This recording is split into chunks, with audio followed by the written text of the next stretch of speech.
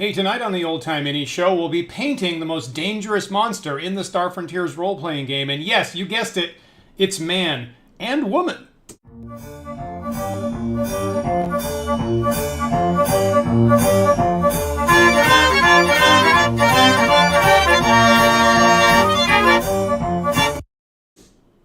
Hey, welcome back to the Old Time Mini Show, and if you're watching live here, I hope you've had a good week here, joining on another Thursday evening, as we normally do here, 9 p.m. Eastern Time.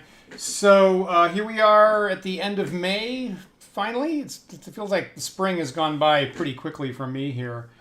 And again, we have the window open for the show, and it was super hot here in New York. Last week, it was kind of nice that we had a couple thunderstorms come through and the weather changed, and it's kind of been nicer for a couple days. So we'll see how long that lasts. But, you know, kind of pleasant here. Hopefully that lasts through the weekend here in Brooklyn, New York. Hopefully the same is true where you are. And we are, this is going to be we're going to complete the player characters that we're duplicating here from the classic Star Frontiers role-playing game in 1982-1983 by the makers of Dungeons & Dragons, TSR at the time.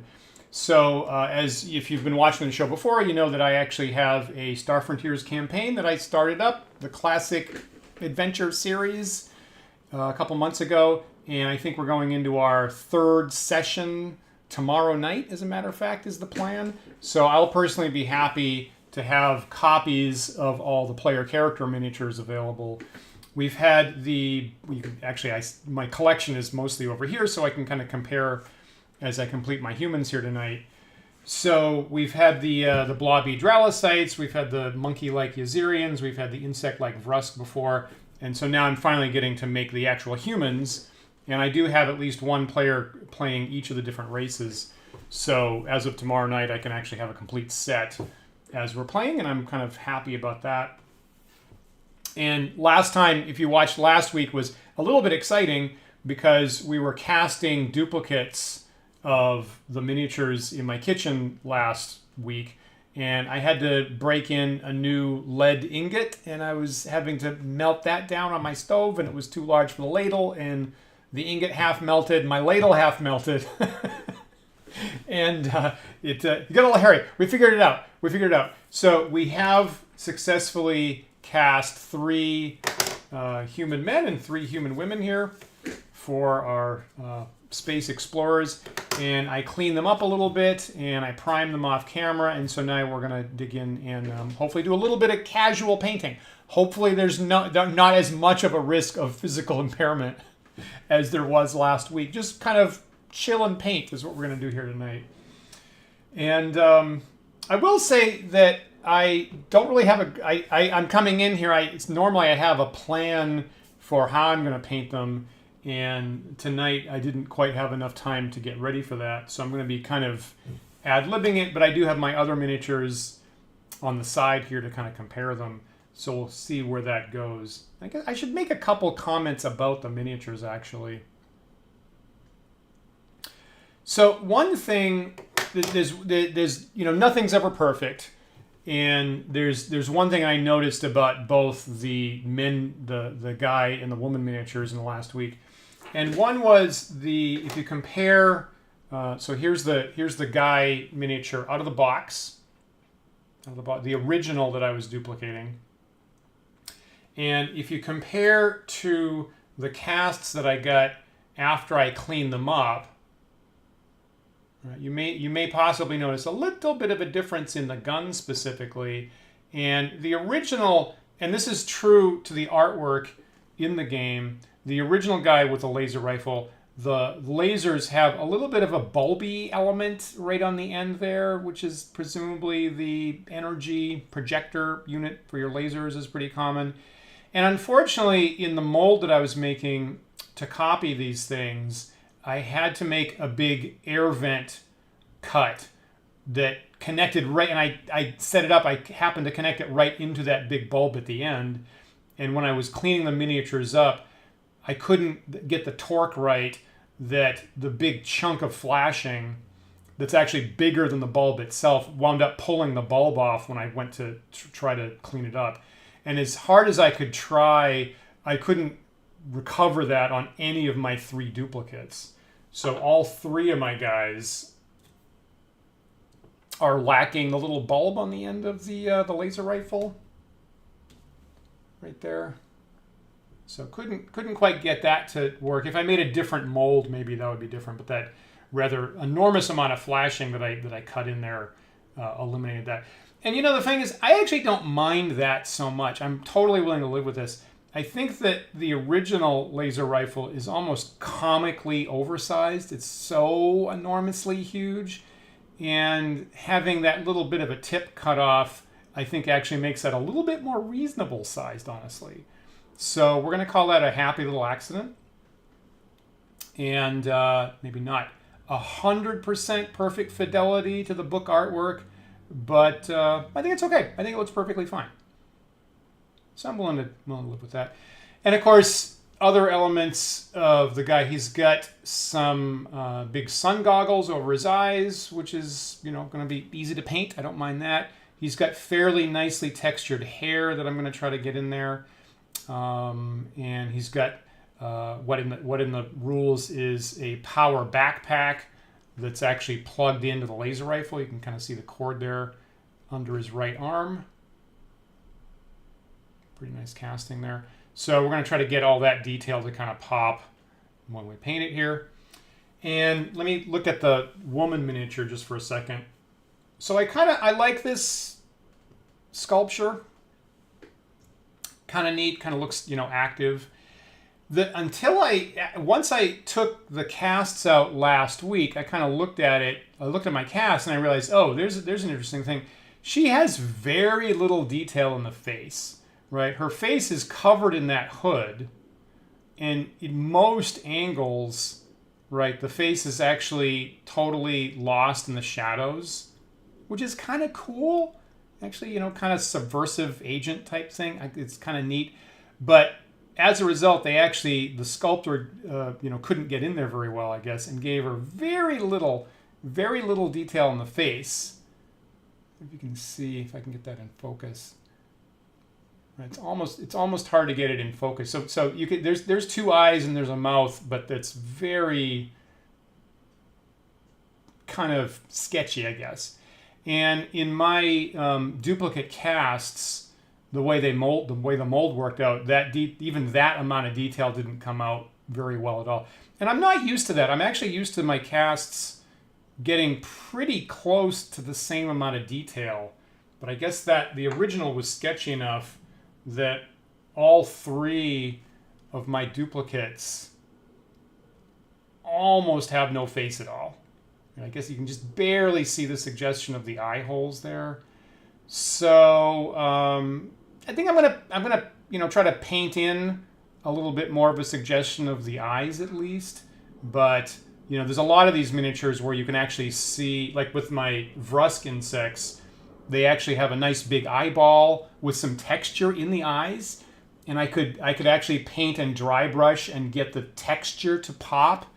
In the eye sockets, and the human woman here barely has even any face. So that amount of detail is clearly not here. So anyway, so we'll try to kind of generously give her a little makeup, I guess, kind of make that pop a little bit more. But you know what? In a lot of cases, if it's hidden in the hood, that's cool. Is what it is. So that's kind of what we're dealing with there, which I don't mind too much. Kind of cool.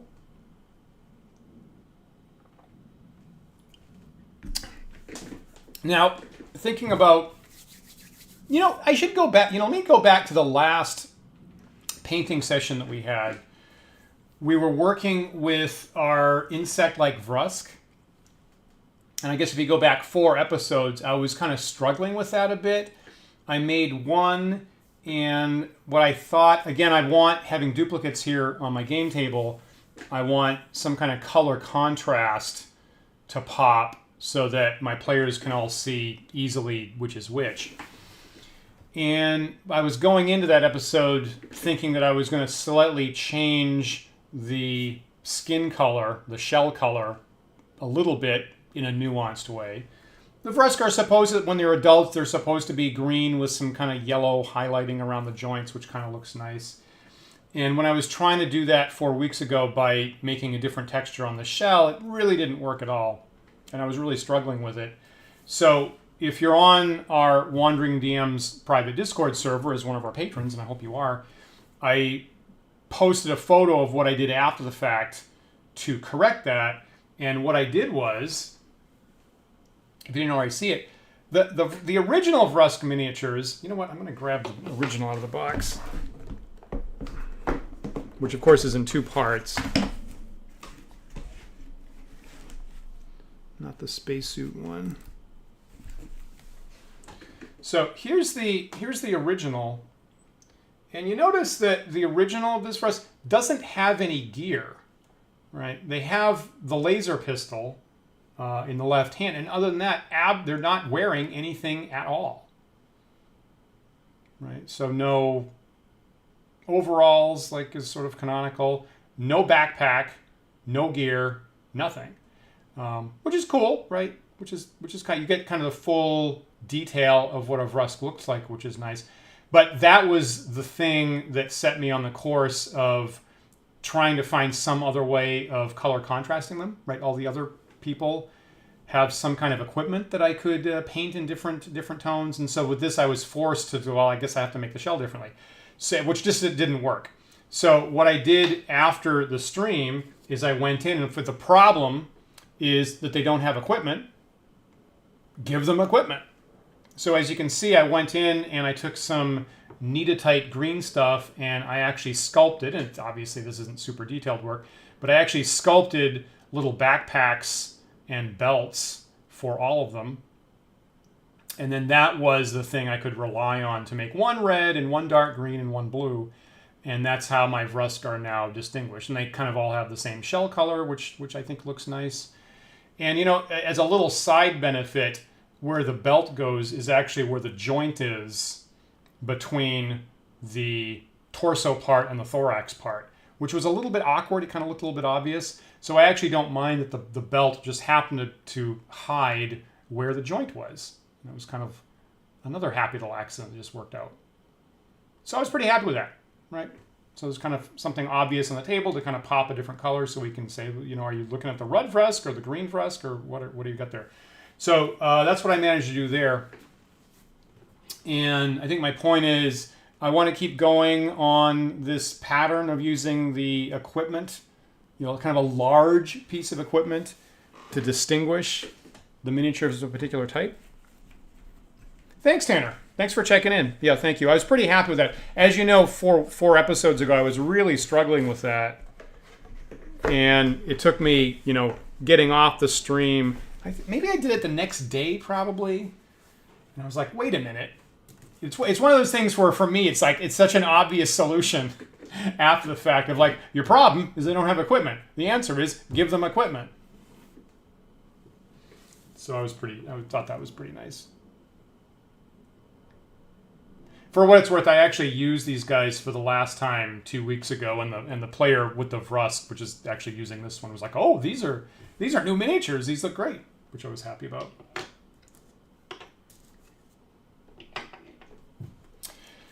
So I kind of want to use the same methodology for my humans here of distinguishing their equipment in red or green or blue. I will say that I checked in, I asked for some advice from my partner Isabelle, who does have a Master of Fine Arts in sculpting, for ideas. And her ideas might possibly be things that I can't actually execute on. So she was suggesting maybe complementary colors so they went well together. And I was like, well, I'm kind of at this point, I'm kind of committed to this red, green, blue pattern. And let me look at the box. So here is the, zoom out. So here is the box of these Star Frontiers miniatures from 1983. Right, the game came out in 82. And so the back side has finished versions that kind of suggest possible ways of coloring them. And actually, there are at least one or two errors, at least in the labeling on the back. But this is what they have on the back there. And as we've said a couple times, for every racial type, there's one version in like normal clothing, like here's a Vrust, and then one version in a spacesuit. And it's interesting because, you know, at least all the adventures, every single adventure that was published by the manufacturer for Star Frontiers all happens in the context of exploring an alien world.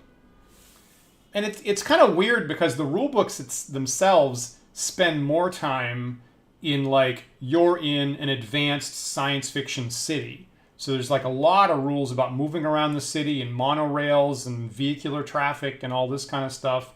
And several pages of like vehicle racing road combat. And then the adventures don't actually, you know, the adventures all emphasize something totally different. So to my knowledge, there aren't any adventure scenes, encounters, you know, in space in a spacesuit. So to my knowledge, I wouldn't immediately think that there's a big need for the spacesuit miniatures, you know, but they're in here. Of course, the ones that I'm focused on, the ones that are ready for planet side exploration. So that would include our male explorer, our male human explorer here with the big laser rifle, and you can see that they've got them painted with kind of an orange bodysuit, black gloves and boots, and then a big silvery laser gun. So when I glanced at this the other day, I was like, I get this some kind of sense of deja vu of that color scheme. And it took me a while. I was like, oh, that's what the X-Wing fighters look like in Star Wars, right? From the original Star Wars films. If I recall correctly, the X-Wing pilots all have, right out of the original Star Wars A New Hope, all have this orange bodysuit, black boots. So maybe that's what they were channeling, which I don't mind. And then the woman figure is in white, is predominantly in white with a little bit of colored piping there. And let me see. So the spacesuit versions aren't gendered for what it's worth, which is kind of nice.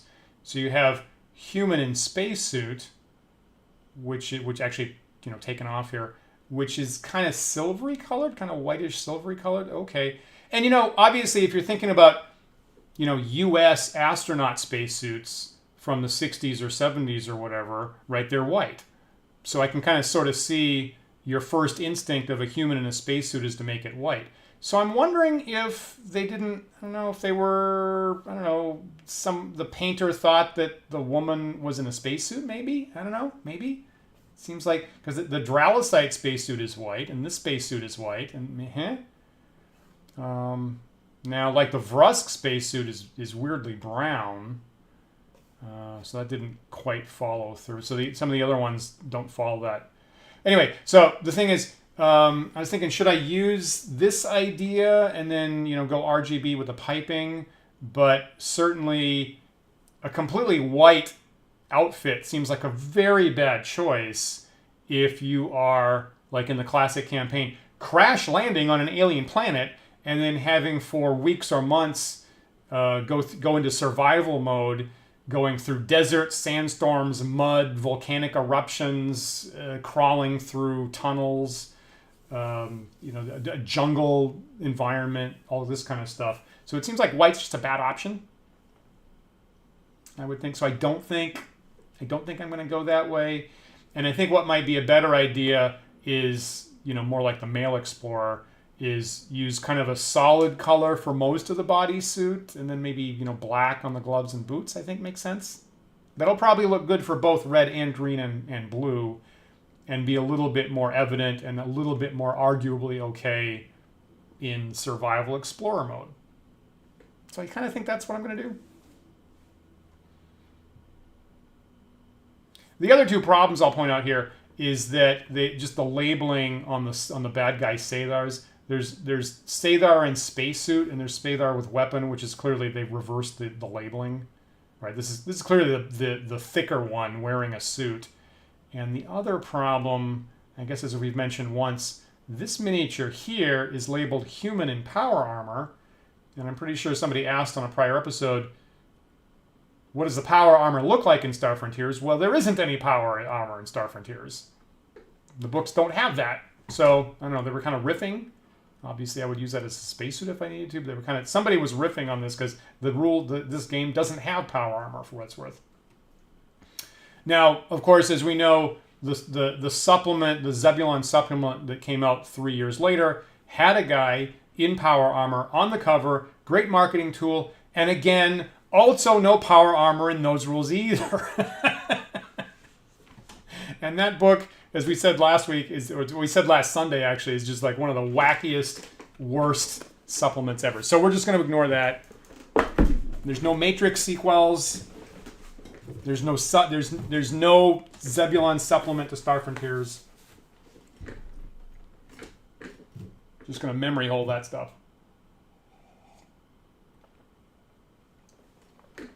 All right. So what's a good way to, what's a good sequencing for this? So I guess I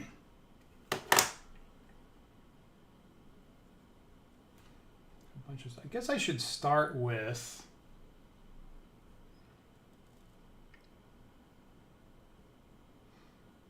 probably the thing that's lowest down, I assume. Let me just start with the bodysuit, I guess. Hey, Definitely Joe. Hope you're good tonight. Thanks for checking in. I guess I'm going to start with the bodysuit and just like confirm that my plan for kind of a primary color on the bodysuit makes sense. So I can do that with this guy and also the woman at the same time. Then I can come in, I can add the gloves and the boots and the kind of equipment later on. I think I'll worry about the facial stuff later.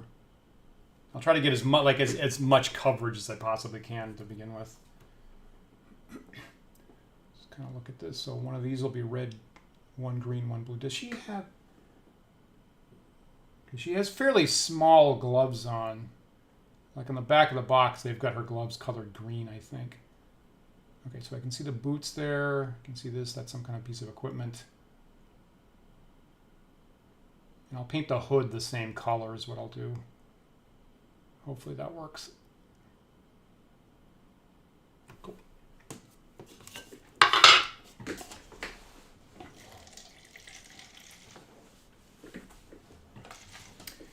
Getting a little water there. Pulling up my, whoops, that's a terrible location for that. Pulling up my Vallejo game color paints that I got when I started the stream here, which is certainly the highest quality. So I currently have the highest quality paints and brushes I've ever used, which is making the whole painting process significantly more enjoyable than my prior life.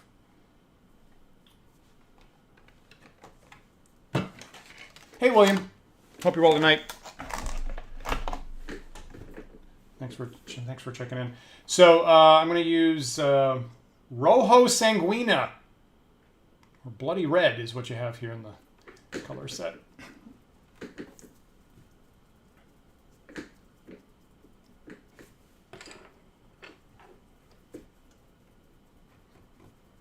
I'm not entirely sure what brush to use here.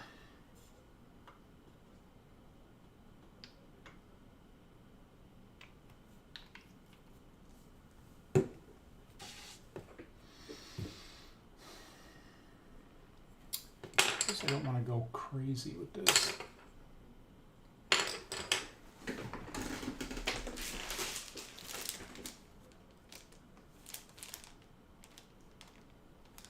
Interesting. I thought I was going to have a larger brush, and they all go from like small to very small to extremely small, which I guess is good. I'm not sure I have the dexterity to use the incredibly small ones. Okay, good question, William. How many different skin tones does that set come in? Only one is labeled. I feel like it's set up more for monsters. Is what I feel like. So there's actually just one. It's a great question. There's just one, and it's labeled bronze flesh tone. So So if you have a whole lot of Doc Savage miniatures, is that what I'm thinking of? You're all set. You're ready to go. And I'm like, yeah, okay, that's fine. You know what? I'm not gonna try to fight it. There's bronze flesh tone, and then other than that, there's leather brown, beastie brown, that kind of thing. So there's sun yellow.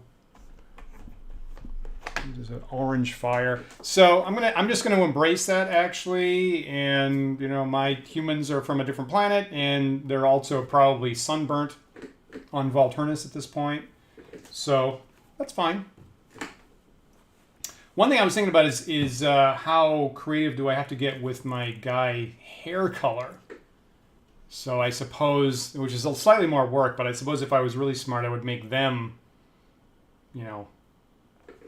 blonde, red, brunette, I guess. We'll see if I have the patience for that, but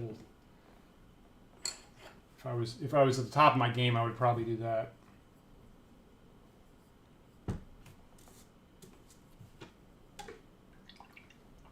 Hey, definitely, Joe. Good question. They could be. These are player characters. So actually, the main thing is to be used as player characters in my game. So at least if I have a mob of bad guys, I just grab a bunch of army men that I haven't painted. I think there's a prior episode where I was gluing a bunch of army men on bases. So principally, I actually do intend these to be available for player characters, but if these get depleted and I need a bad guy, then one gets thrown out. So it could be both. Could be either.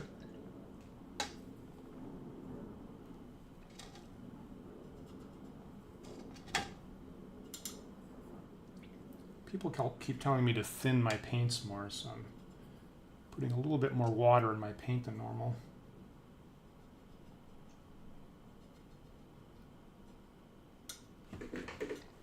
Okay, so here comes the Rojo.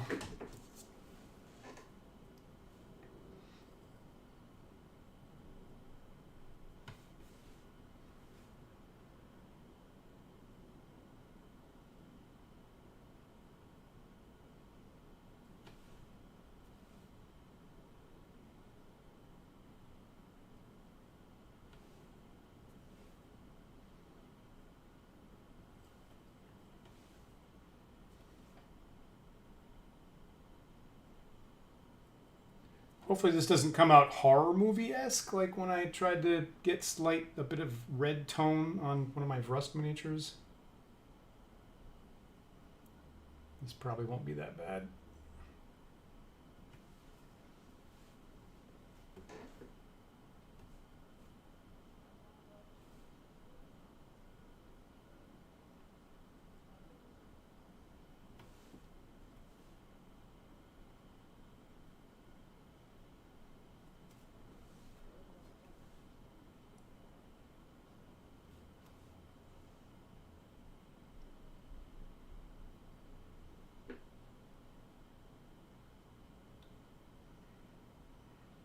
Not entirely sure where his work suit ends and the bat gear begins, so I'm just going to paint everything in.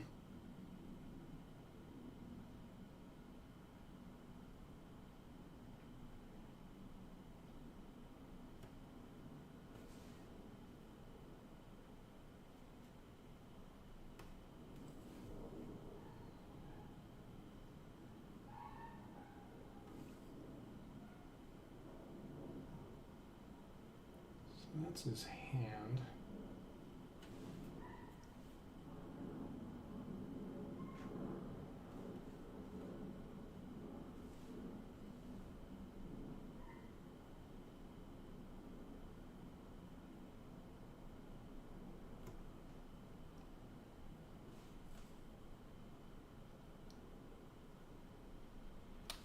For safety, I'm just going to paint over that little strap on the gun there, just to make sure I get coverage there. All right. Because I think I put out too much paint because I think for a second I thought I was going to paint 6 miniatures, but I'm really just going to paint 2.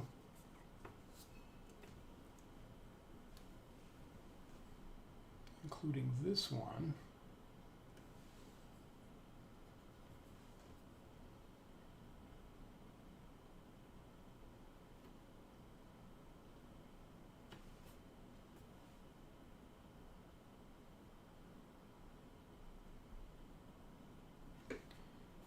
including the hood.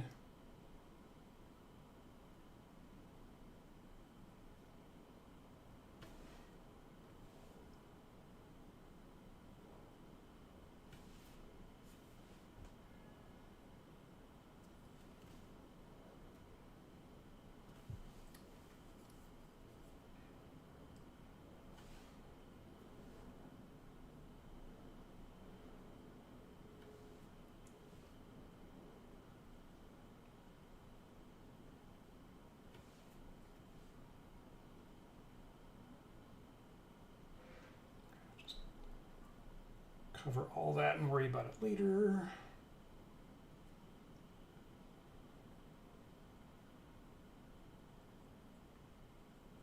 So that's fine.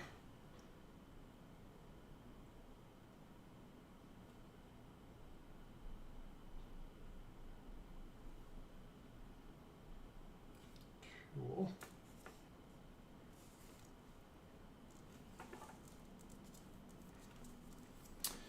Okay. The Vallejo's dry pretty fast. I think as long as I have more than one miniature that I'm working on, it does pretty well. I can get through a cycle, and it's usefully dry when I get back. I think a couple weeks ago, when I was trying to paint just one miniature at one point, namely my quick death monster, I just have one of those.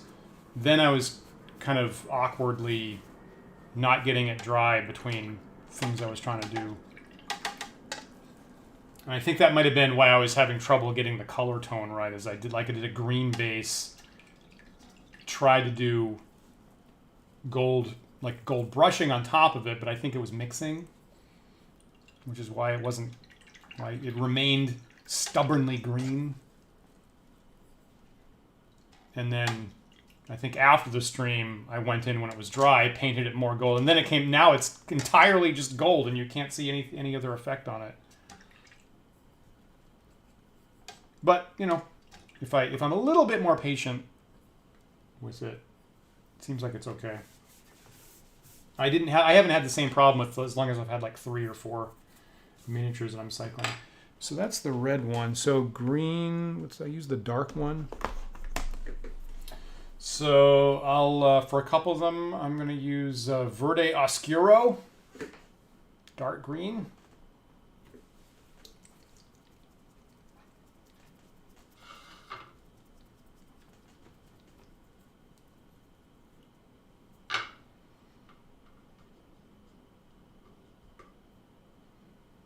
Don't need too much there in the palette.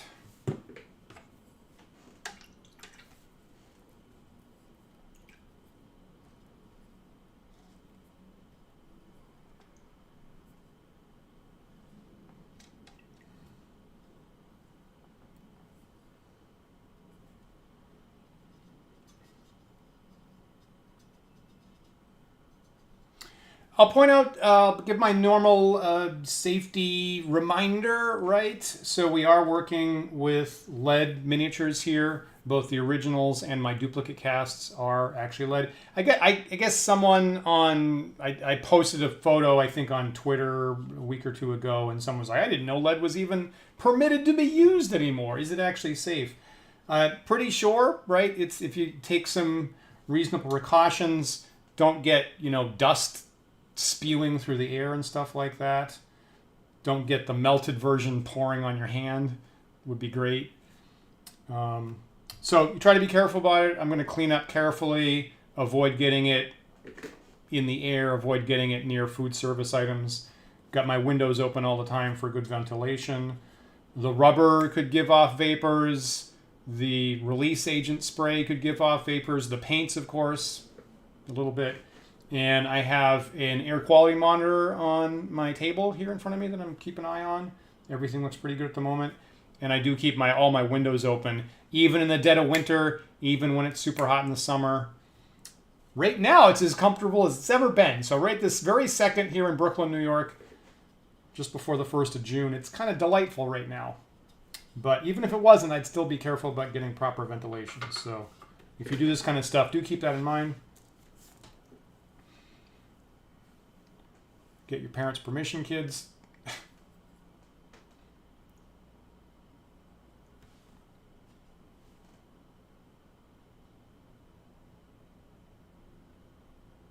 All you kids watching the Old Time Mini Show and joining us for our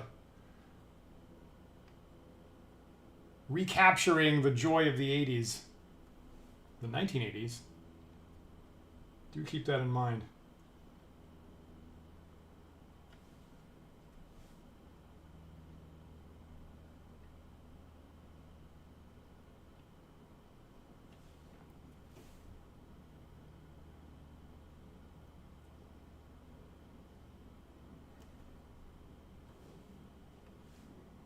Collar here.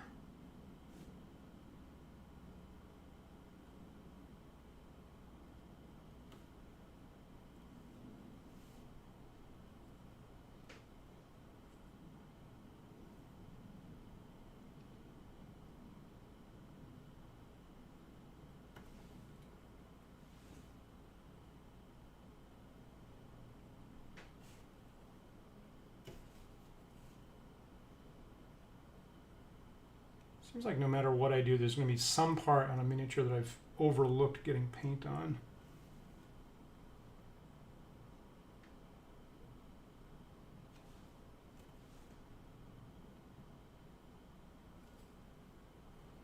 This miniature is just a little tricky. I feel like there's some like negative space around where he's holding the laser rifle that like I kind of have to make up what color that space should be.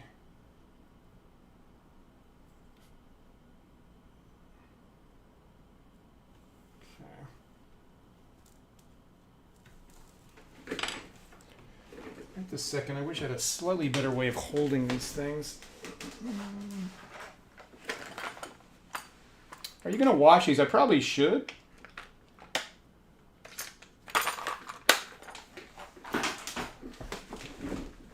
That's probably a good reminder. I think I might possibly have overlooked that here. Can I hold things like this? Is this better?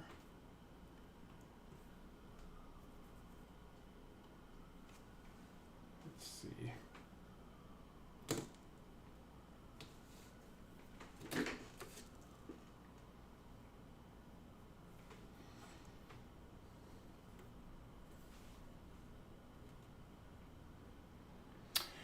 In another box, actually.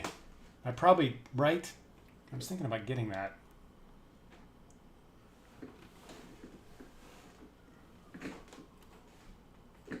Now, okay, now I'm debating whether it's useful to go dig that out right this second. Probably should have done that. I haven't done this in so long.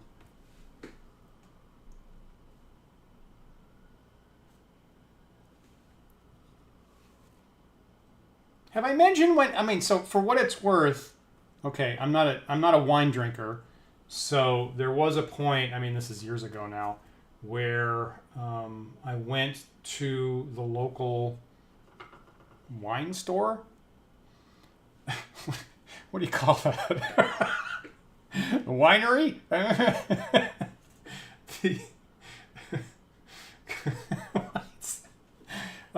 You know, and for what it's worth, there's a place on the avenue by me that, I don't know, sort of as part of its decor, has a giant barrel of corks. And so I went in and was like, hey, could I get some corks? And they're like, why?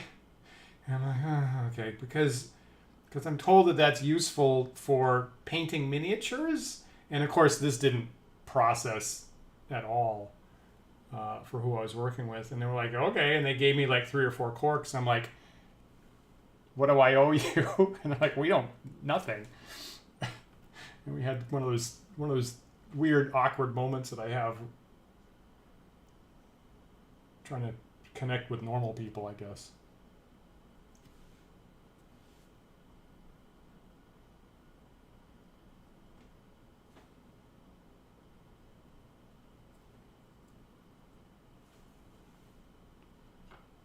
Craft project. Damn. I gotta remember that. Yeah, you're right. I guess this is laying on pretty thick. Right. I put some water in it.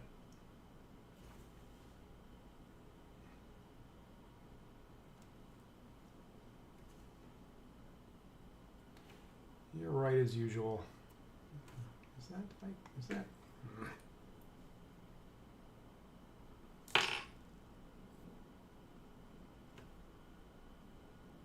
So yeah, I have some corks lying around here somewhere.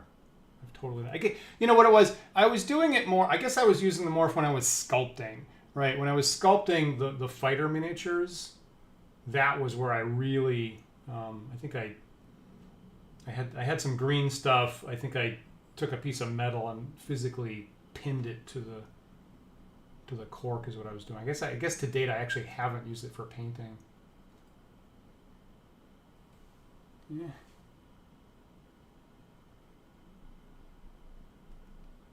Yeah, I guess I should thin that more, shouldn't I?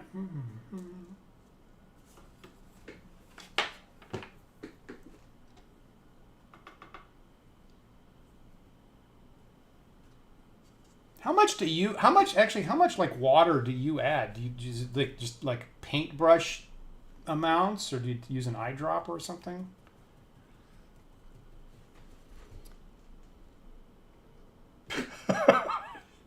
The number of times I explain that I'm making model railroads instead of a goblin stronghold. You gotta prepare. See, this is the kind of thing I need to prepare a script for in advance. Otherwise, I sound like an idiot. See, that's smart. Yeah, I'm adding a little bit of water when I get started here. I dip the brush in 2 or 3 times and drip water in it. Is what I'm doing. Maybe I need a higher amount than that.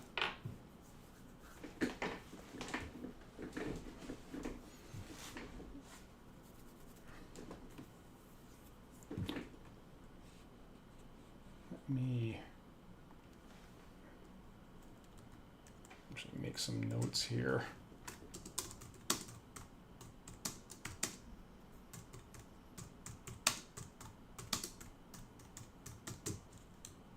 Okay. Actually, you know what? I'm going to grab it. I will grab an eyedropper here.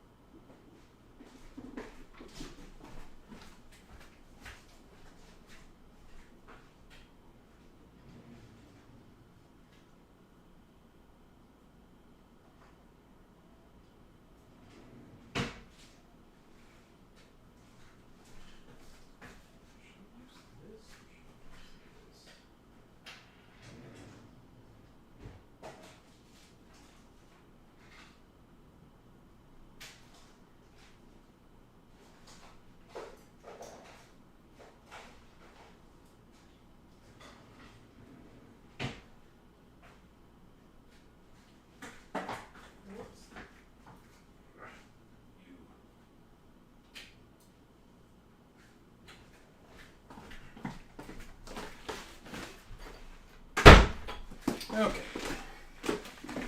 So, a couple things here. So I got an eyedropper to take your advice and water down the paints a little bit more. William, thanks for checking in. Talk to you later. Let's try that. And I did also grab my my corks. Normally used for sculpting in this house. I'm gonna try. Now I don't entirely know exactly how I'm going to stick the miniature on, but I have some double-sided tape. Maybe that's going to work a little bit. It's kind of old double-sided tape.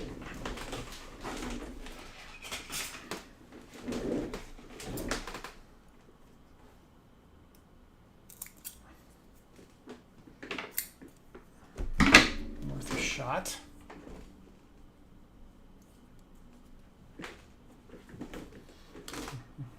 Whoops, it's already fallen off. Fell off before I could even get it on the camera.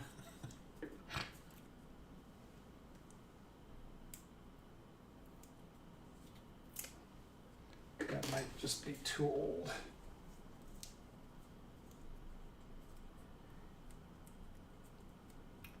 Yeah, that's not working at all. What else could I do? See, okay, now I'm off in a completely different direction here.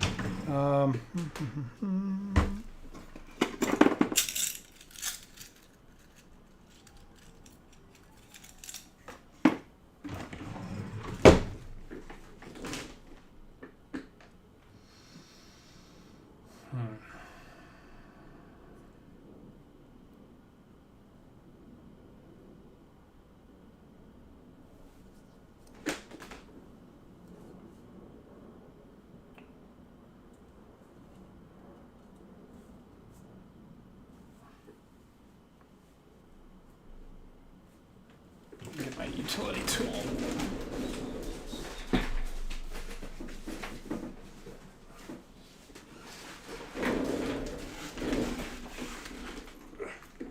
If I had, so what do you, I don't know what folks normally do for their cork technology. I guess I don't think I have any gummy stuff around here at the moment.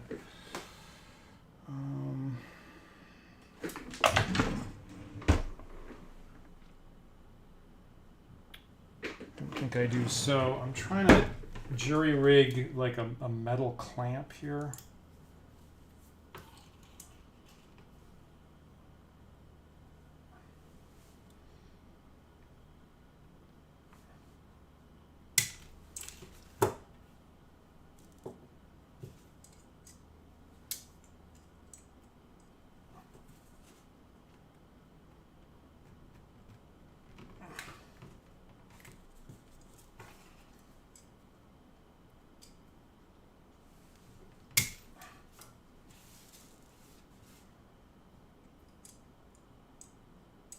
This I should have prepped off camera, but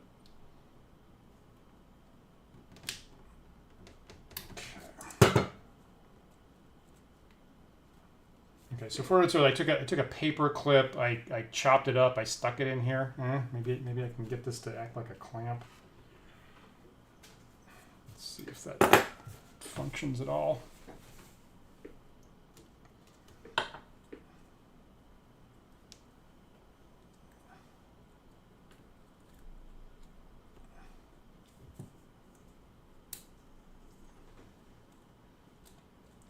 Both of them in. Like so. That actually worked better than I thought. Not perfectly tight, but okay. All right, one of my better jury rigging jobs actually. Okay, so that seems viable. What was I going to do? Blue, right? The next one's blue. Okay, so here comes Azul Ultramarine. Is ultramarine also a Spanish word? I don't know if that's an actual Spanish word or that was just like this is what everybody uses for their 40K troops. So we're just going to borrow the word wholesale.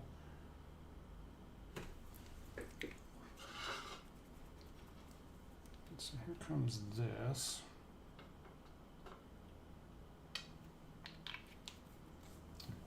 And I will use this eyedropper to get a little bit more water in here is what I'm going to do.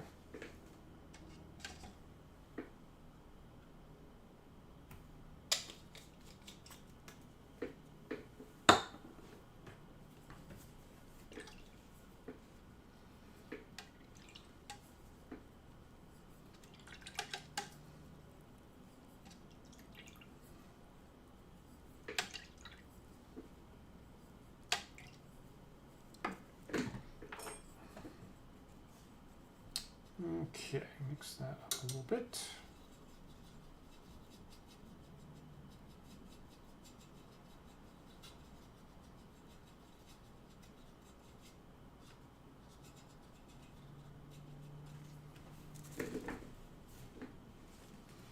meat.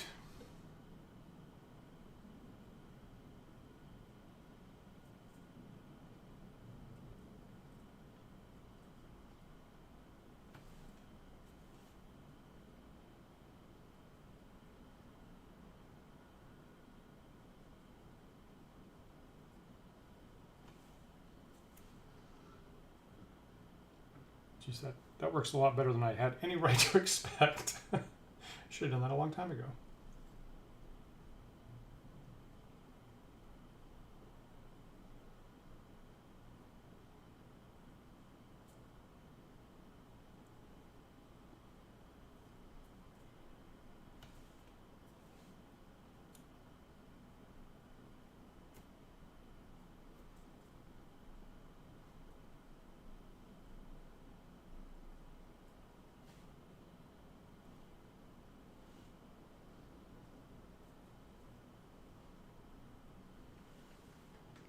I'm trying to figure is that part of the cable his suit, or is that equipment?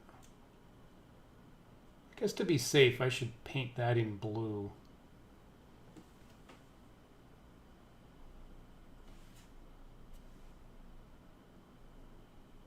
I can get the cables to stand out later.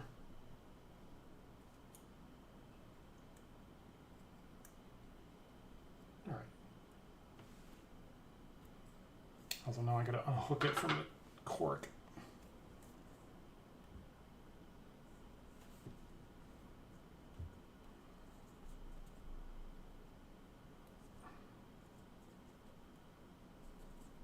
How did I do that? How did I get that guy on there in the first place? I guess maybe put it up, I guess.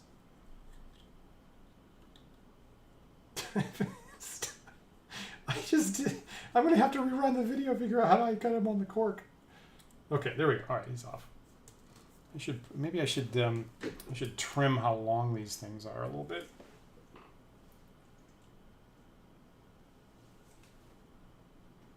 It's probably better. Okay, additional safety warning: as you're trimming bits of wire for your mounts, also keep track of that and don't get that flying in bad places.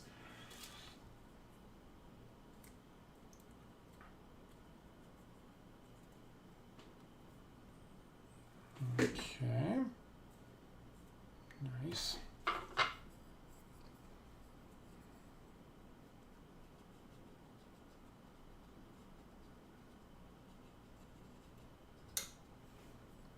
Did I not paint part of it? Yeah, I see. Thank you.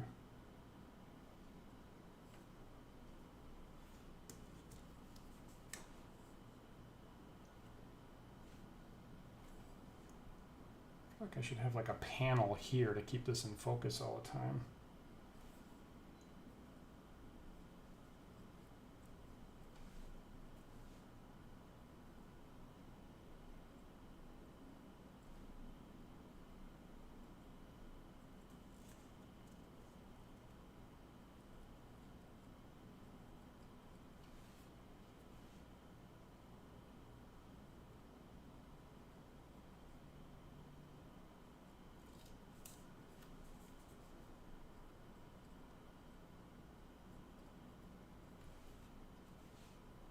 Inside the legs, that's always where I'm going to forget.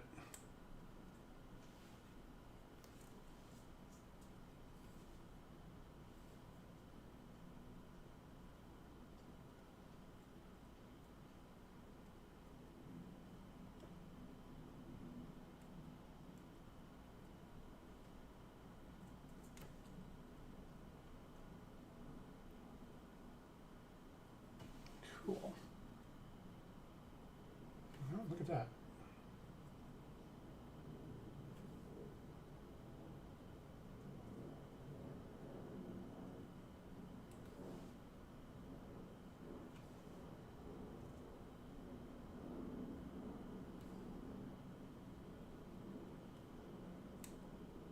This is sort of subtle against the gray.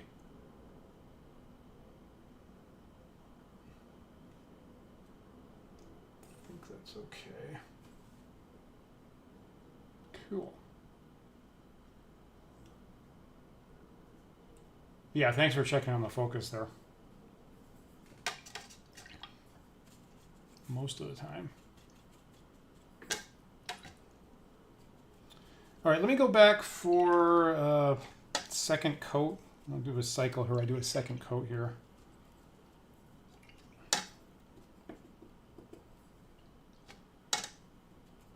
I think this cycle is pretty good. It's going to be. I don't mind it being just a little bit loud. Obviously, the folks in red once I paint in other equipment. Right, I want it to be clear enough that you can say the red human, and it's nobody's debating which one is which.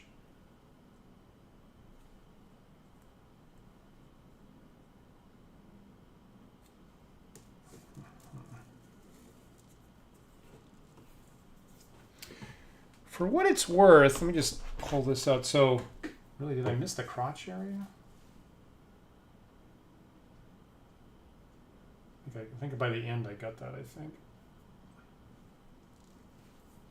So where William was asking, the one in this set, the one thing that's labeled flesh tone is this bronze flesh tone like this. So that's what I'm going to get all their skin textures, I think is fine. It does actually kind of work perfectly that the player characters have been dumped on the desert in Volturnus and have been struggling to stay alive and getting nicely tanned and sunburnt.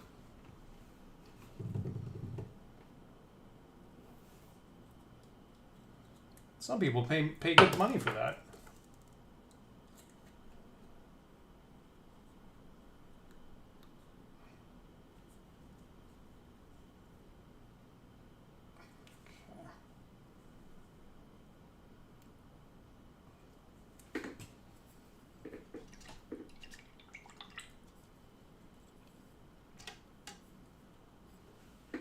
So on the question of does it dry, so it's a little glistening. I don't think it's entirely dry yet, but certainly for another coat of the same thing, I think it's okay. Yeah, good question. I guess maybe I'll just let that dry a little bit more. So I have this over on the left here. I have this palette that I've had since my college freshman art class, which has been doing me fine. So I throw the paint in there, and now I'm using the eyedropper to put a little bit of water in there and mix it up. Pretty careful to clean it up. So I have been using this for sort of several decades at this point, and it's been perfectly fine.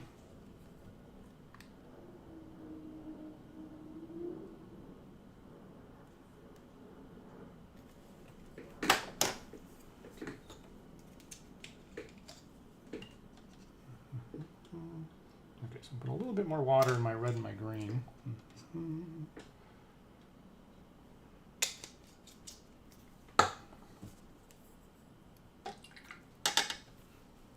Thank you. Yes.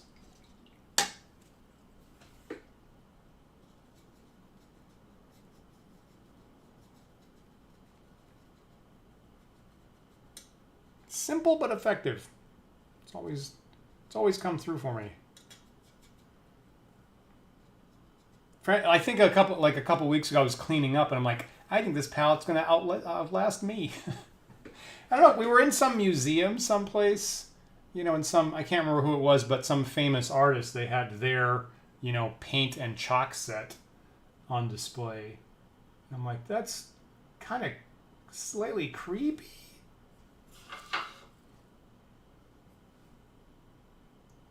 They probably never thought about that while they were sitting there working with it, that their paint set's going to be on display someday when they're not around.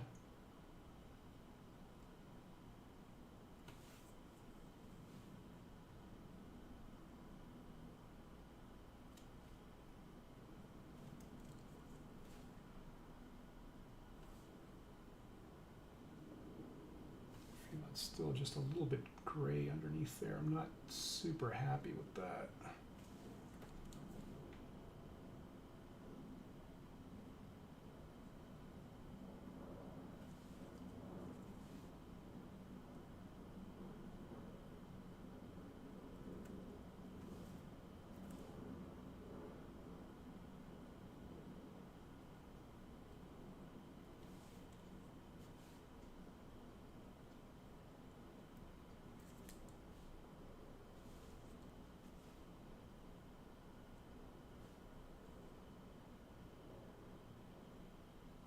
for what it's worth, my player who is my one player who is playing a human, yeah, that already looks quite a bit like an X-wing fighter, is playing a guy. So if I need to prioritize here tonight for the game tomorrow, I'm going to make sure I get my guy miniatures finished.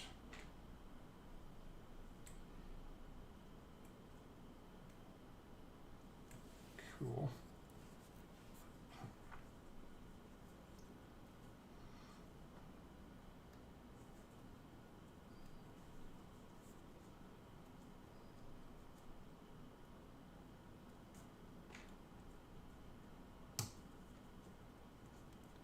This is like a little puzzle unhooking these guys from my setup here.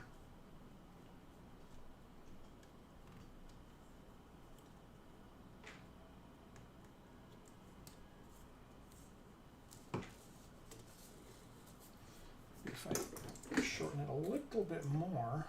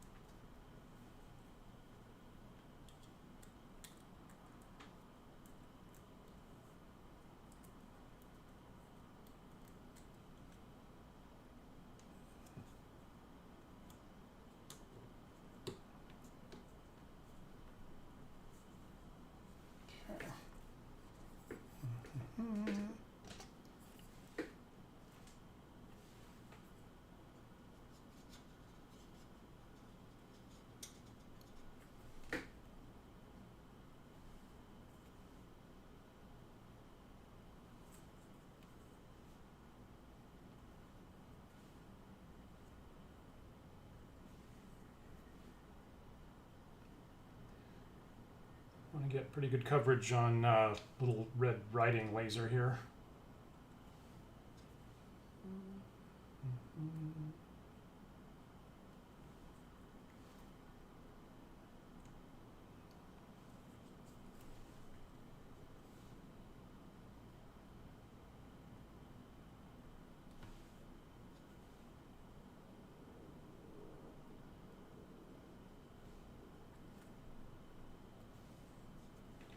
Yeah, that's not quite drying as fast as I think I would wish for.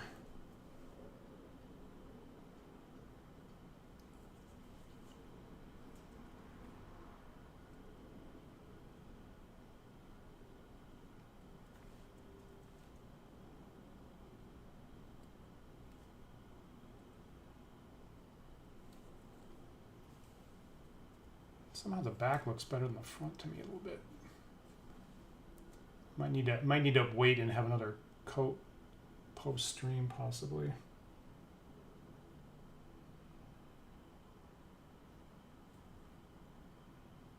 Alrighty.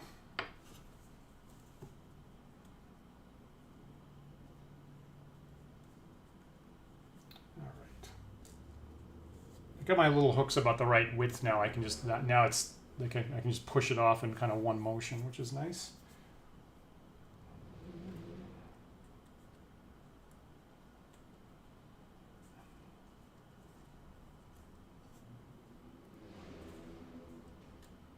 If this goes further down, it'd be better.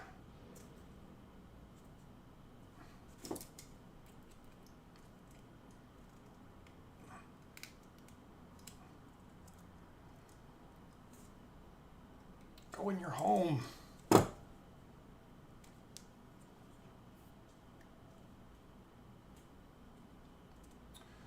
I'm working on this. I almost meant to mention last week. Right? This is me being this is totally necessity, the mother of invention. I'm totally desperate. So, to be clear, that was a paper clip that I chopped up with my utility tool here, the little wire cutter thing there. Which is a thing, you know, I frequently use paper clips to construct stuff quite a bit. You know, craft projects. That really, it did work much better than I really had any right to expect, you know?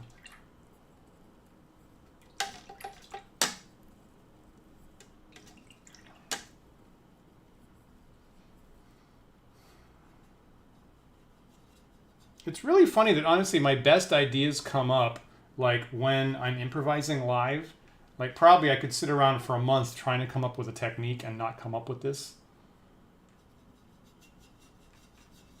And then when I'm actually running live, for some reason just stuff pops out of me right at that moment. Same for my teaching. I come up with these like really cool, really great metaphors like live in class that I would never come up with while I'm preparing.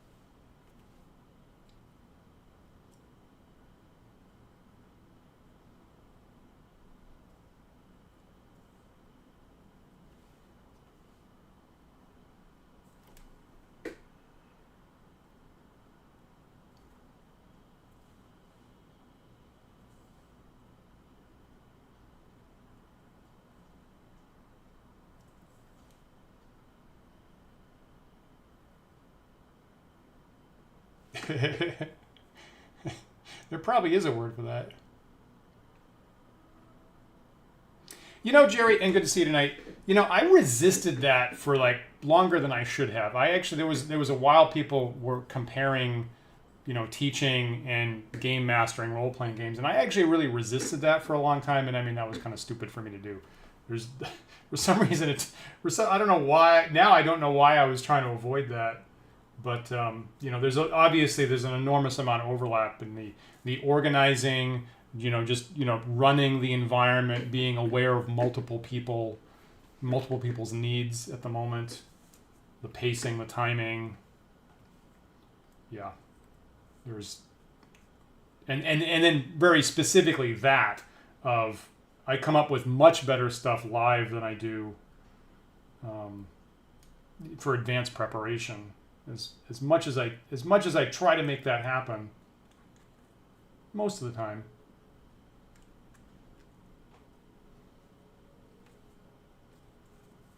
It probably was that very specific moment that finally made me think, yeah, right, teaching and game mastering is pretty darn similar.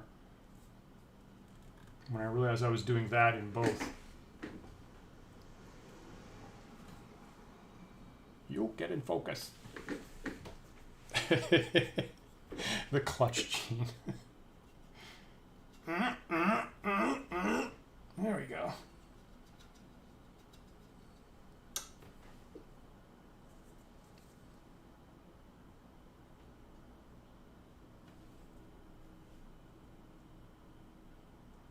One thing I got to watch out for, I've said this to some of my close friends, I got to watch out that when I game master live, I actually got to watch out that I don't improvise like overly wahoo elements that are way more interesting than the published adventure is.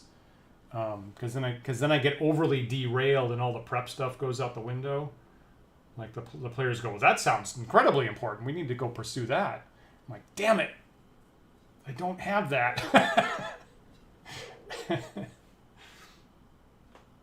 I was prepping for this game and I was thinking the same thing. Like if I'm going to throw out these options here, but make sure that the options that I made up aren't obviously far more interesting than the published ones.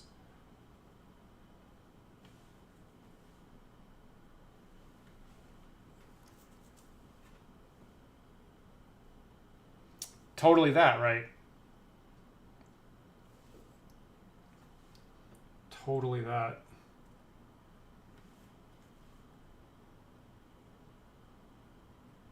I had a convention game. I took a game to a convention in New Jersey, and wow, the players absolutely went in a direction that I did not anticipate. And I mean, in retrospect, I don't know. I really should have, but they went and was like, oh, we're gonna go deal. You know, it was also underwater. We're gonna go deal with this underwater duke and try to negotiate and get an alliance with them. And I was like, I had none of this. And the whole convention slot turned into an entirely improvised game around that. Like I was so exhausted afterwards.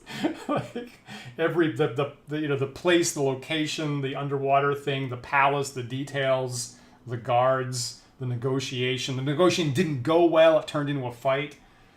And the whole thing, they were like, "Oh, that was great." I was like, "None of that was planned. None of that is what I came here to test."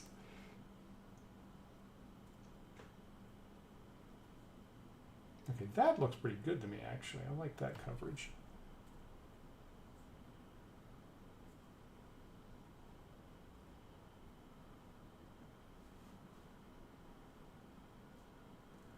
Get a little closer to the boot there. I was so tired after that. No, I guess, you know, if I'm smart, I should get the inside of the hood, shouldn't I? That should also be green.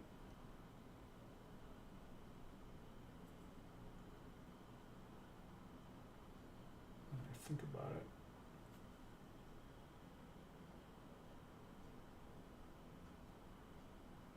Might have to redo that at some point when I do the skin tone.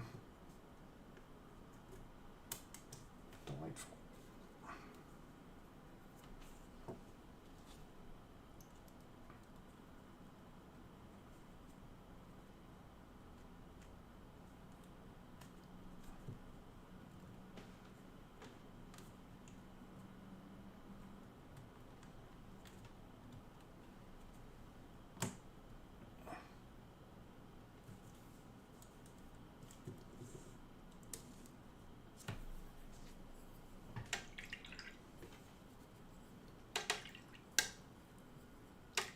So speaking of science fiction, I guess it was a week ago that on the kind of semi-prominent YouTuber that I have watched in the past for some stuff. I think her name is Jenny Nicholson. I guess did a retrospective video on her going to the Star Wars hotel and it being not good. And I don't always watch something like that, but it was a week and a half ago, I think, right when I just happened to discover it, right when it came out. And she had gone, I think, right when the Star Wars hotel opened up, like March 2022. Oops, this is blue, not green. And has been, videotaped the two-day stay. And then has been working on editing it for a year and a half. March, April, May, I guess a year and 2 months. Right. Finally released this retrospective video that was 4 hours long. And I think I started going, I'm not going to watch a 4-hour video critiquing the Star Wars hotel. But over a couple days, like over dinner and lunch, I actually did watch the whole thing. And it was really quite engrossing. I got to admit, I thought it was actually very thoughtful and very well done about why the Star Wars hotel wasn't working. And then apparently that actually has, after the point where I watched it, it's it's Star Wars people, that's going to get attention. It blew up on social media, and I guess she was interviewed by Rolling Stone for it. Got some pushback from the people that worked there. But, ultimately, the thing did close down. It didn't actually work, so it seems like it's a fairly strong argument to say that the Star Wars hotel fundamentally wasn't a great idea. Yep, really, 4 hours about a bad hotel stay. Now, of course, the thing is, and I guess this is actually what some of the people defending are, it's not just a hotel. The promise was, and it kind of is this, it is actually this weird intersection of, you know, entertainment, role-playing, theatricality. So at least the promise was, you're going to be immersed in your own personal Star Wars story. And you're going to have a character, and it's going to have a choose-your-own-adventure type style. There's going to be branching pathways. You get to pick your choices, make a difference about what offers the characters make to you going forward. And you're going to have a totally personal, you know, immersive interaction with live Star Wars characters for 2 days straight. You know, and maybe you're on the light side and maybe you're on the dark side. So it did actually, you know, kind of bring up some interesting issues about, is it a game? Is it a story? Is it a narrative? Did it work? Is the in-person element important? Is the software app element important? Is that working? All these things kind of coming together that I've worked in video games, and I've, you know, like role-playing games. So it actually did bring up a lot of interesting issues about, could it have worked? Why didn't it work? And should they have picked the prequel context for it? Should they have picked the classic context? That was one thing. You know, if based on the price point, you'd have to be, you know, an adult with a relatively good income stream. So wouldn't that argue more for people of age to have watched the classic movies instead of the sequel stuff? That might have been an error right there. Totally.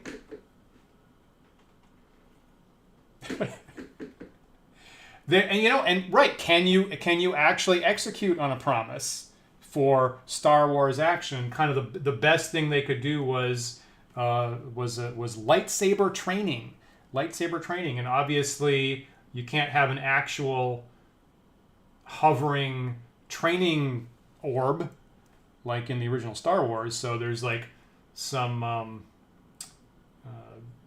mounted implements on a wall, and you're waving around a mock lightsaber in front of that. Then there's a beam coming out of it that you're quote trying to hit with your lightsaber, unquote. And that was like the most active thing they could get in there. Did that work super well? It's kind of an interesting, you know, for what it's worth, Jenny decodes what's really happening. So kind of an interesting little magic trick that they try to do there.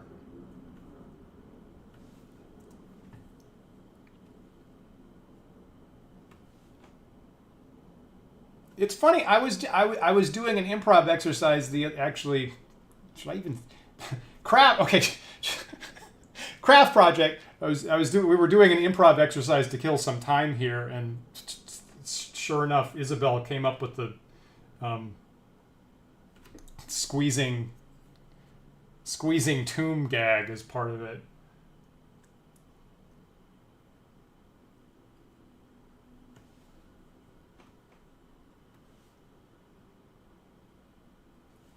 And Laura Sudo, thanks for checking in there.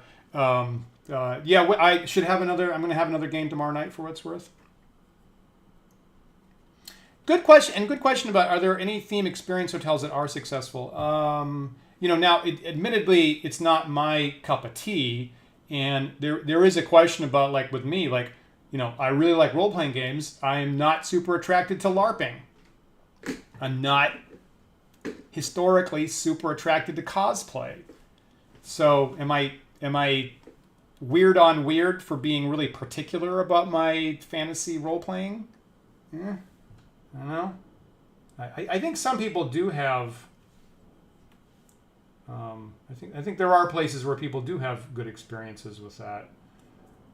For what it's worth, Jenny Nicholson in her video says she enjoys themed hotels, and like she's gone to a Western, she's gone to a, you know, this, she's gone to, you know, Ren fairs. For her part, and seemed, and you know, not really knowing anything about the person doing this, I'm like, she certainly seems eager and certainly someone willing to engage, joyfully, and being pretty let down by the Star Wars experience.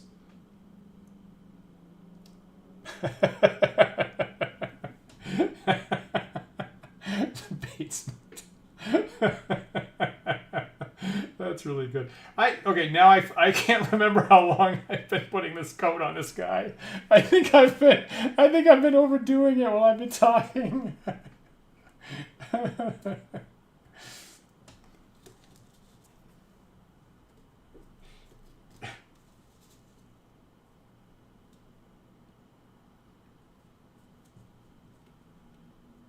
Anyway, so Nicholson is, I will say, highly complimentary to the staff, to the live players at the Star Wars Hotel, and she said the people who were in-person playing the characters, and there aren't that many of them. Seems like maybe about half a dozen. Definitely committed, definitely tried their best. Were in a very challenging performance situation of, needing to try to remember everybody that's in the session for 2 days. And it sounds like there might be upwards of like 100 people or something like that. Address them by names. They probably have like an earpiece where there's a piece of software telling them, like, here's the name, here's their faction level currently, and trying to engage in that way. And, supposedly have over 2 days of 8-hour shifts. Seems like they might have upwards of 16 hours of script to learn, and then also improvise on the fly at the time. And I gotta admit, that would be like really exhausting. That would be incredibly exhausting. So that seems impressive, but the software app seemed to entirely fail in her experience. And kind of a lot less content and a lot less characters than she was expecting.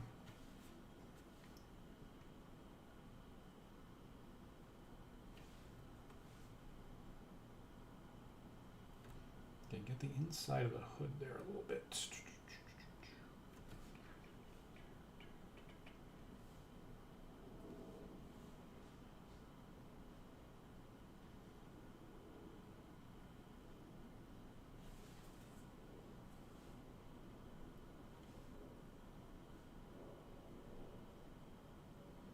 So anyway, kind of interesting to reflect on these issues of role-playing and characters and cosplay, and what counts as a game, and how to keep people engaged.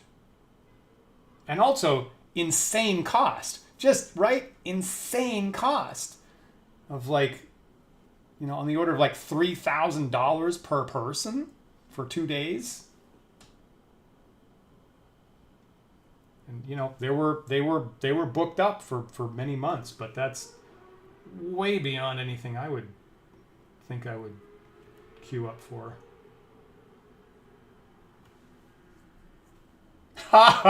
Can they blame Kathleen Kennedy? KK never came up.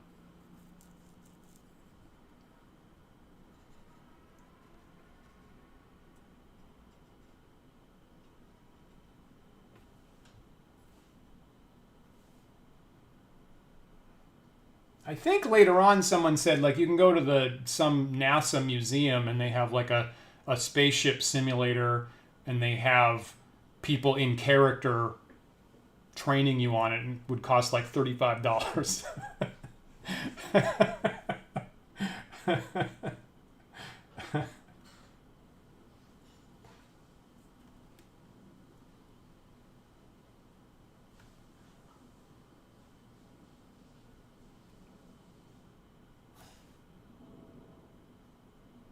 I mean, I've never gone to Disney World. I've never gone to Disneyland, right? I've never done that. And the really bizarre, there is a point of like, Disney has arguably succeeded at convincing a lot of people that it's really a necessity that at some point you take your family to Disneyland.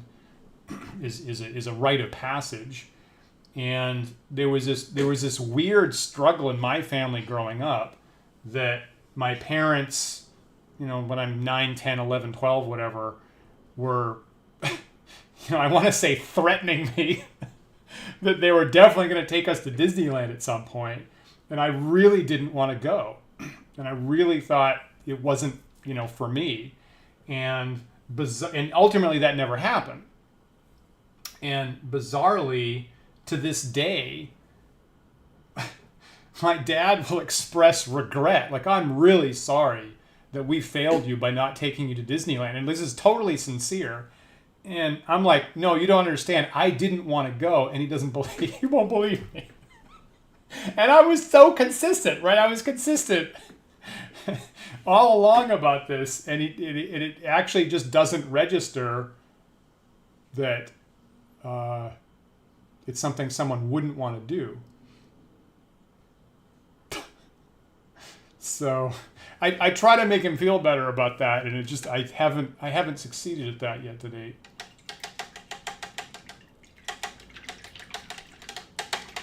Did they have a wandering George Lucas? I wish. That'd be great. Oh yeah. This isn't what I would have done, but okay.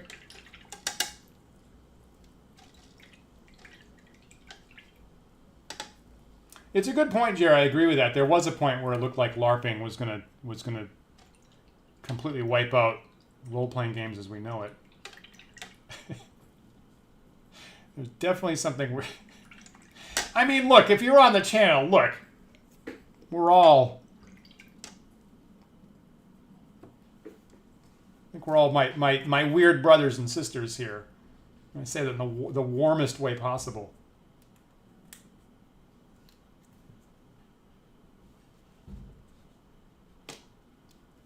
Up you.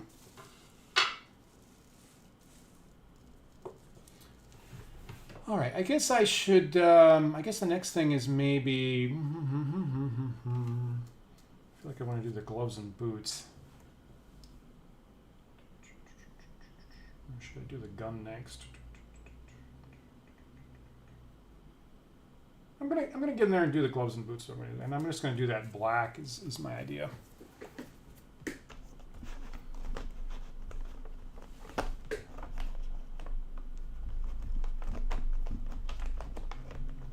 For what it's worth, when I do the guns, this set here has both has gunmetal color, and it also has silver color. And I think when I started out, I thought I was going to use, you know, gunmetal for the gunmetal,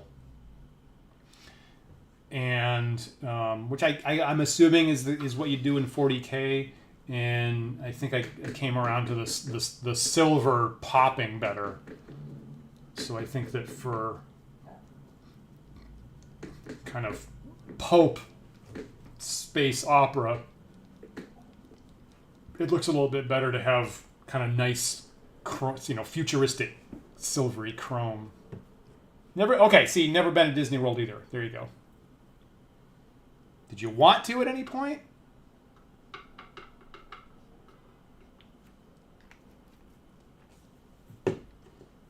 Good question, definitely, Joe. Dry brushing might become a little bit later to add some texture to it. Right at the moment, I'm just trying to get coverage. So I might do that. I might do some dry brushing later to add some highlights.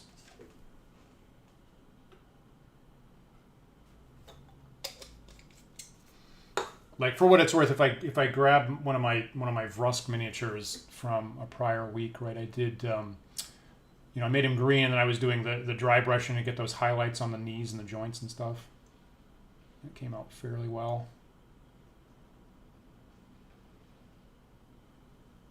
One of my better painting jobs, actually, I must say. For some reason, the Vrusk just kind of hit me right. Usually do that last on my part. Yeah, thanks for saying that. Oh, interesting.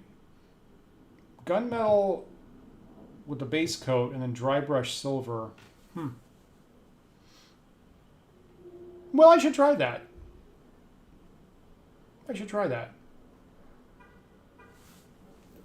Nice. Guess I'll, and obviously, like he's got a kind of a small laser pistol here. I just made that totally silver is what I did. That's a good idea. Oh, you said it sounds like you've got your painting really well refined.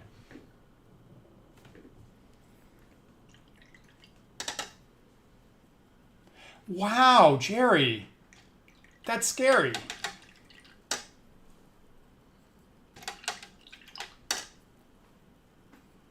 Thanks for the comments on the rest, but that's really scary. Your dog went into seizures watching Disney. Yeah,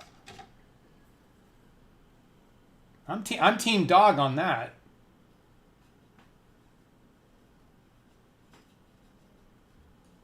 Blech.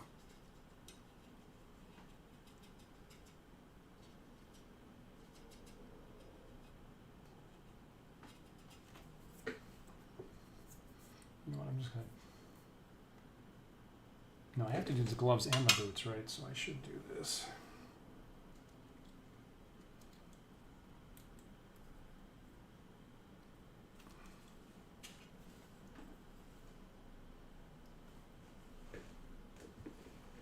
Is this brush too big? This brush is too big, isn't it?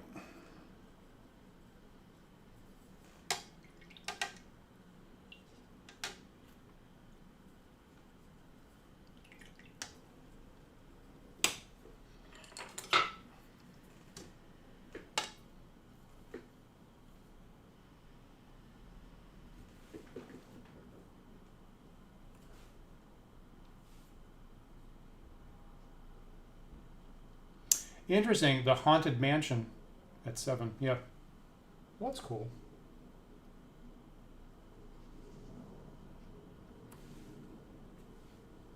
You know, the funny thing is, if I'm watching like a trivia show, right, it's halfway common to have some kind of question about one of the rides at Disney World. And it could be Jeopardy, it could be, I don't know, After Midnight or something like that. And I'm just like, meh, I don't know. Right? Those questions I have no capacity of getting. You know, I've heard of, you know, it's a small world, and I don't know, Epcot. And other than that, I'm kind of at a loss for those questions that most everybody knows.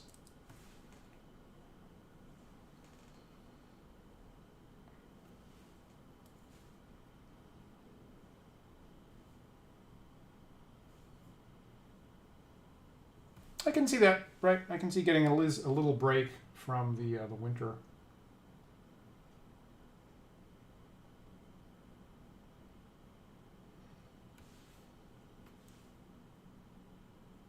Now, growing up in Maine myself, never knew anything different.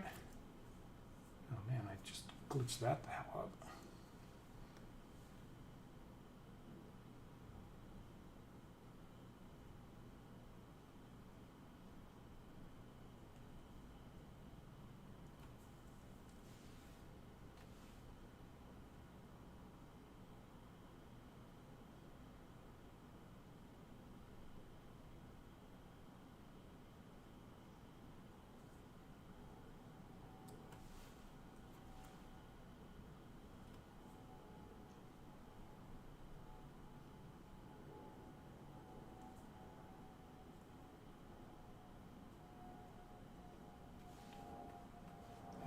Getting the I always have a problem with the inside of somebody's feet. I've like a tiny little bit of Rob Liefeld issues here, getting the feet right.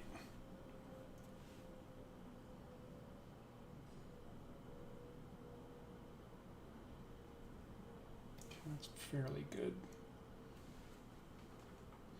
Yeah, that's nice. Actually, you know, I probably wouldn't have. I like that suggestion on the back of the box.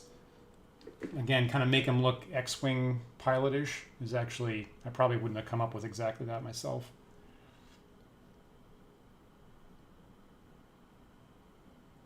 Yeah, Knick-Knack, thanks for saying it. I mean, so this has only existed in the world for 1 hour.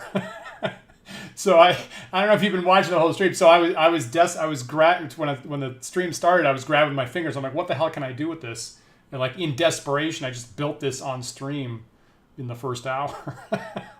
So So we had a little chat about like if I'd been trying to pre-plan it, I wouldn't have come up with that. But in absolute desperation, that's what happened on the stream tonight. I can barely see his hand. Okay, so that seems like that's like a shield, and his hand's entirely behind it.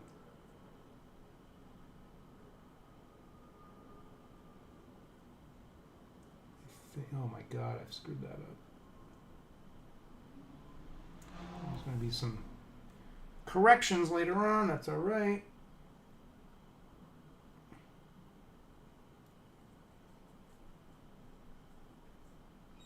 Okay, this hand is much easier to see.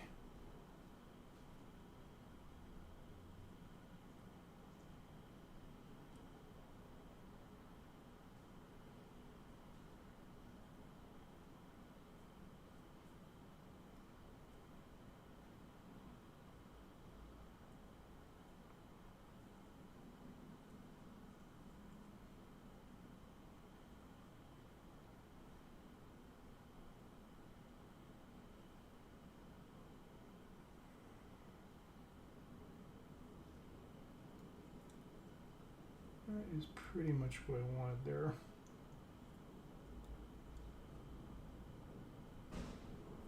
My holder does have just a tiny little bit of jiggle to it, so I got to be careful with the brush is close to it that it doesn't like jiggle a little bit. Pretty good.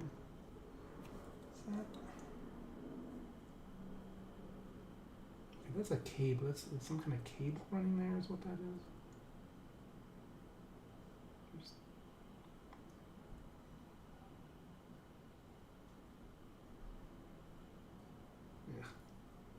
Okay, something like that. I'm getting closer. Blue tackets for cowards.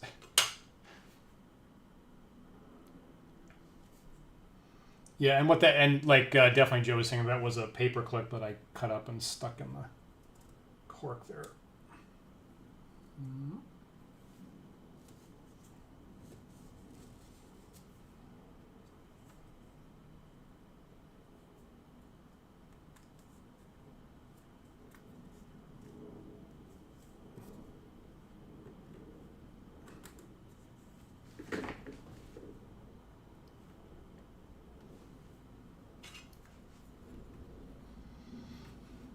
The girl here has a slightly thicker base, so I have to pull it up a little bit when I do that.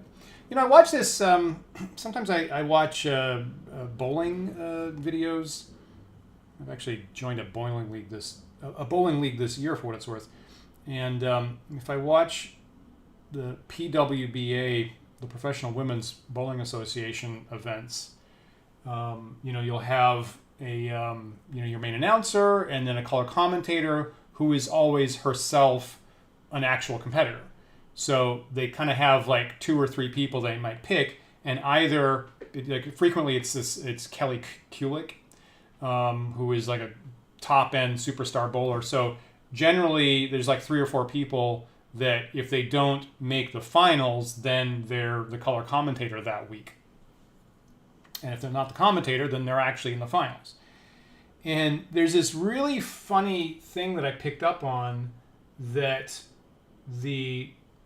clearly the women themselves, when they're referring to themselves or someone they're competing against, normally call themselves the girls, right? So the girls came in, the girls did this, and the girls bowled 4 games and that. So clearly they're calling themselves girls all the time.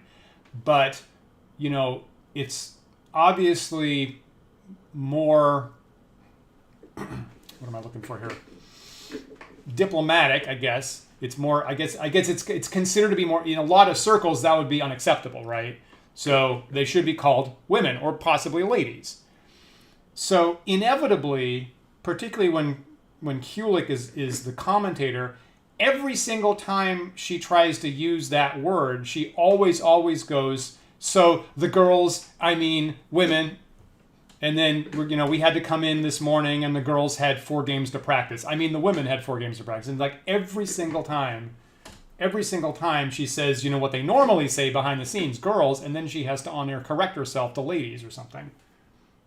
And for some reason, I find that really funny that the thing they themselves call themselves isn't acceptable on camera. And she just can't break out of that habit.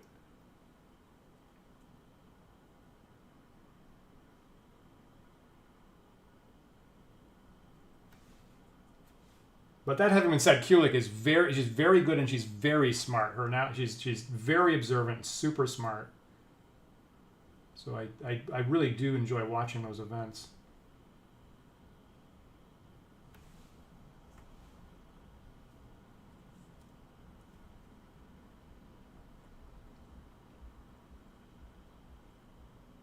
Here's our little gender studies segment for the Old-Time Mini Show tonight.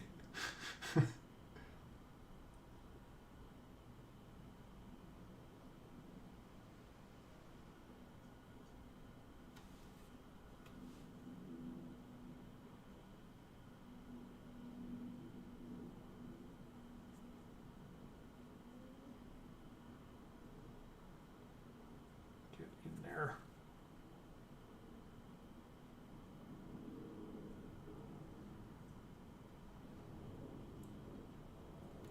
Where does that foot even go?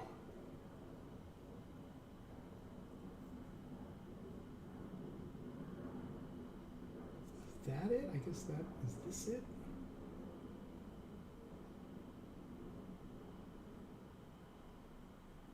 That seems right.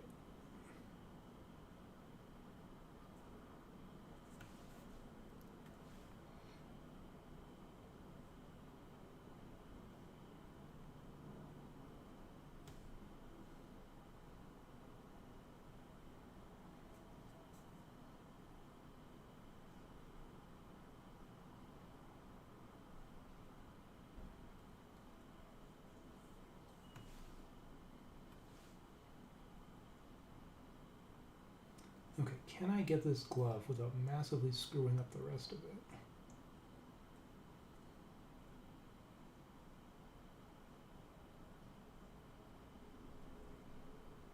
Okay, that's my best glove so far.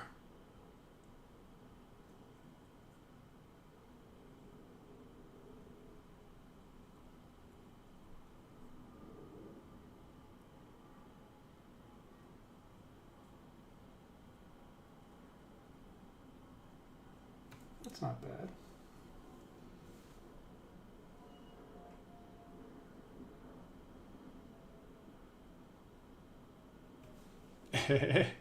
the Vrusk Bowling League.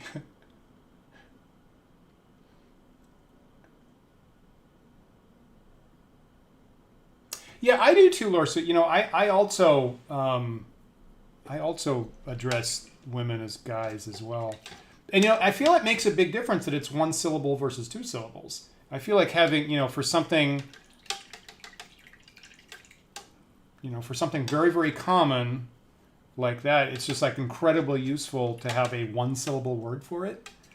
And, you know, sometimes it's the usual euphemism treadmill, you know, things just getting longer to say become more and more awkward.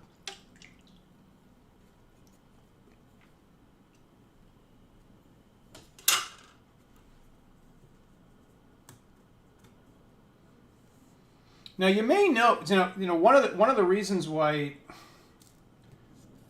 I actually watch probably more women's bowling than I do men's is you may or may not know that the evolution in bowling is to not use your fingers at all, at least for men, right? So like the tip top level bowler, professional men's bowlers these days bowl two-handed, right? They chuck it from their side, right? They swing it from their side, they hold it two-handed, and don't use any finger holes at all.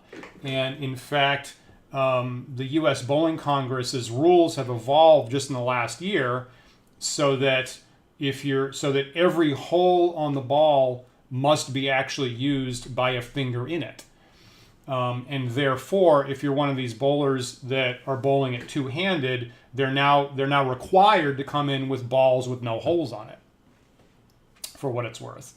And the expectation is that the evolution of the future is that basically everybody's going to be bowling two-handed, chucking it from the side, and they get more speed out of it, they get a better rev rate out of it. It looks awkward as hell, but the top level bowlers and a lot of really young guys are getting great results out of it. And the women, to date, the women bowlers don't do that. And I guess I haven't seen a conversation specifically about that, but I assume it's like a upper body strength issue probably. But all the women bowlers are still bowling in the classic style with one hand with their fingers in it. And many of the guys have evolved past that at this point. Right, Jerry? See, when I learned this like a year ago, that a lot of that the top level guys are now bowling two-handed, right? And of course, the first thing I thought was like a kid under the legs is what two-handed bowling meant to me as a young person. But yeah, if you go online, you look up Belmonte, whatever his first name. Now I don't know the guy's first name, but Belmonte is generally recognized as the top men's bowler of the last several years, and he runs up and chucks it two-handed. That's what I think, and the guys, the slightly older guys that I'm in the bowling league with, we feel the same way. It looks awkward as hell. It looks super inelegant, but that might be how things are going, right? So I got to admit, I do prefer watching bowling classic style, and since that's how I myself bowl, that's the only way that I'm going to get like tips or analyze forms or anything like that. So watching current guy two-handed bowling doesn't personally do me any good.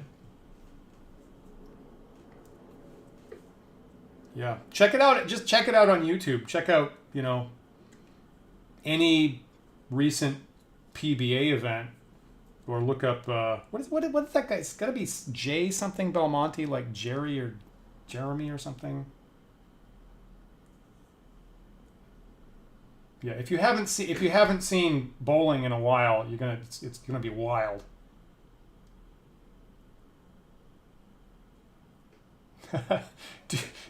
do Candlepin if you want no holes. I agree with that. The funny thing, I grew up right in New England. I grew up with Candlepin bowling. That's absolutely what my family played and what I played as a kid. My Mainer family actually doesn't really know what to call bowling. They actually call 10 pins. They call it big ball bowling, is what they say.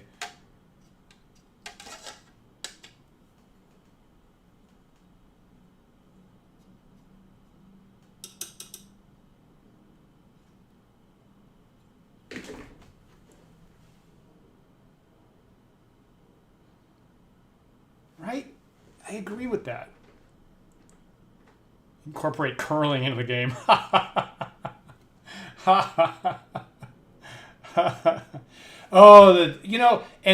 So definitely, Joe, this bit about lanes transitioning to have strings on the pins, I just learned that like maybe 2 months ago, and I was aghast. And the funny thing is, the first place I saw that is I came across like some music video set in a bowling alley, and I can see that down the lanes the pins are going up and down on strings. And my first take was, that's weird. Anytime I see something like that, usually my first instinct is this must be very old. And I was like, oh, that must be like some ancient European thing. I think the band might have been like European or something like that. I was like, is that a European way of doing 10 pins on strings? That's awful. That's terrible. And then I find out that is also the wave of the future, that they're replacing standard 10-pin setters with pins on strings that just get pulled up and put down again because it's cheaper. And I was like, oh my God, I didn't want to know that. That's awful. Yes, right. Okay, so I'm sorry for wrecking everybody's night with the way that bowling is going news, but yes.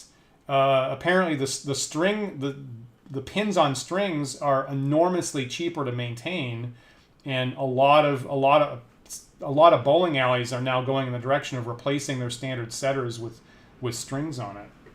Ugh. and the behavior of the pins is totally different. I personally get quite a lot of speed on my ball.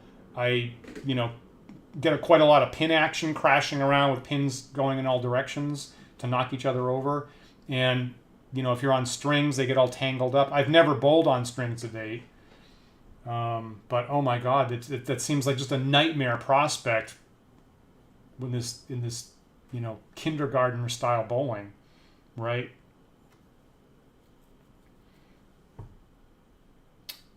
I was trying to avoid that. I was trying to really. I was trying to not do that. I,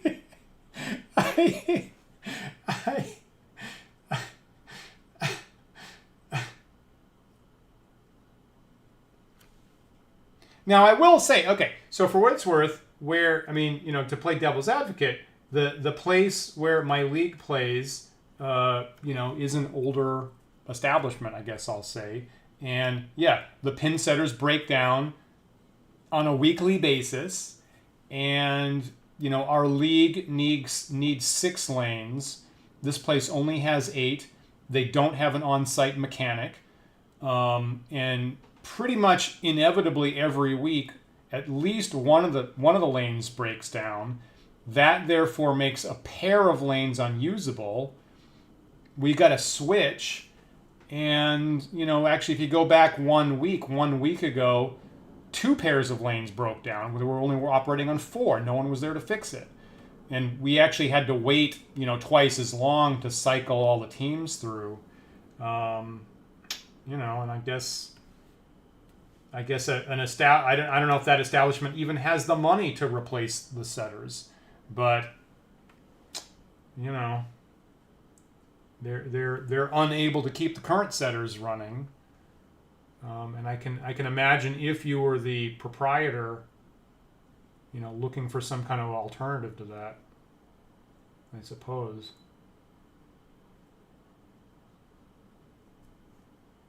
They are, pretty big, pretty heavy-duty machines, no doubt.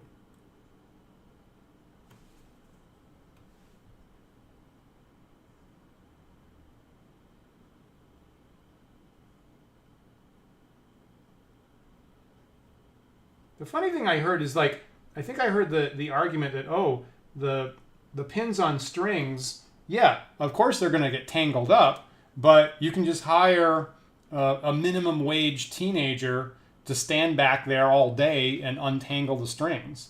And I'm like, boy, that seems really inelegant. You're just going to accept that.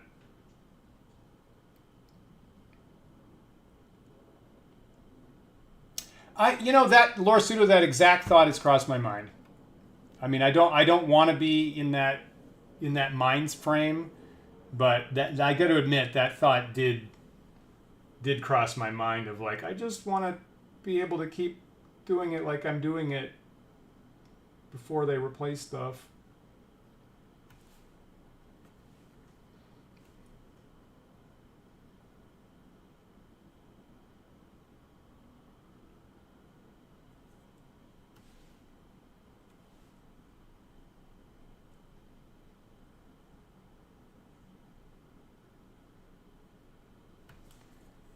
I think last summer I was practicing, and the place I go to, they have these summer camps come in all day long for the weekdays. So there's some kind of nearby summer camp, and the summer camp has a rotation of activities through the day. And so I guess they must cycle in batches of kids hourly to come in bowling, and the place is largely filled. But I was trying to get some practice in. So, and I mean, when I was starting out there that summer, I went in one day, was able to get one lane, logged in, put my name on the score sheet, the automatic score sheet overhead, and then in comes a bus of kids. Whole place fills up with kids, and I'm the only one bowling by myself at that point, and so the kids. All of a sudden, there's this batch of 12 kids behind me, and I don't know, they're 7, 8, 9 years old, they see my name on the scoring system, so they can address me by name. And I go to start, and they start cheering for me, right? And they're like, "Yeah, go Daniel! Go Daniel! Yeah, go Daniel!" And I queue up, and this gets in my head, right? This gets in my head, and blammo, gutter ball. And they're like, "Oh, Daniel!" And I leave. It was so embarrassing. But I think the lesson there is that it's good practice of performing under pressure. So I should okay, this is something itself that I need to practice on. Don't let figure out how to be Zen and not let the outer stuff get in your head.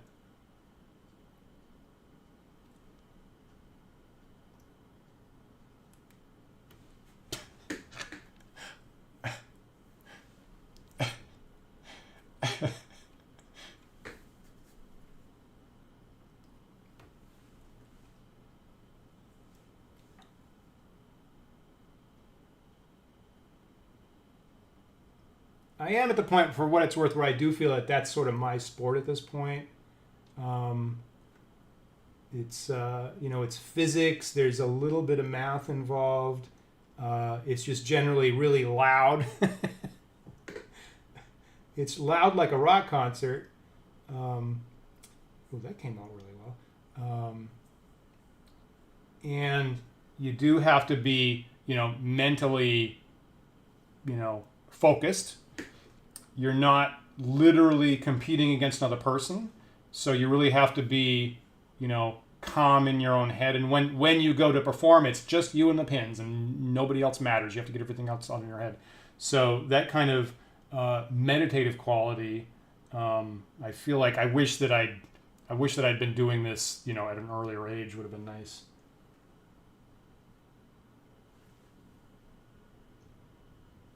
Pin folk, thank you.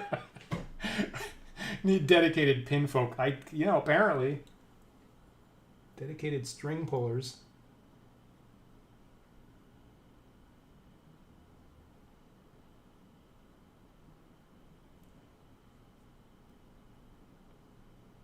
That's coming out pretty nicely.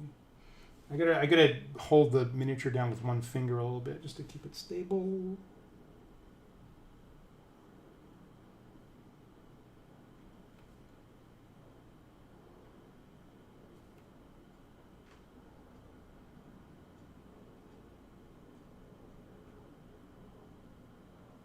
That's glove. This is glove.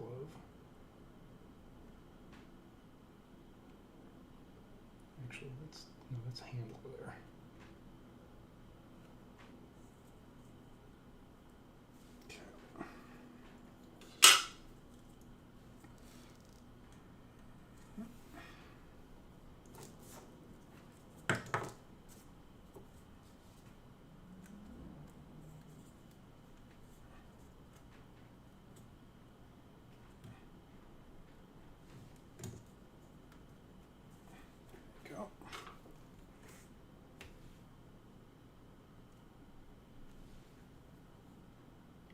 Folk.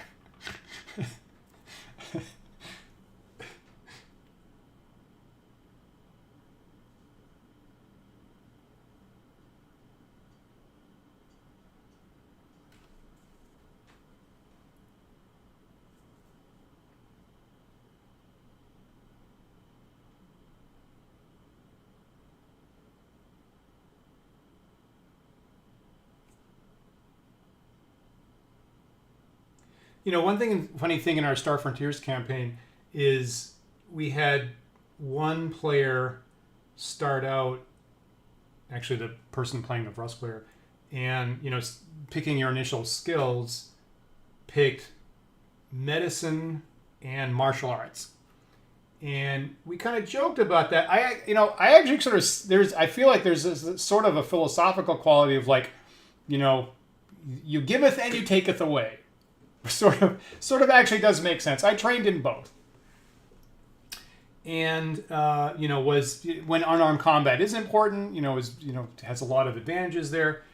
And then completely separately, we had another player that wasn't there the first week come in the second week, goes to make a character without any input from anybody else, and coincidentally does the exact same thing. Also makes a character, and I think this one's a Dralocyte, also makes a character with medicine and martial arts capacity, right? And then reveals that. Everybody laughs that we have two characters with that exact same skill profile. And so now we canonically have the Zenith College of Medicine and Martial Arts on Fromeltar is now part of our campaign. There's a specific school that trains you in both, based on their choices and me kind of filling some stuff in. So I do kind of get a chuckle out of that, and I established that the school's athletics mascot are the sharp scalpels.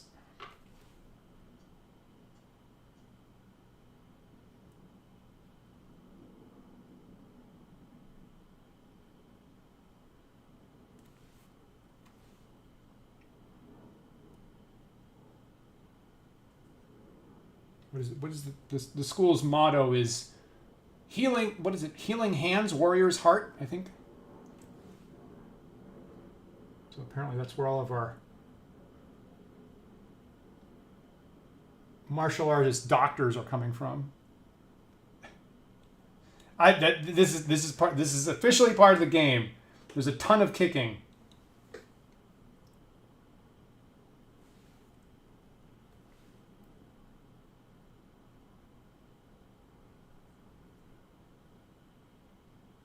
When they go for a wrestling pin, I'm like, I usually say, like, you've got about 3 of your feet on their face.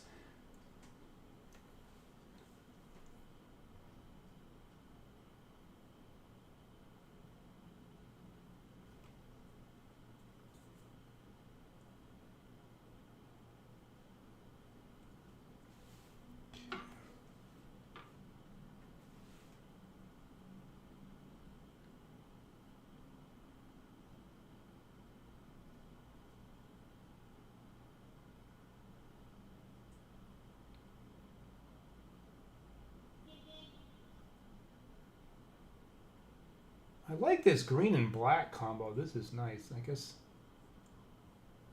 I shouldn't be too surprised about that.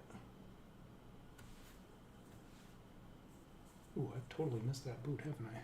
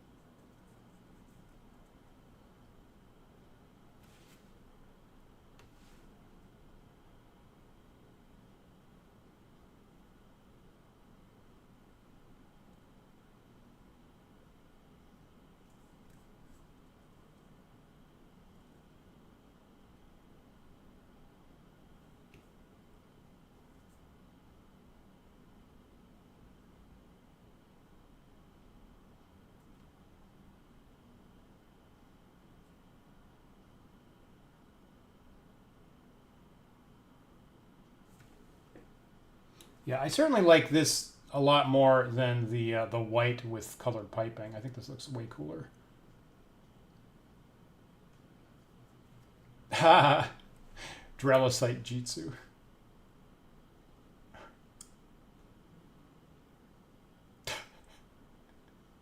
Now, I will say that we've been, so, one of the rules is how many limbs does your Dralocyte have?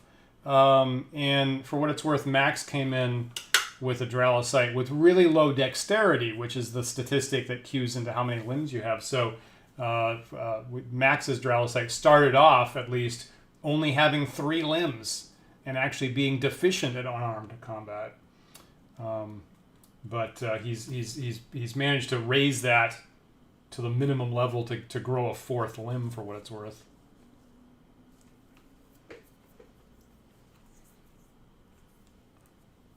I feel that overall rule has set Max on a point where he might possibly be pumping most of his experience into dexterity just to grow more limbs. I think that's his primary goal in the campaign is to get his Dralocite to grow as many limbs as possible.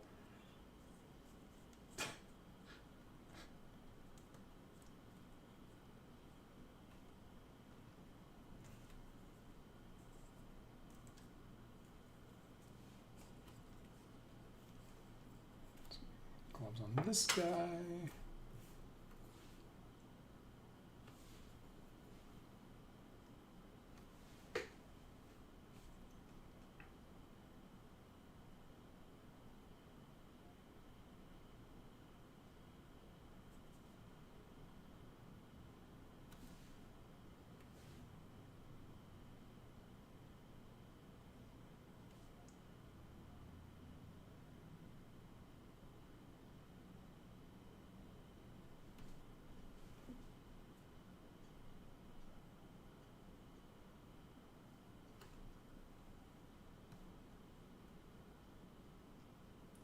At some point I got to get this guy's hair in there.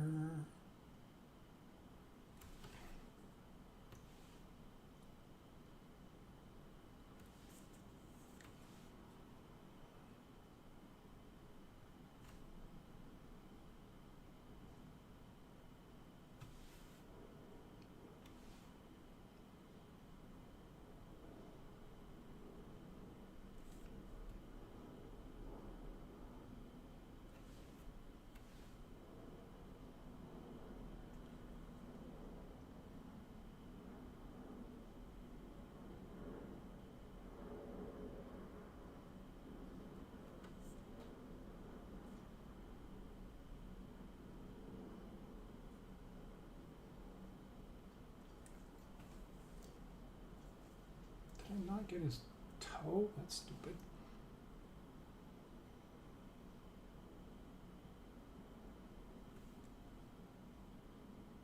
Pretty good.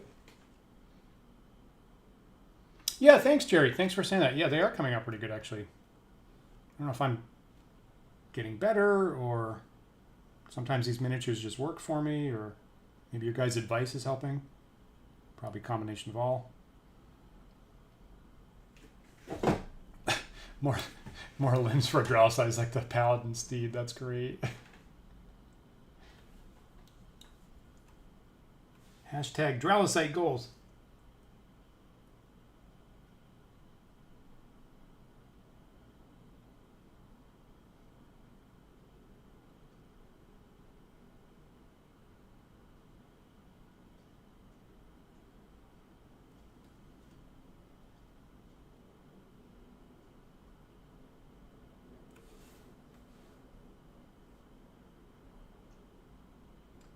You know, at this point, I've got, for what it's worth, I've got all the box sets that they made of Star Frontiers miniatures, with one exception. That's the privateers, like the indie privateers for the Nighthawk spaceship game. And you know, it's funny. It's funny because I think that was when they first came out. That was the first one I saw in the store. And to me, it just looked like the coolest thing ever. Counter argument is it's an expansion. None of the spaceships there are actually in the core rules, so it's kind of like an add-on that isn't really core to the game. So I always told myself I wasn't going to get it, as incredibly cool as they looked. And now probably my collect them all trigger has been pushed. And I probably will get it, but they are pretty expensive in the aftermarket at this point. So I'm a little bit torn. I'd love to track down a not so expensive. Geez, that came out not too bad. Not too expensive box of the privateers, but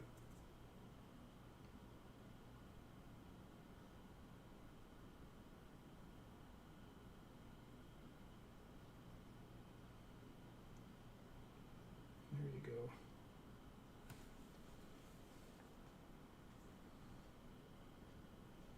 Have I totally missed that boot? What did I do there?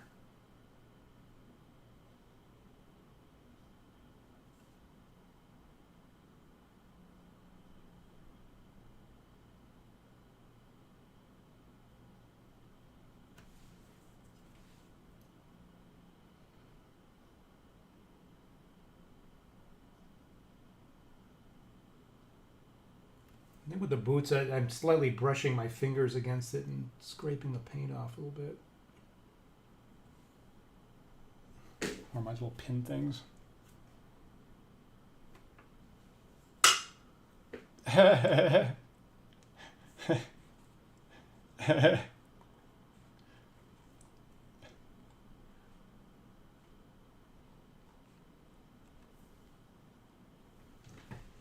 Yeah, thanks, Laura Sudo. I totally need to get that kit. Yeah. I think you're right about that.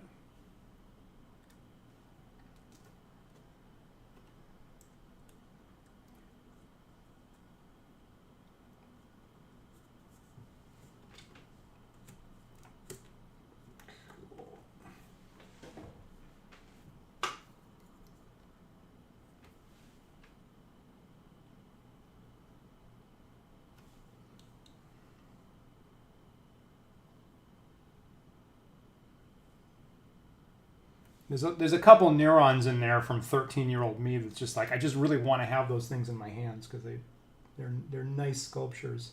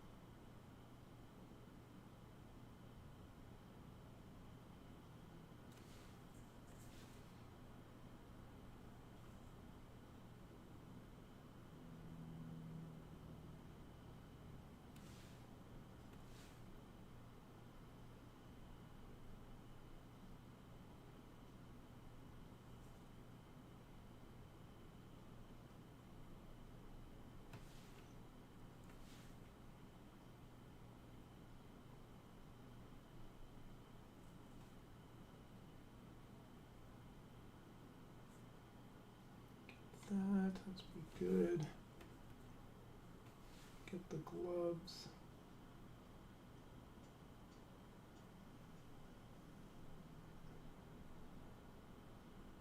And that cast came out pretty good. There's the original miniature has, I don't know if it's going to show up here, has, you know, the fingers of the left hand curl around. There actually is a hole through there. And I didn't quite get it all the way through, but there actually is a nice formation of the hand grip there on the left hand.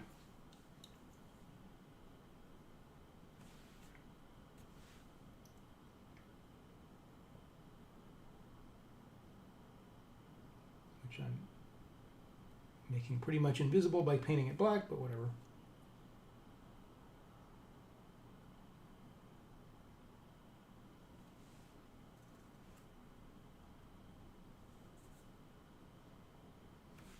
Okay.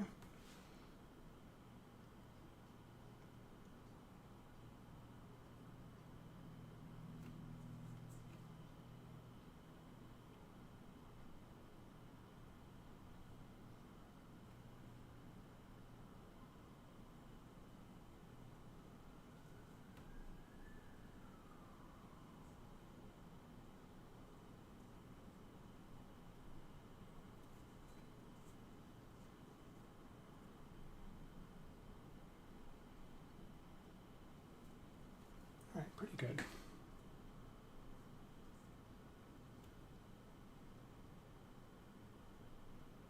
That's neat.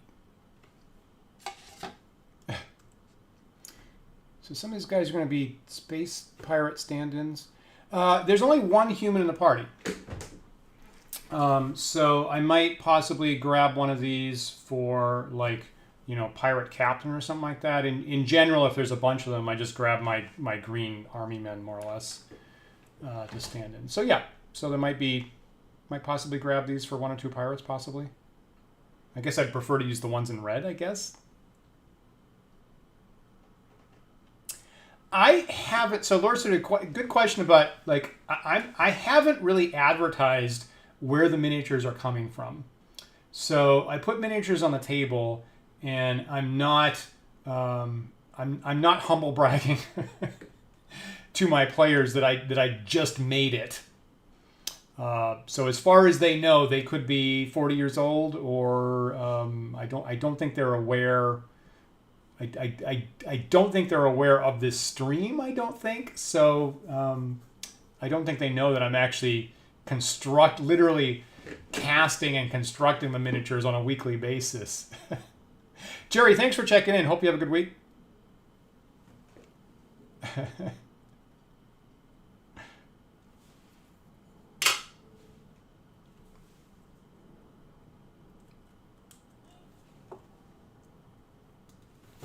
Cool. All right, I want to do a little bit more. So I feel like I could get quite a bit. Like, I'm just thinking about what's the most mileage I can get. I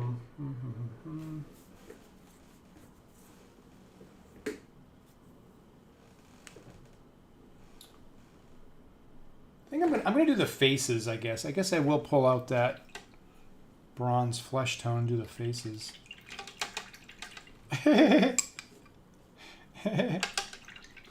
Thanks for saying that, Laura Sudo. You know, is it really? Actually, probably in this crowd, maybe so. You know, I don't want to distract. You know, I generally want to get the game started. I want to get them, you know, focused on the decisions they're going to make. You know, it's you know, or you know, maybe I still have this brain damage from, you know, growing up with role-playing games and, you know, kind of keeping it secret, frankly. Maybe my instinct is probably still to, like, not admit that I'm spending time on role-playing game type stuff, which is so last century, really.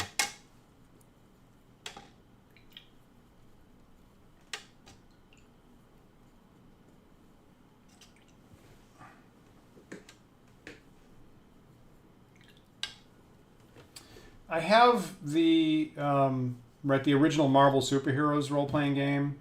Came in a box set, yellow box set, and predominantly, right, at that time, the headline characters on the box, on the game, as your canonical characters were Captain America, Spider-Man, you know, Ben Grimm the Thing, and the Captain Marvel at the time, Monica Rambeau, who is now known as Photon, right? She was one of the people in the Marvels movie. So in the early 80s, she had the Captain Marvel moniker there on the cover. So, you know, my personal favorite character at the time, and I was reading the Walt Simonson comics, was the Mighty Thor. And, you know, Simonson just did a great job with that. So a couple years ago, I'll say I came out to Isabelle with the box set, and I pointed out that I had gotten images of Thor and cut it out and pasted it, right? Like they had, like, you know, the faces, right? The busts, 1, 2, 3, 4. And I pasted pictures of Thor in those places to make it look like there's 1, 2, 3, 4, 5 canonical characters, including Thor. And I was like, oh, see what I did here? And I go to walk out of the room, and Isabelle says, oh, yeah, you were really into that when you were a teenager. And so I walk out of the room, and there's a beat. And I walk back in the room about 2 minutes later, and I go, I just did this now. Just to be clear, this isn't when I was a teenager. I just did this just now.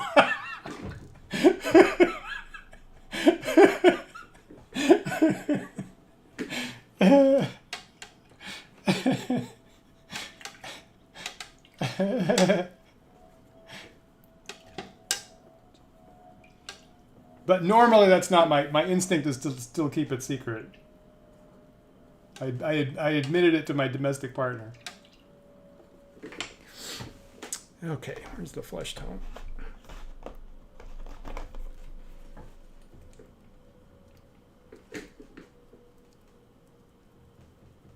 You know, I'm doing pretty well these days. I got to admit, I think I'm honoring 13-year-old me pretty well.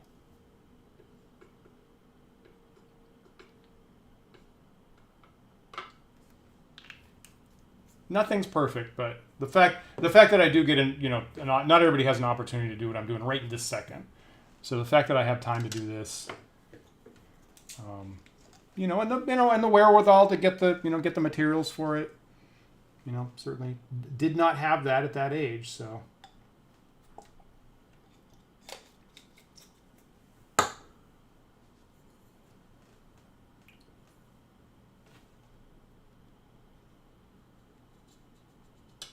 Okay, so I am breaking out, as I pointed out, breaking out the bronze flesh tone that we have here. So that's what I'm going to use on the faces of these characters. For our desert planet explorers.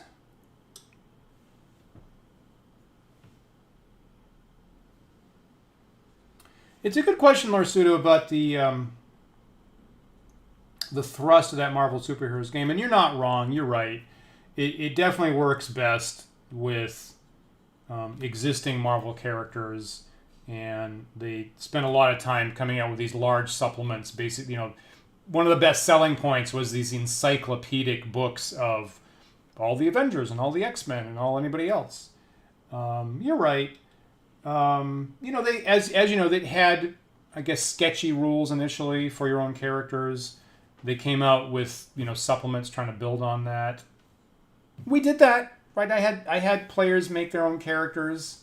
We totally played that way. And I agree, if I break it out now and I have a one-off session and I say to players, you can pick, I have all these encyclopedias, so you can basically pick whatever Marvel character you want. It seems like there's more excitement about that, for what it's worth.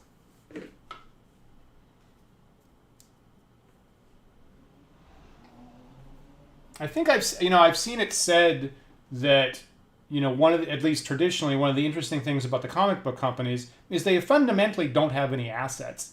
They don't have any buildings. They don't have factories. They don't have manufacturing. Right. All they have is the intellectual property of the characters. That's it. So you can certainly see why the primary selling point is, you get statistics and you get to play these our mainline recognizable characters. You can kind of sort of understand that. And that's, of course, also why you can't ever really kill any character off, because that's actually the assets of the company. So as long as anybody's willing to, shell out money to see these characters return, it's definitely going to happen. Yeah, it did have a character creation system. In the original rules, I think it was only like 2 pages long or so, maybe 4 pages. And then when they had the advanced expanded rules, there was, frankly, a whole book worth, like a year later.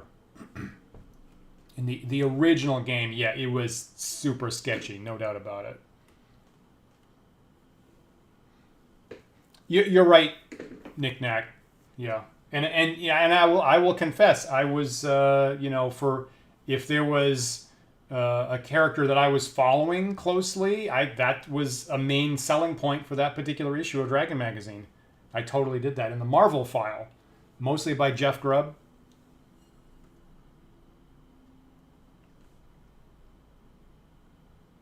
I need to water that down more, I think.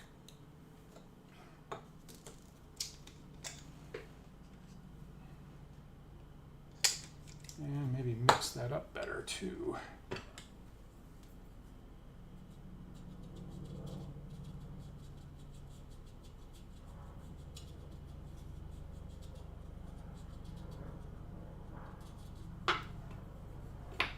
That's better.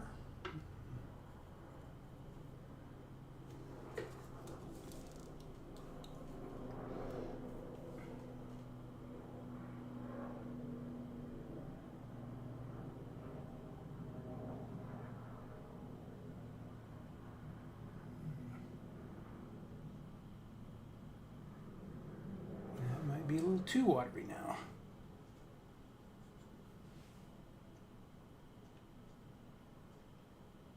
You know, I guess I'm just going to slap it over the goggles. I can fix that later.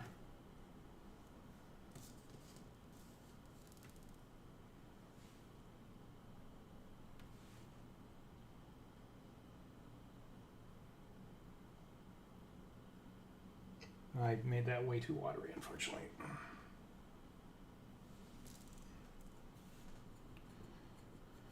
All right, note to self, don't get too aggressive with the water.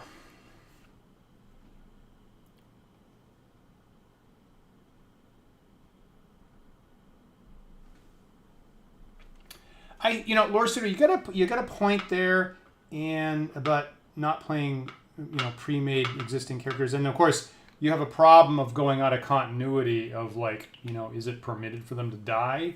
Is it completely off canon? Does it just feel terrible if you wind up killing a known character? So it certainly feels. It can feel campaign-wise restrictive. Again, it's one of those things that work. I think it works better in a one-shot, which I've done, brief one-shot, and like even if you end possibly with a death, then like it's alternate universe or whatever.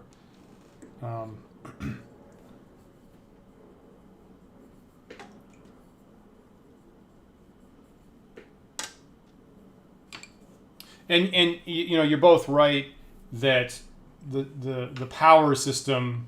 And I think you could point at most superhero systems. Like I've played other superhero systems, and something's going to be broken. They just have so many powers.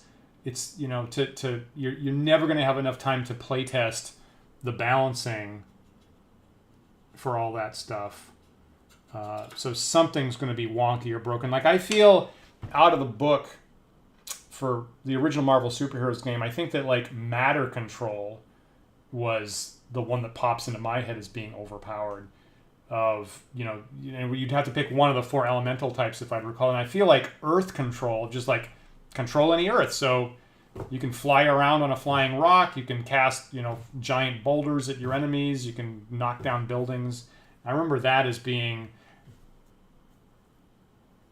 very likely. Like it seems like I had a lot of characters being developed with matter control, and and just generally not having any rhyme or reason to the powers. Just kind of a basket of like random powers that didn't have any thematics to it. And those are totally legitimate critiques. I don't personally remember light projection, but I could totally believe it. Yeah, I think so. So there's another campaign where we're playing Champions, I think. I can't remember the name of the system. I probably said this before, but they had separate subsystems for aliens or mutants or robots or whatever, and so I picked the robot sequence. And the thing was, the other ones were random rolls, but the robot system was like you get a monetary budget and you just get to buy stuff. So I could customize and fine tune, and create basically a giant kaiju, more or less, that was completely devastatingly more powerful than anything else in the game. And our referee was constantly struggling to make that work. Okay, this is much better.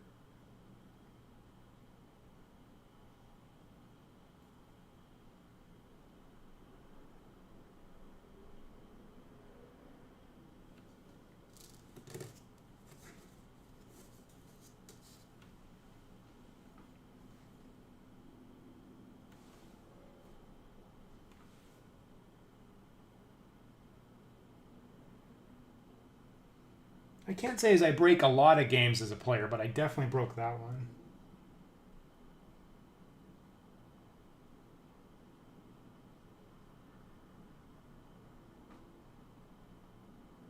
Okay, so I'll just get some coverage on the faces, and then later on I can dry brush or something.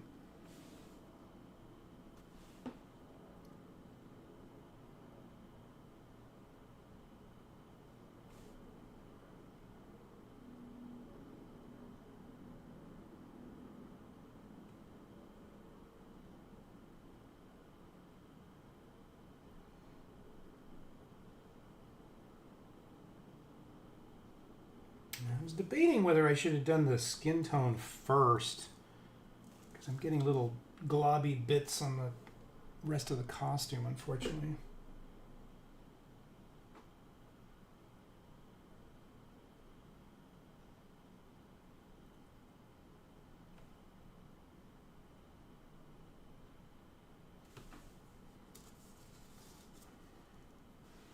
It's probably easiest if I hold it upside down.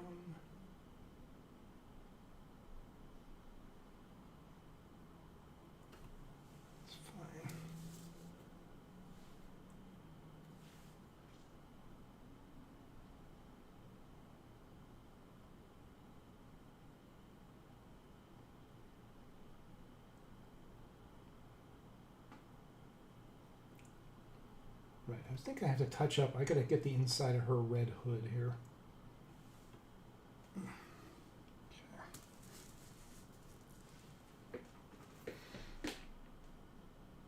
I never tried DC Heroes. You know, it always looked like a well-constructed game. So for what it's worth, I was, you know, as far as a comic reader, I was certainly a Marvel fanatic. Pretty much didn't follow any DC stuff at that time. So as a result, never picked up the DC Heroes game. It looked well, you know, produced. It always, you know, the products always looked great on the shelf. But I never played DC Heroes. It might have been Villains and Vigilantes, maybe.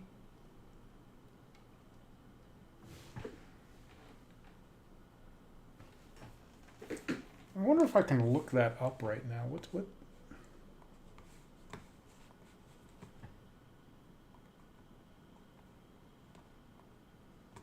Did I ever have a digital version of those rules?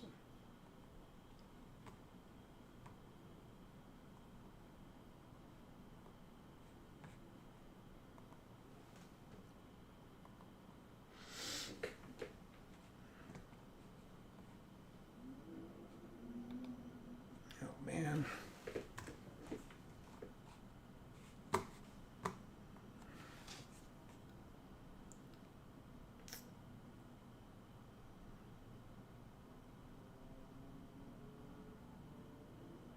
Going to try to figure out which superhero game BJ used to run.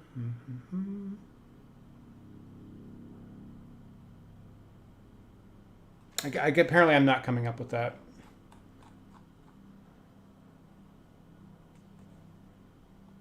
I think either Champions or Villains and Vigilantes was a good guess.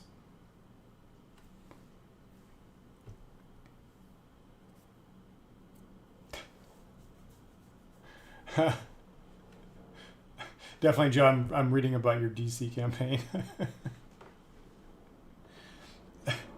I remember when the first ever Booster Gold series came out. That's a clever character, I got to admit. And I feel like that would operate really well in a role-playing game, actually.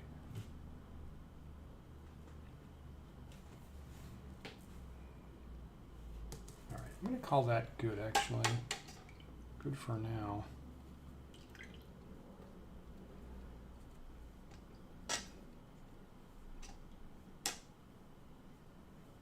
Now I'm gonna touch up the red outfits a little bit more. I think they're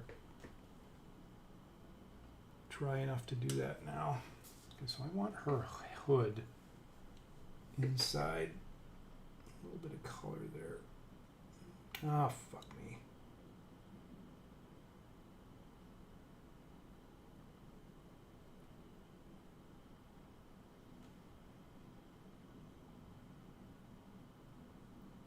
Okay, so I'm being impatient here. I'm trying to paint right next to this skin tone that isn't dry yet, like a dummy. All right, fix. Okay, put that on the list of things to fix. That's fine. It's fine. Paint. You can paint over. You can fix it. The masters did that. The classical masters did that. A lot of paint. That's fine. But I will touch up the rest of that outfit.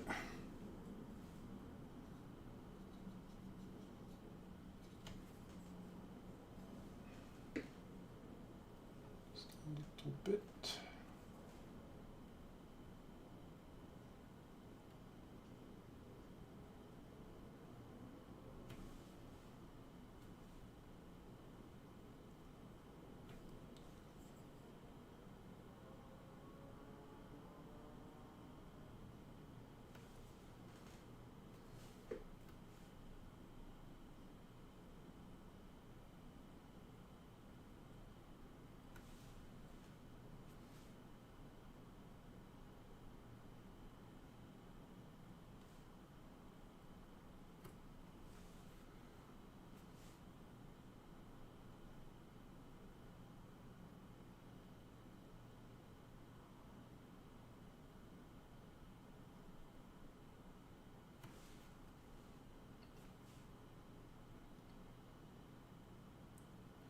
This outfit does have a little sculpted piping down the outside of the arms and legs, and I guess if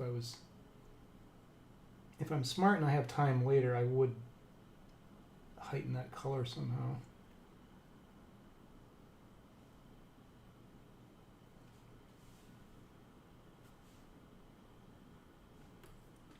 Okay. And this guy too.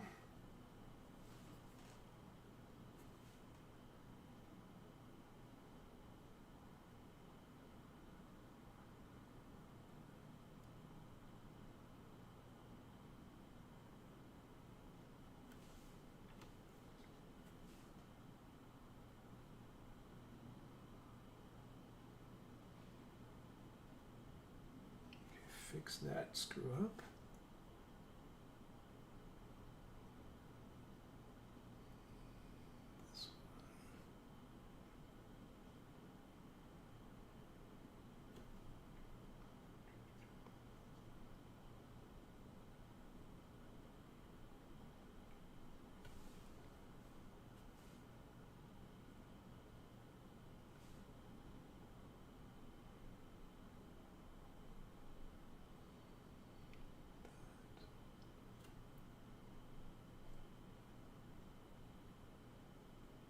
Cool.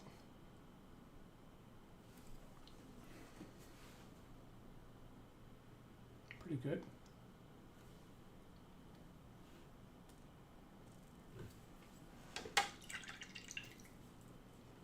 Okay, tonight I'm trying to get to a point of what do they call it in software? A minimal functional release or whatever it is. So I'm trying to get the minimal level where I can use these tomorrow night and not look obviously half painted.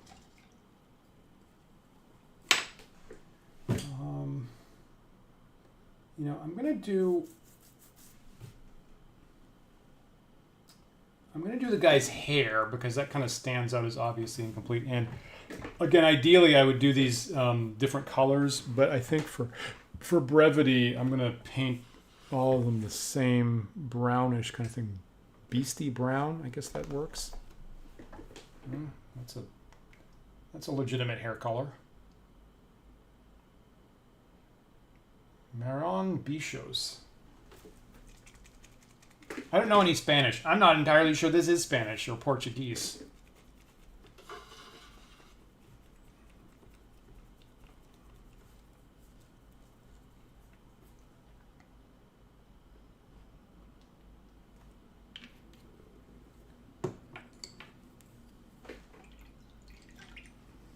Or Italian.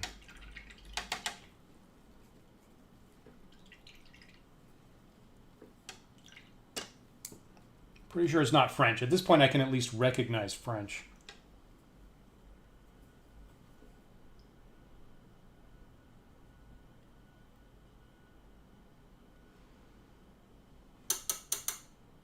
Okay, the guy's hair.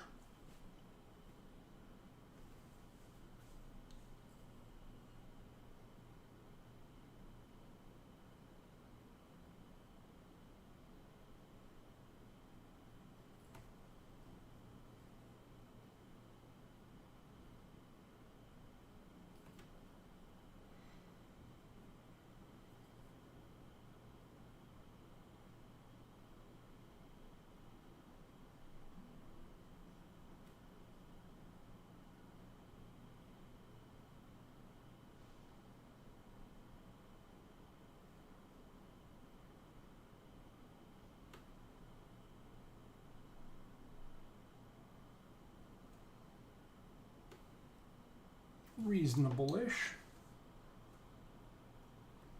That would be a great point to put some dry brushing to get some texture out, because the hair is really nicely textured on the sculpture.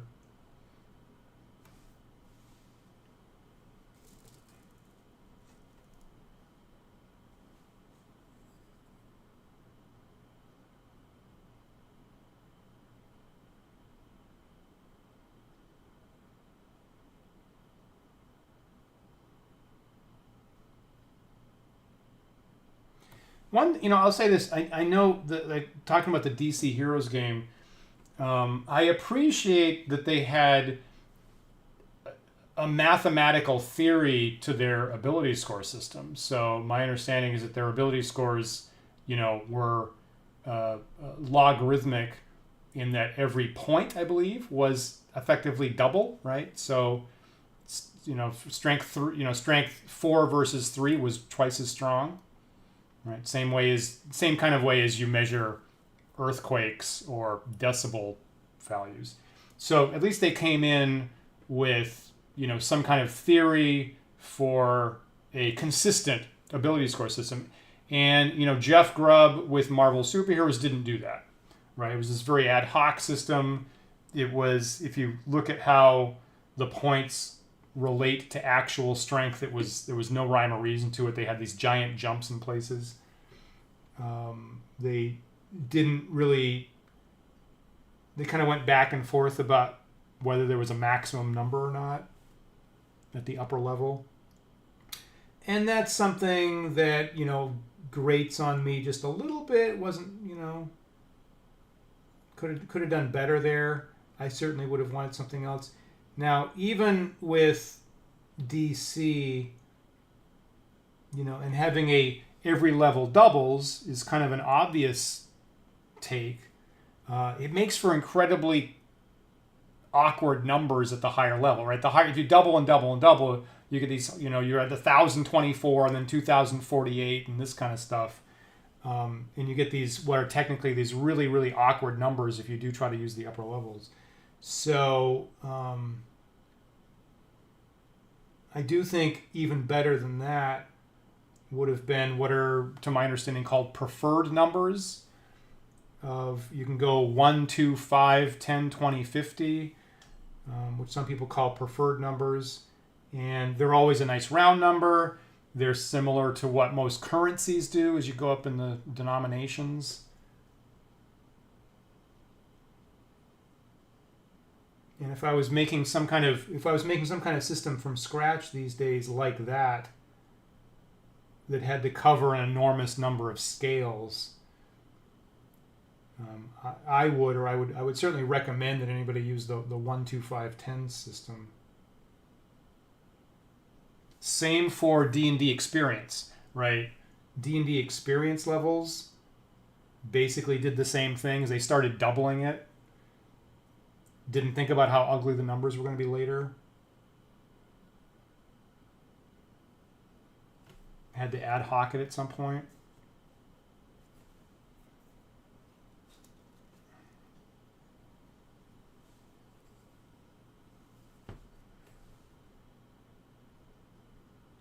Definitely, Joe. Thanks for checking in tonight.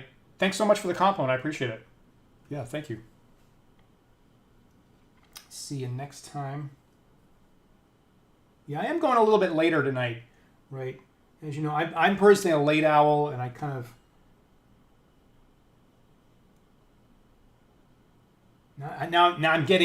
It's as much as I historically have hated painting, now I'm getting into this, and I kind of want to see these at least partly complete tonight to some degree.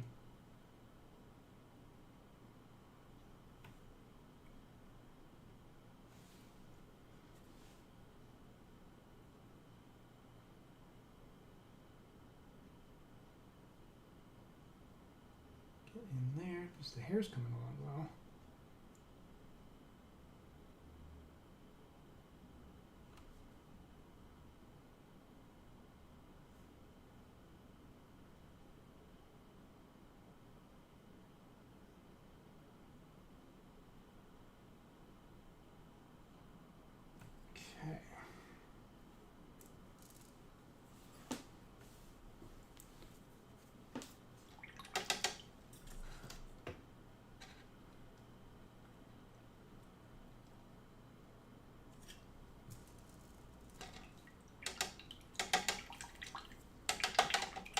Yeah, see, Lord, I agree that was just smart, right? That was just smart of the DC Heroes creators of, have a scale that's pre-thought that you can adequately gauge that in.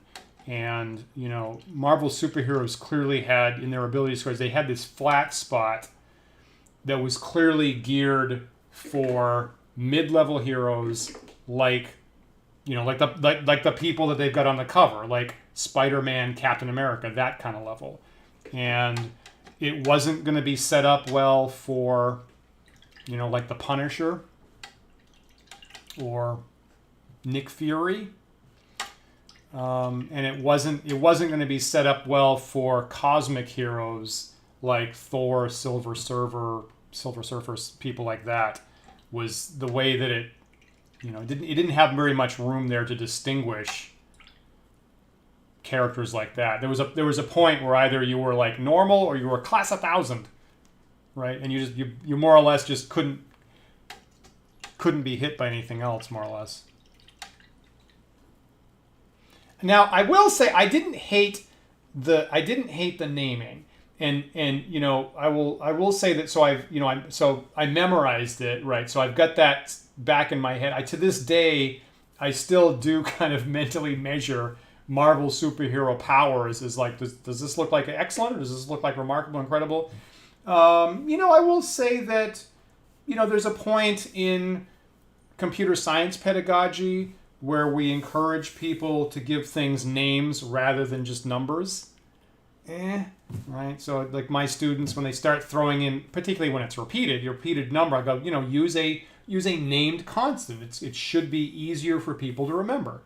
And for what it's worth, I have, you know, remembered the Marvel superheroes ability scores forever. So I have a little bit of a soft spot. Of course, it's, you know, what you're used to. But, you know, having you know, similar to names for D&D class levels, you know, if you go up and up and up, you're going to run into a problem of winding up having too many. So if you do have a range of like 7 to 9 to 12 things, it works well. And then past that, the system breaks, no doubt about it. I do use level titles in D&D. I think. I mean, I guess not a lot, but my intention is actually. My intention is to actually use it. So I might, you know, say in game, you know, that's a Myrmidon or something like that, and intend for that to be meaningful in game. Redcaps, hey, how you doing tonight? I'm doing a little later night session than normal here. Had a pretty good week here. The weather here in New York is wonderful at the moment, so that might be giving me a little bit more energy tonight. Man, I was so tired last night. Oh my Lord.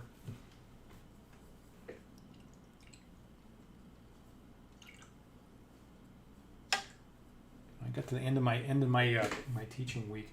Okay, so I think it would work well. You know, I wonder what color should I use for the goggles, actually. Should they be... What do they use here on the box? I guess they made them black. I'm going to pull out my rule book, actually. What color are the canonical sun goggles?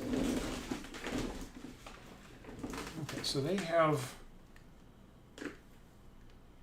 So everybody's got goggles. So I guess they're making them kind of silvery blue, I guess. I guess that makes sense.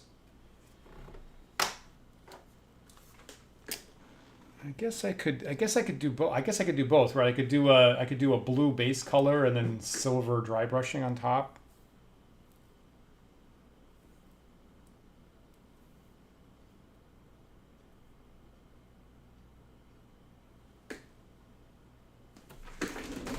That makes sense.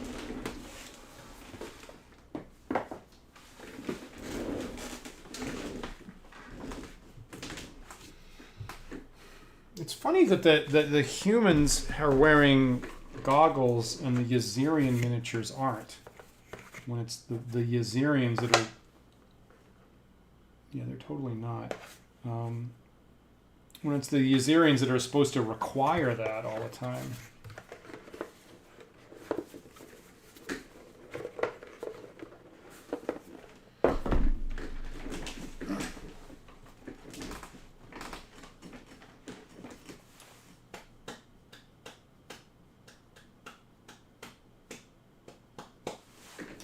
For what it's worth, Lord Pseudo, Spider-Man is actually incredible.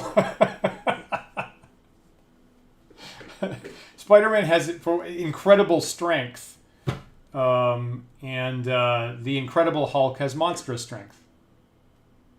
So they actually didn't dial it into the descriptors that they normally use on particular heroes. Amusingly, yeah, mirror shades.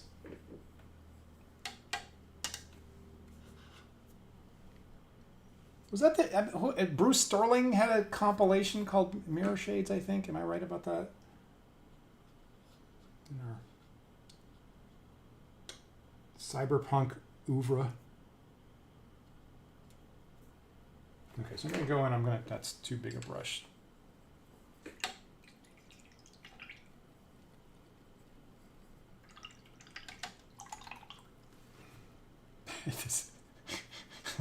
For a second there, Losuda, I thought that was a typo, but that actually was what. There is no invincible class, so no. Good guess. There's no uncanny class either.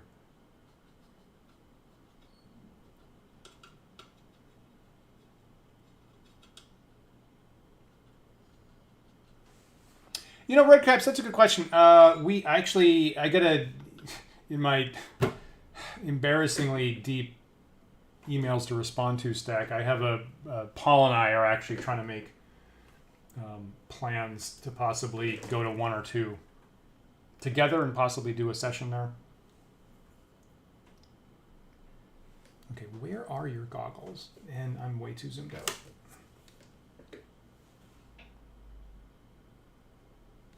Looking through the Star Frontiers rulebook always amuses me, I guess now, because I realize that, again, the canonical campaign, the Volturnus campaign, basically starts where you crash land in a lifeboat in a desert and have to survive. Not unlike how the original Star Wars starts. And so the artwork, you go through the rulebook, and half of the art pieces are crashed spaceships. It's like piece after piece after piece after piece is all crashed spaceship with player characters having barely hauled their sorry asses out and needing to repair, apply medical treatment, navigate the wilderness, sightsee, right? Fully half of the art pieces are all crashed spaceships with player characters barely dragging their ass out of it. It's kind of funny. Someone said that happens, and every single artist all jumped on that scene for some reason. Interesting.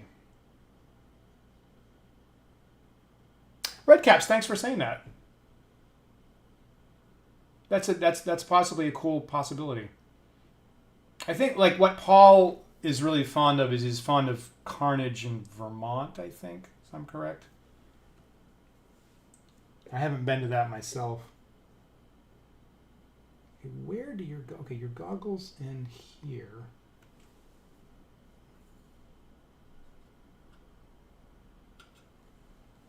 Be real careful with this one. Mm-hmm.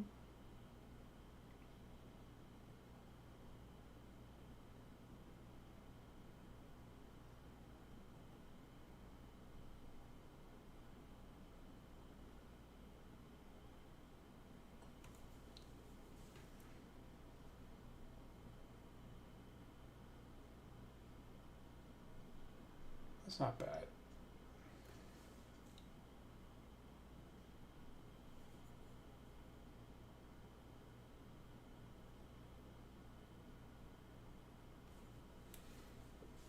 That's particularly good when it's shiny from being wet.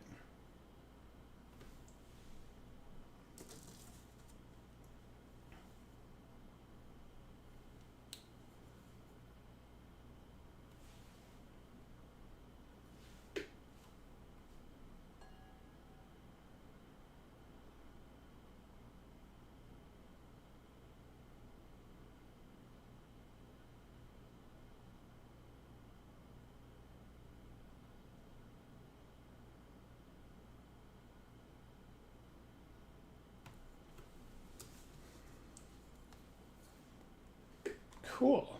Cool.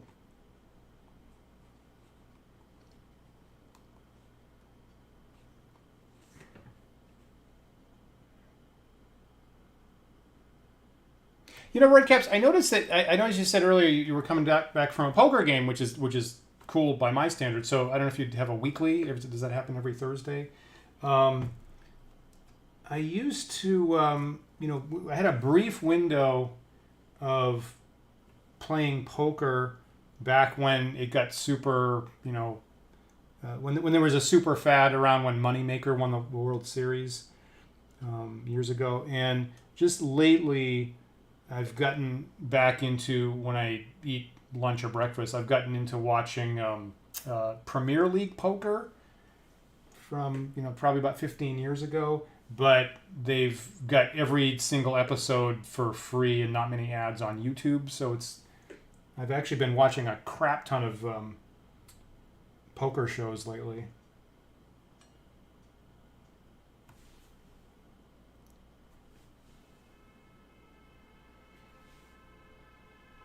And oh my god, I'm just so amused.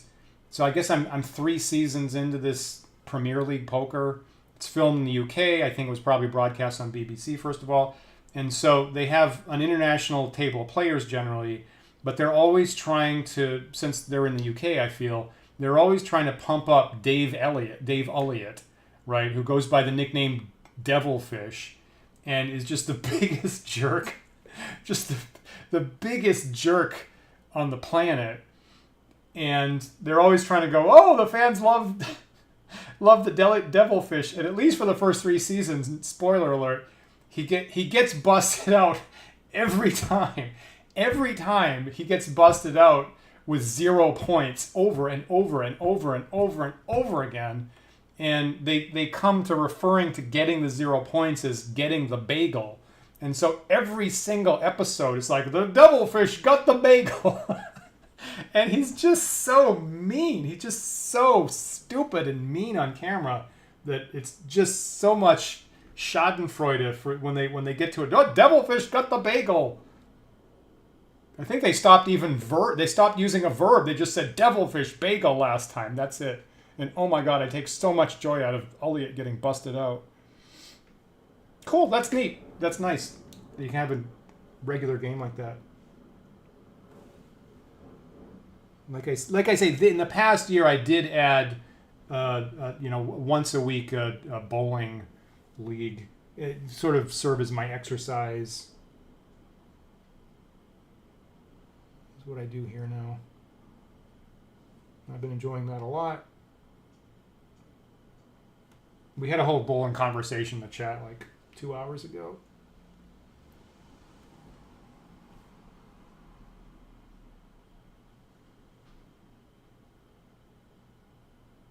Trying to get these goggles symmetric.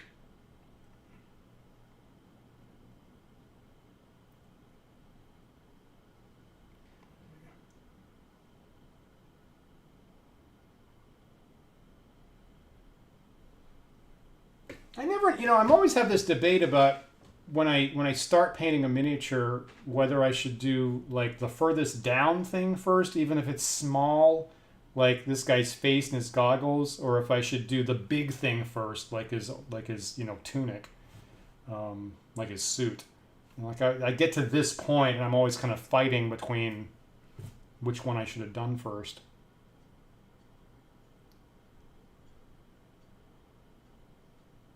That's not a bad schedule, Redcaps.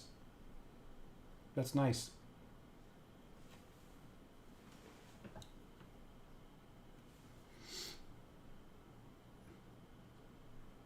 Just the other day, one of the guys in my my bowling league said he has a grandson who's been signed by the New York Rangers.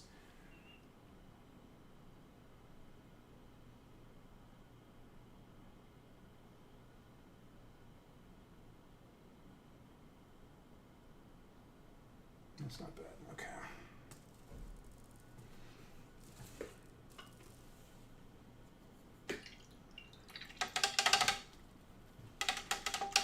Lord Pseudo, thanks for seeing tonight. I'm going to hang out here for a little bit longer. We'll see if I discover a whole different late night audience. If I stay long enough. Now that I'm committed to painting these miniatures. Really good seeing you. Thanks for hanging out.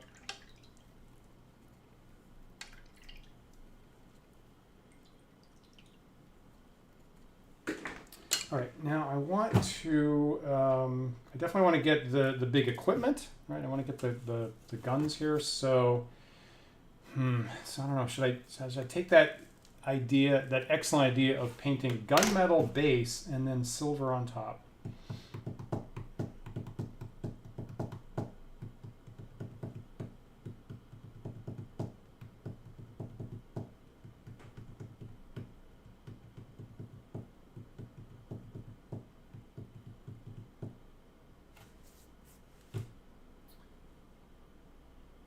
I think I'm going to go minimalist on that. And for what it's worth, you know, I've already primed it gray, right? So I do prime my miniatures gray, so I kind of get that a little bit for free. So I think I'm just going to put silver on top of the gray primer as I try to get this usable as soon as possible. So I'm going to do this. I'm going to do most of this stuff on the back. I think that ought to be pretty much all silvery chromy stuff would be fine. Those cables. Interesting. There's these shoulder elements. Right, these shoulder elements seem like they ought to be supports for the big gun.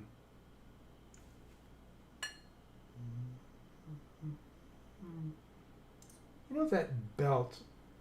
He's got a belt that might look good in black.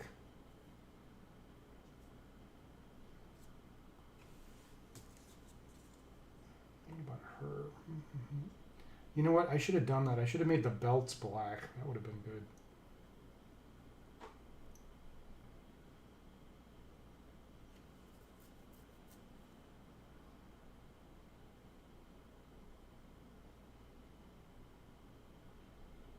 Okay, yeah, I'm gonna do that. Okay, so I'm gonna go in on all these guys and make the belts black, and kind of pull that together with the gloves and the boots.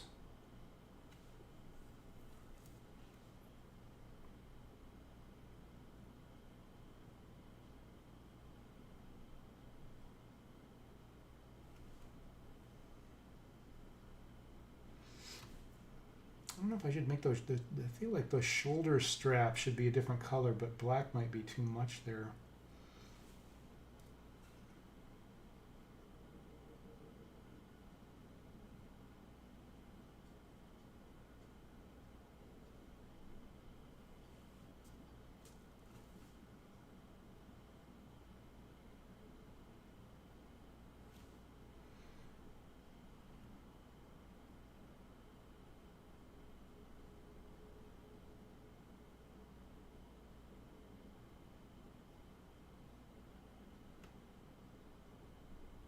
You know what? I didn't get enough coverage on that blue. Mm-hmm. Make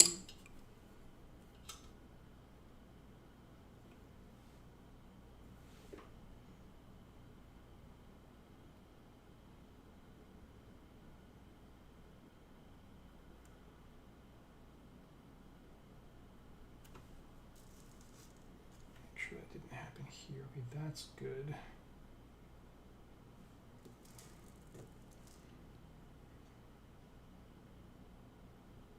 That's pretty good.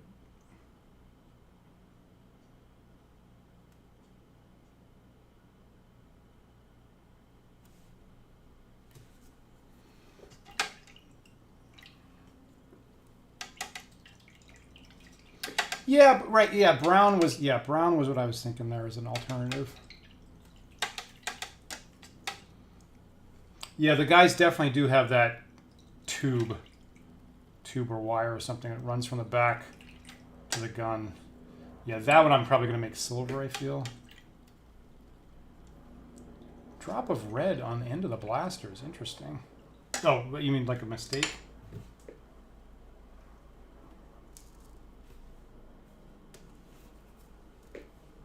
Whereas like a bright spot, maybe. Yeah, okay, so I'm going to go in, I'm going to make the belts black. on everybody. And then I'll make those straps brown, and then I'll come in and make most everything else, all the equipment elements, silver. Okay.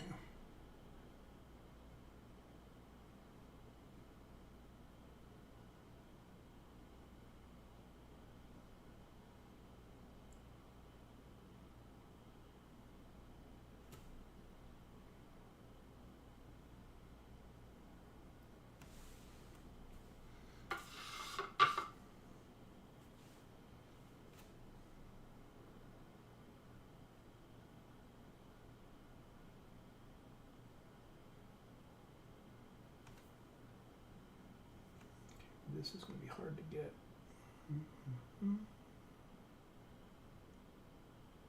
Pretty good.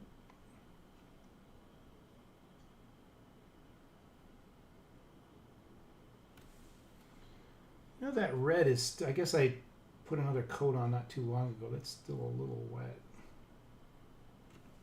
Awkwardly.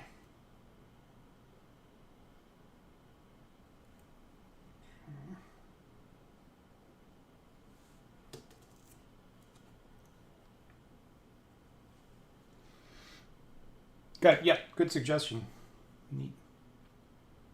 I pointed out at the start of the show the original sculpture. These laser rifles have a little bulby projector element on the end, and unfortunately, I lost them in my mold. I had an air vent, and therefore a huge amount of flashing, and that flashing torques the bulb off every time I try to clean it up. So there should be a little bit of an extra ending there, which is The one thing I did lose in my cast.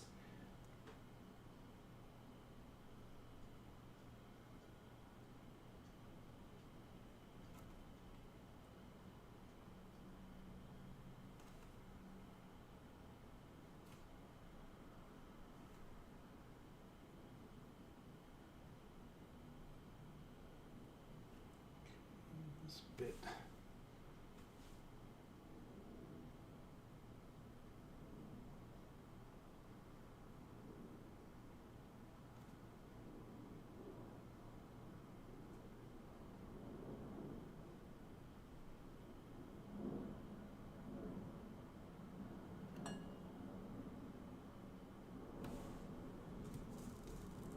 And this guy.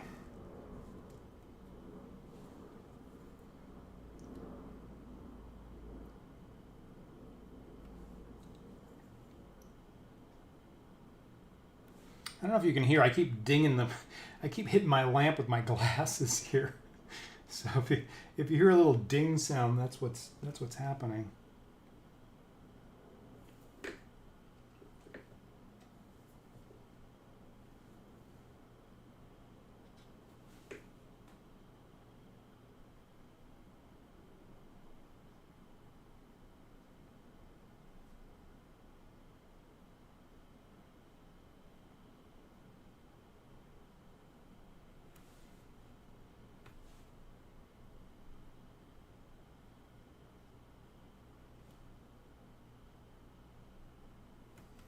Alrighty, now I'll do the girls.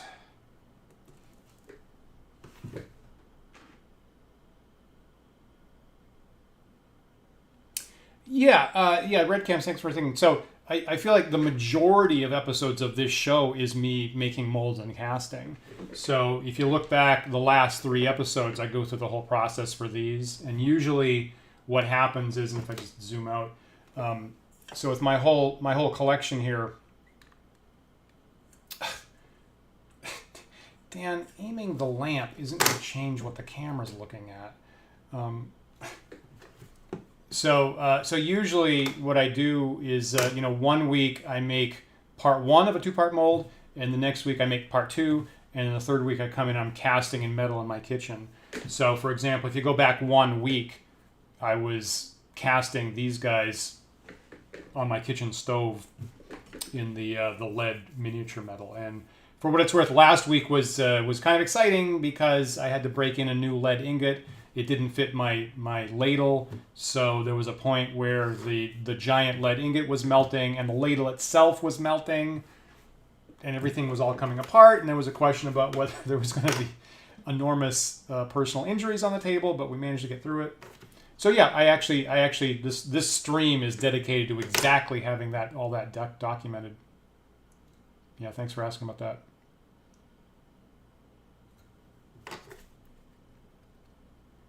Yeah, I was fighting this bristle, wasn't I? I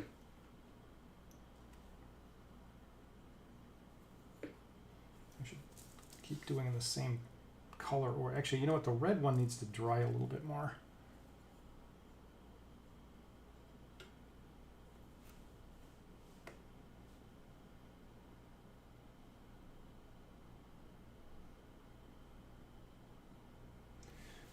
I'm just going to paint all the elements on her belt black here, and I can come in later and change the color if I want. But this is how I'm going to get everything on the belt to visibly connect.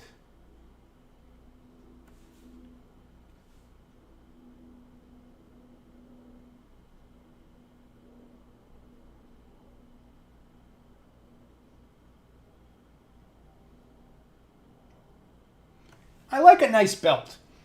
If I was a women's fashion designer, I would be a very belt-oriented designer. Not too much. It's got to be minimalist. Don't go crazy.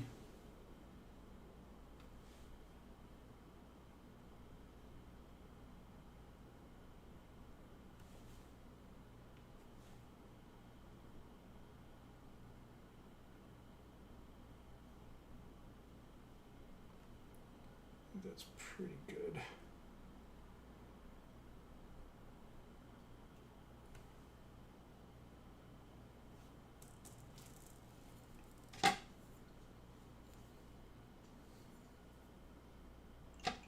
Red Caps, thanks so much for checking in.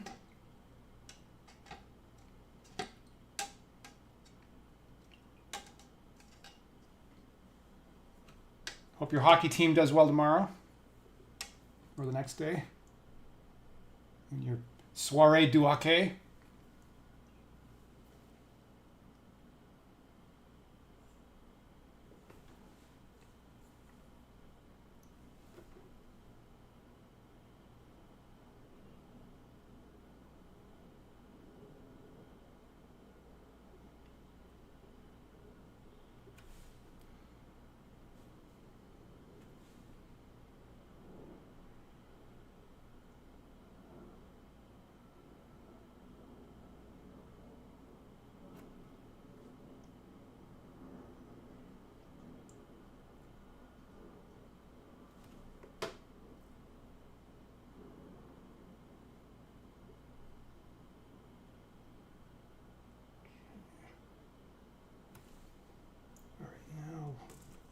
One.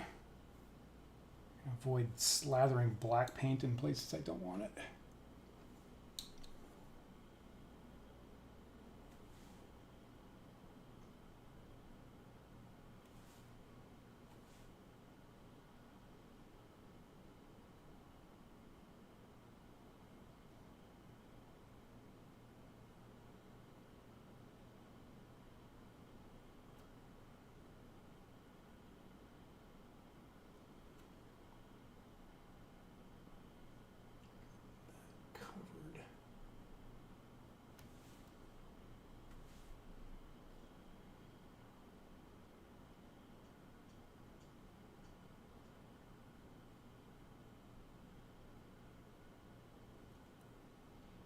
Alrighty, not too bad.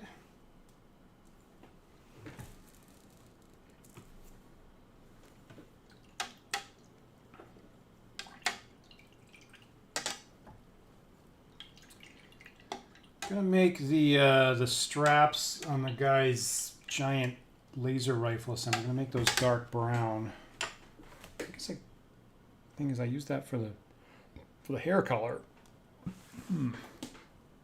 Leather brown? Yeah, I guess that would make sense with that. Do have a dedicated leather brown color here, so we'll use that.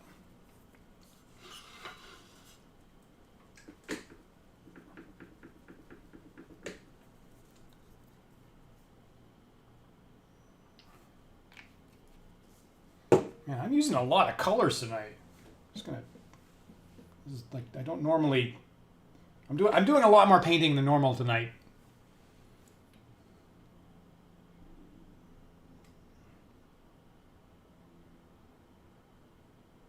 Normally I don't have the endurance for this. Okay.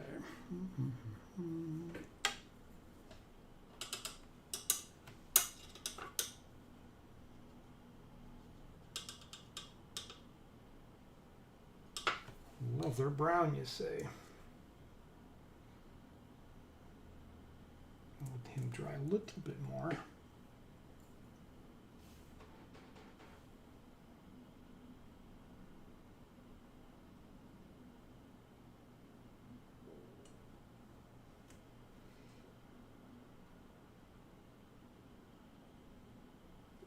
That's having a hard time covering up the green.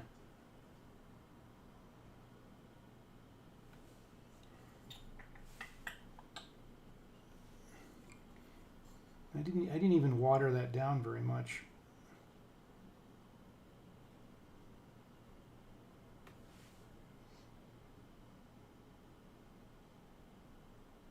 All right, that's a little better.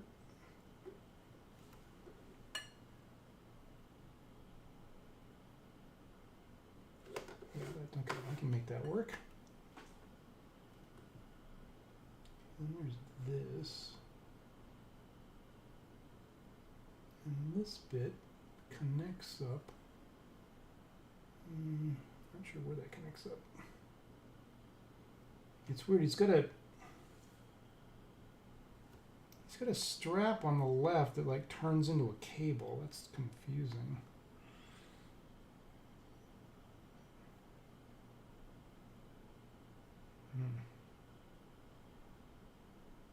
That's a little confusing on the sculpture.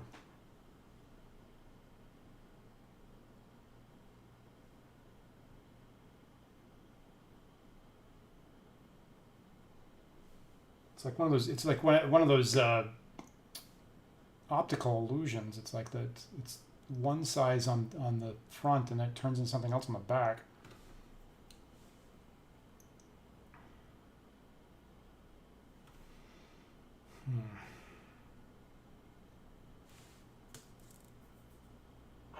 What is it on the? So on the original.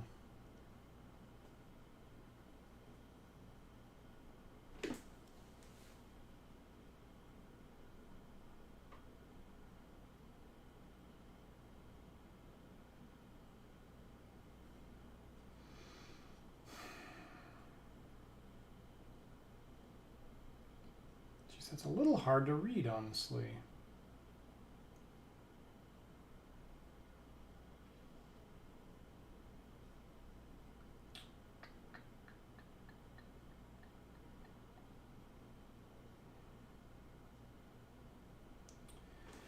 All right, I might not have been reading that properly. So clearly, okay, so clearly he has...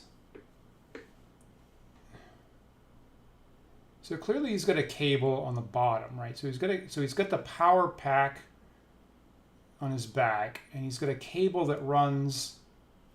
He's got a power cable that runs under his right arm, right, into the gun there.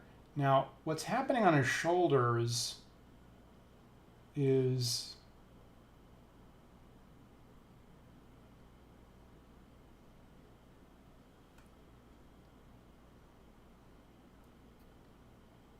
I'm not entirely sure what is happening on his shoulders. So I feel like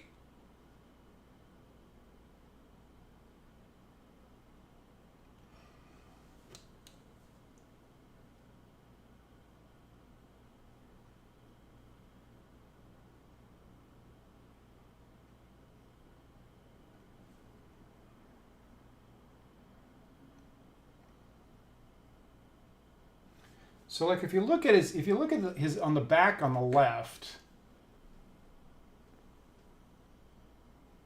right? There's that kind of ridgy thing, then it runs all the way down to his waist. So I feel like this is like a flak jacket type thing. I think he's got like a flak jacket with a kind of like a collar on it, and the whole thing is covering his entire torso. So it's not just straps around his shoulders.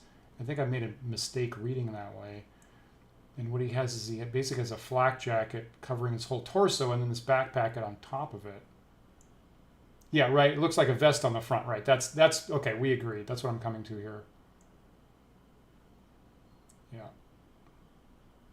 Okay, so it was a mistake of me to read that as a strap and try to make that brown, which makes sense because actually I wasn't super happy about the color combination there in the first place. All right, so I only did that on one. If I did it on my green figure. Can I grab a little bit of paper? Whoops, sorry. That was incredibly inelegant. Let me not go there. Let me instead.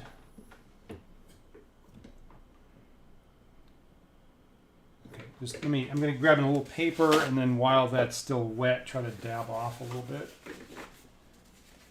I can redo it more green later.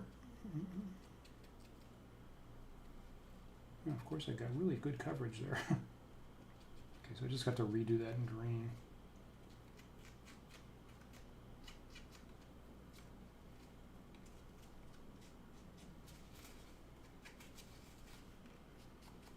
Yeah, now that I see that, I suppose you could, if you wanted to here, you could, color the vest one way. And then the sleeves and the pants a different way. I didn't notice that, so I wasn't planning on that, but you could do that. Knick-knack, thanks for chiming in. I'll plan to see you next time. Thanks so much for hanging out. Okay.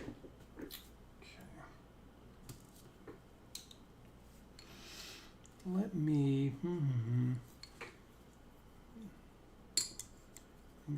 I'm going to redo that green bit there.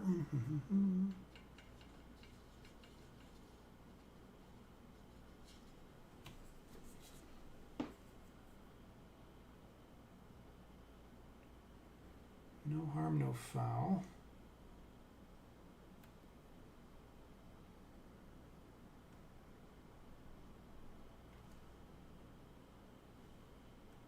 Cool, there we go. Now we're back. Always better to find your, always better to catch your errors sooner rather than later.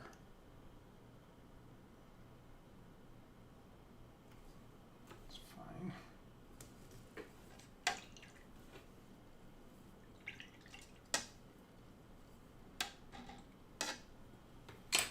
Somehow I've managed to rub off a lot of the black on the boots.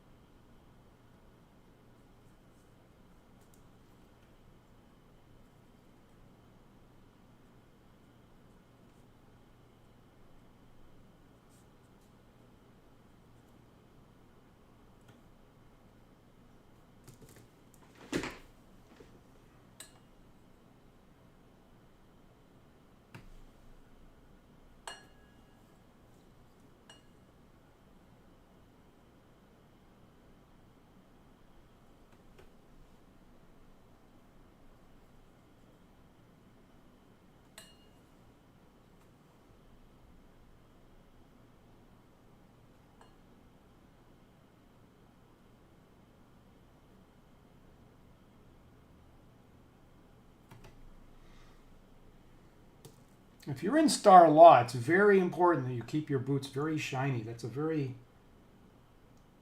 important part of the training program, from what I hear.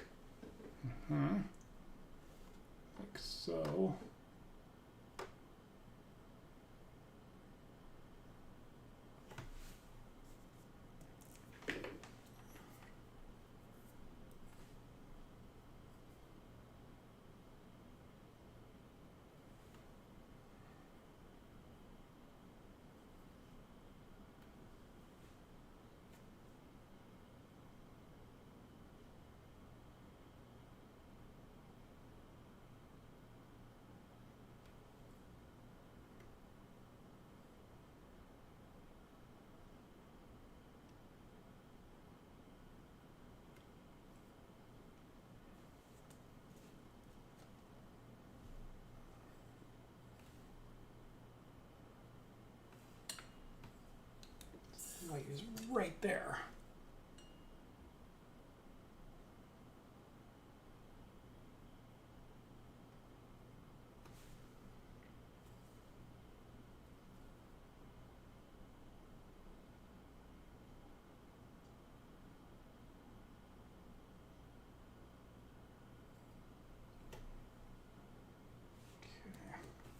And you know, as long as I've got a brush with black paint, I'm going to go in and try to suggest the women's eyes a little bit better, which are totally hidden in that sketchy cast. Hopefully I don't mess this up horribly.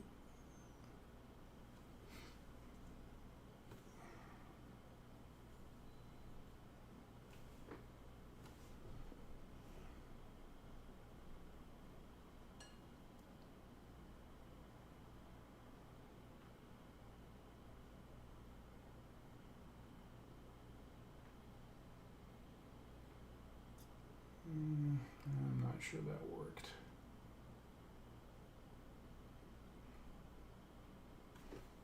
Maybe I should have just relied on dry brushing later.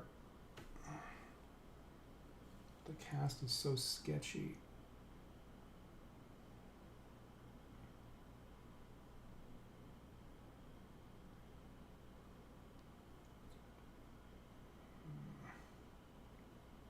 That is not working. I wish she had goggles. You know, that I gotta redo all the skin tone on that one anyway. Okay, that's all right. Toothpick. Good stuff.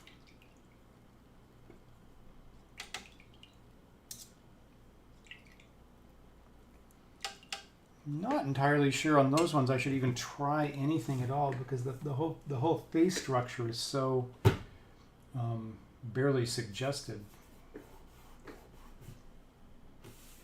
Oh, I have a lot. Somehow I flecked my whole desk with like a lot of paint here tonight. I'm not used to that. I don't know. I must be flicking stuff more than I expected. That's funny.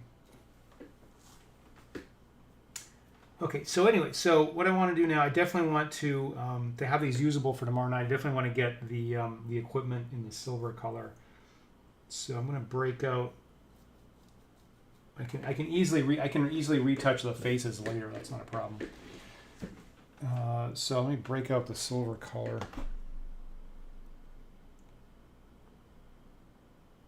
Where did I put it? Here it is.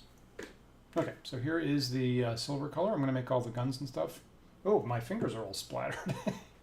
I'm just realizing.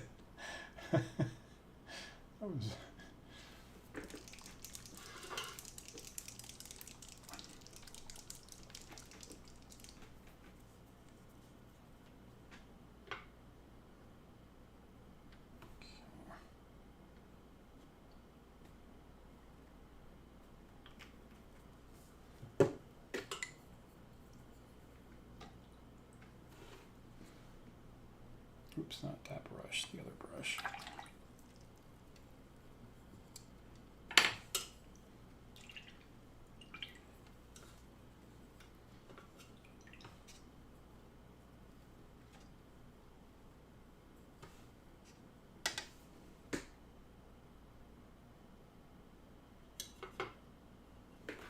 All right, let's do this. Okay, so guy number one.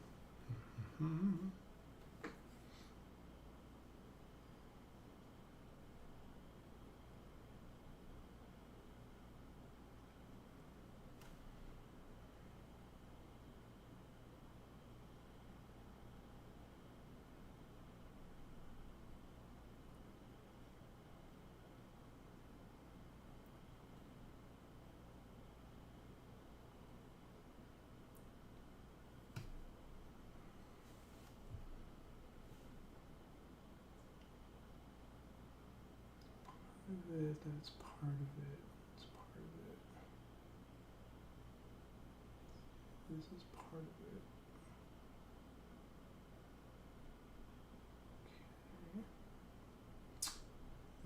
handle's part of it.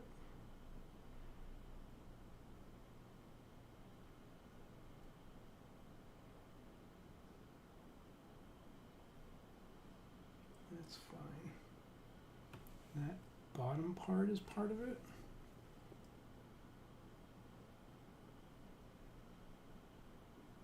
Pretty sure.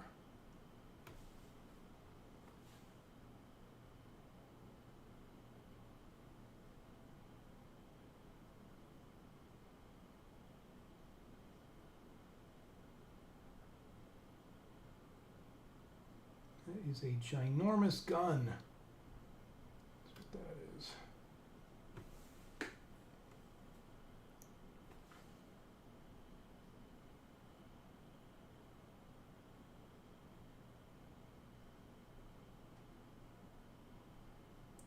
Now, hypothetically, this this pack on the back could be some different color, but at least for now, I'm just going to paint that silver to kind of connect up to the front part. Maybe later I could come in and do something else there. Okay, and this cable connects, right?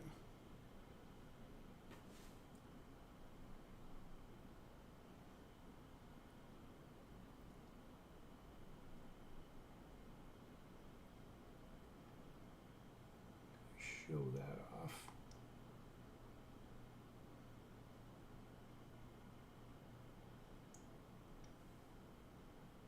I guess this has to be all stuff, right?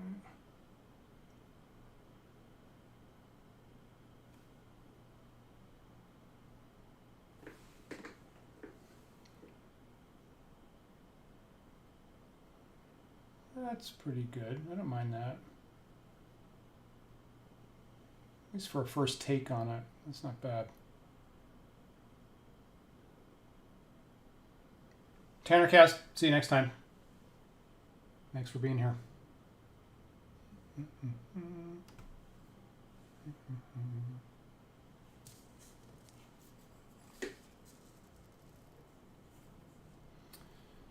All right, green guy.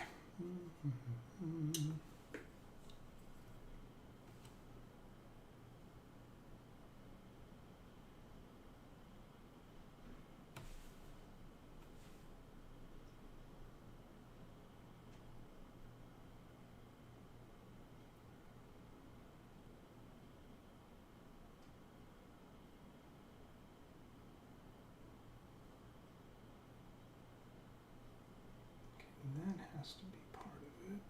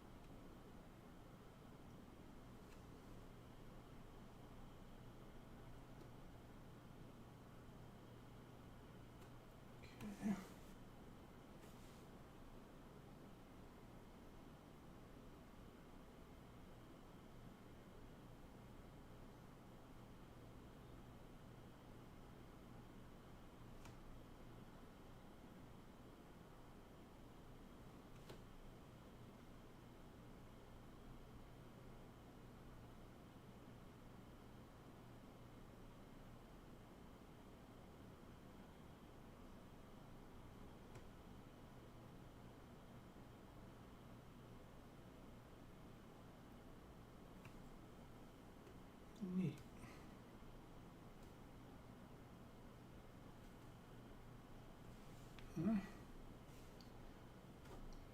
I think there's some detail work and there's some dry brushing I could do possibly in the future.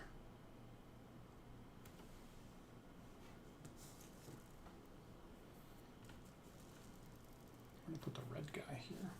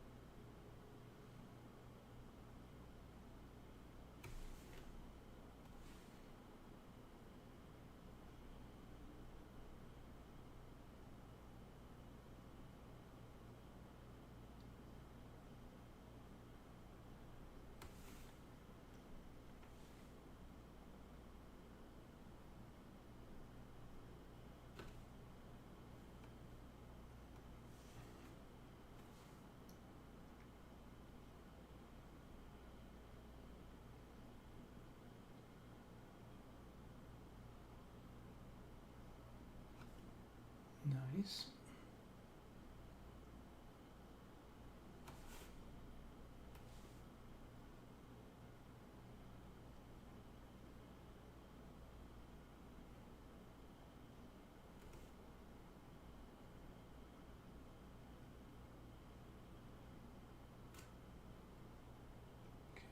Cable.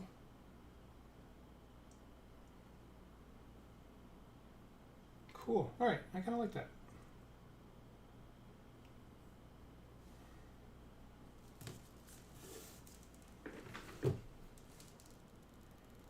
That kind of gets your attention on the table. All right, now the girls with their laser pistol. They've also got an implement on their the strapped on their leg that I'm going to paint silver too.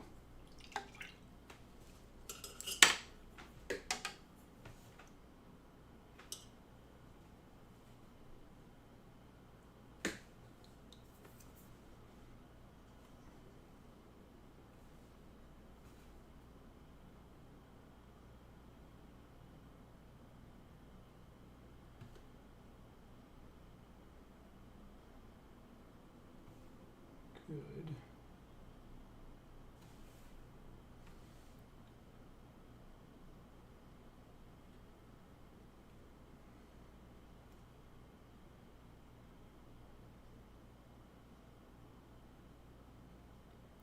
Where is it? This thing here.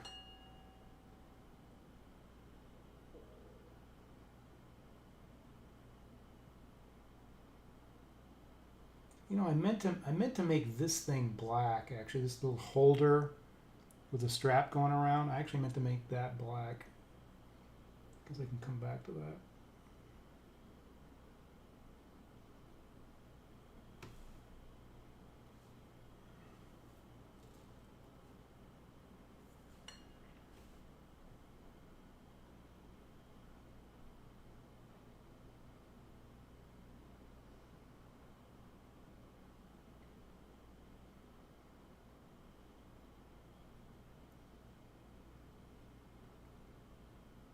Oh, and like, don't forget the gun. That's kind of important.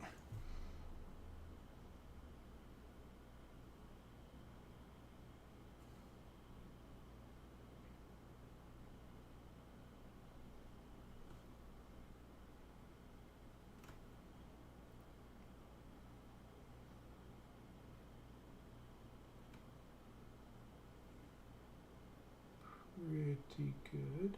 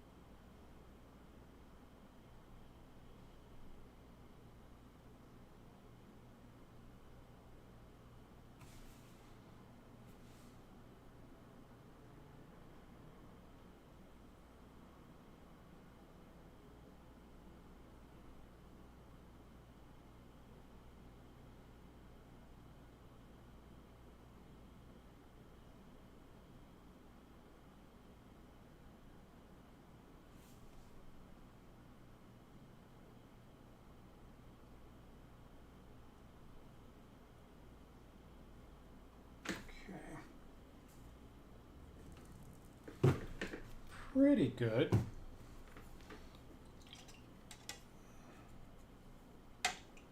Okay, let's see if so I'm gonna try to dry brush some silver on the guy's goggles on top of that blue. Hopefully the blue is dry at this point. I'm guessing that was a small enough spot that it probably is. Let's see how this works.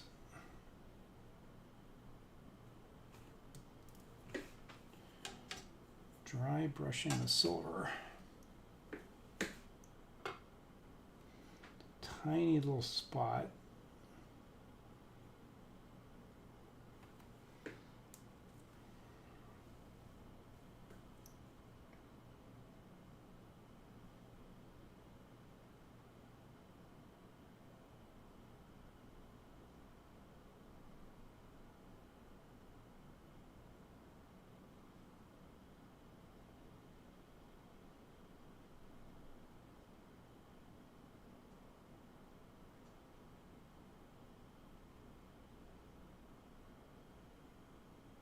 getting too dry.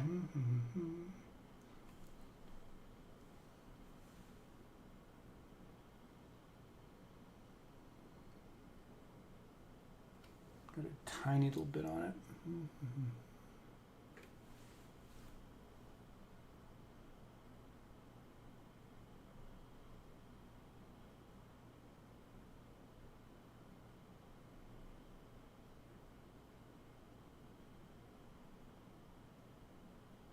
Okay, that I think I'm happy with that.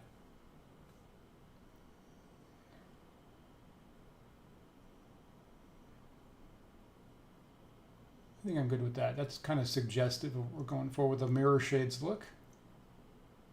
Pretty good.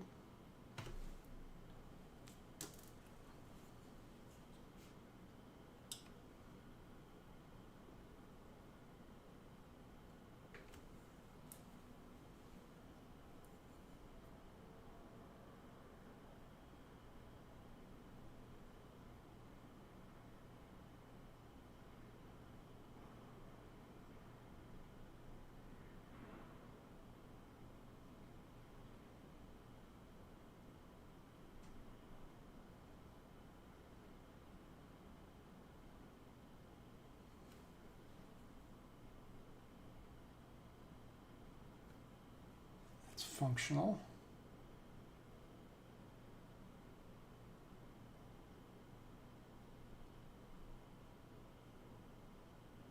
Cool. This guy.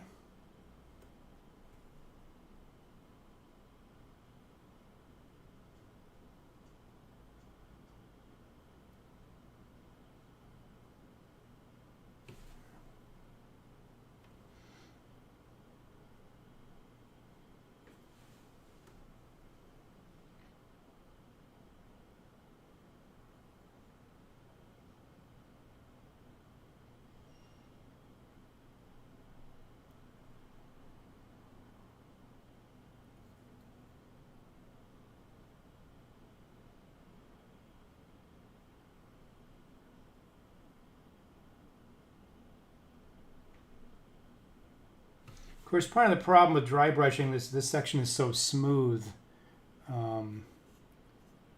My amateur understanding is dry brushing should pick out, textures, but it doesn't really have any texture to speak of, so it's just some silver on top of the blue, basically, which is okay.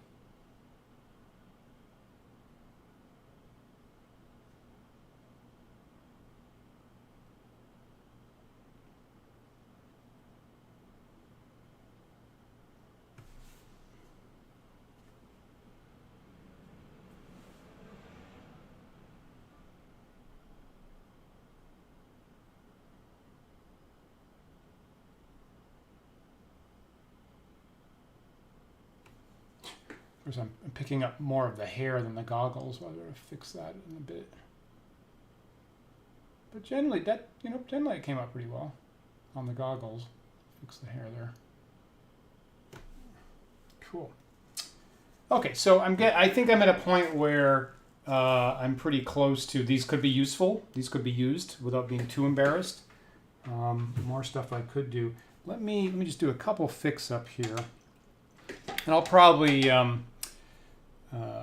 get off the stream here in a couple minutes. Now, if you've watched this kind of extended double time session tonight, thanks so much for hanging out, or you came and watched a little bit and maybe you checked in later, or you have tuned in to this slightly later night version here on the Wandering DMs channel. Thanks so much for hanging out. And don't forget that we just have the best viewers and the best patrons here at Wandering DMs. We do have support through Patreon. If you'd like to join our supporters, please visit patreon.com/wanderingdms. And every single tier gets you access to our private Discord server. So, I get ideas for this show and some of our other shows, and we're constantly having a conversation on our Discord server about role-playing games and D&D and science fiction, horror, and miniatures, and basically everything like that. So if you're not there already, we would love to see you there on our Discord server. So please, again, go to patreon.com/wanderingdms. I'll get you there. A little bit the edge of his hair.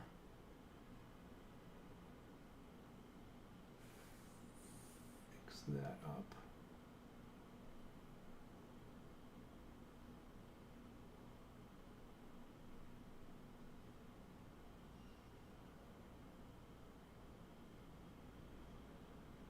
Like so.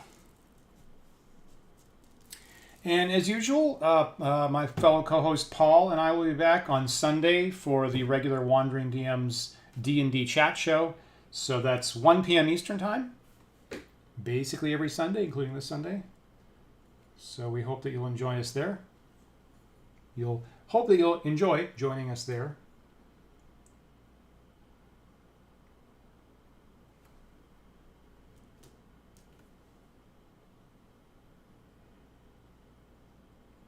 Pretty good. So what did I wanted to make the girl's leg strap black. Oh, I have totally overlooked making her her backpack silver. I got to do that.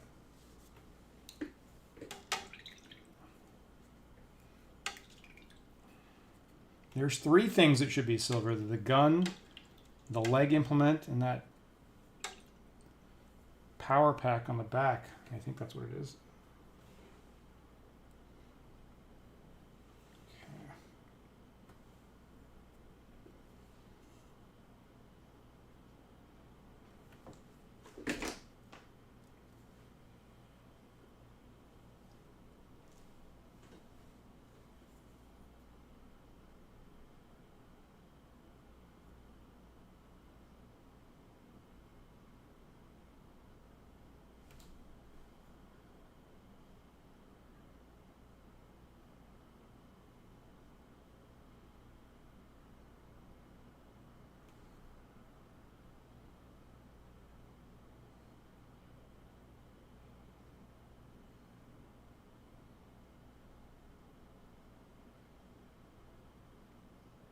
It's a weirdly shaped thing, but it seems to read metallic to my eye.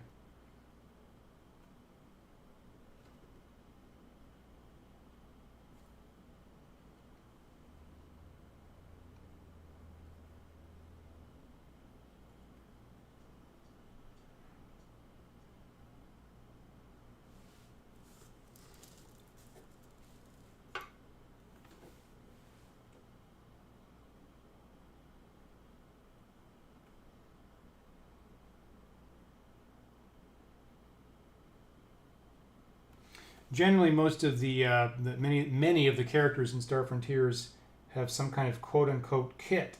So the medical officers have a med kit, and the technical people have a tech kit, and the robotics professionals have a robcom kit, and the environmental people have an enviro kit with like scanners and tools and all that kind of stuff. Doses of medicine for the medical people. So maybe that's some kind of tech kit or robcom kit, possibly.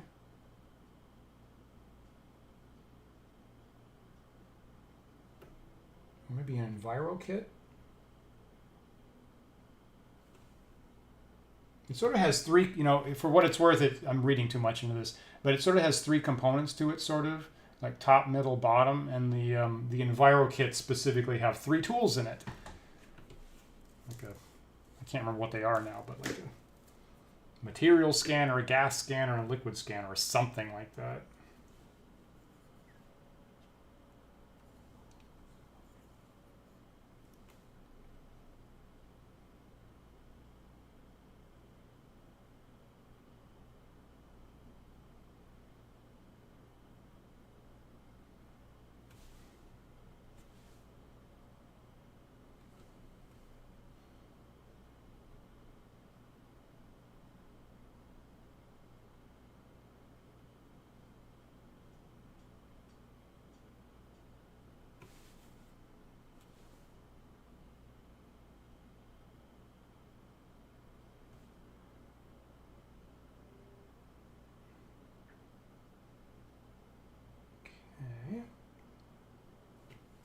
that. That actually looks a lot better, kind of breaking the green up. That looks nice.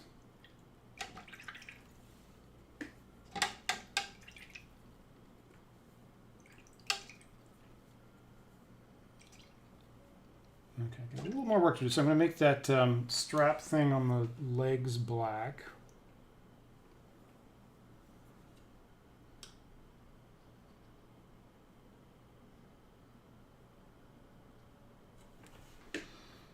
I will point out that I have used, for what it's worth, I've used almost every single section in my palette tonight.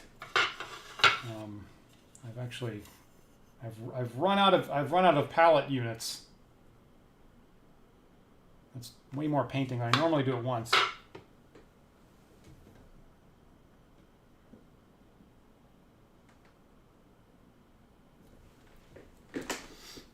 right, leg strappy thing. Very 1990s superhero leg pouch tool thing.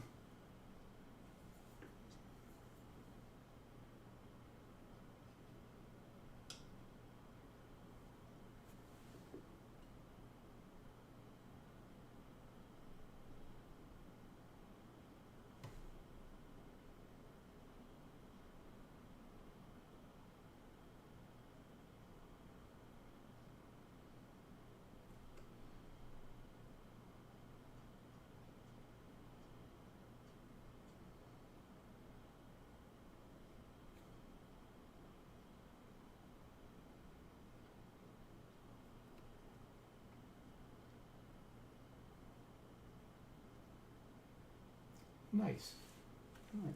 Works pretty well.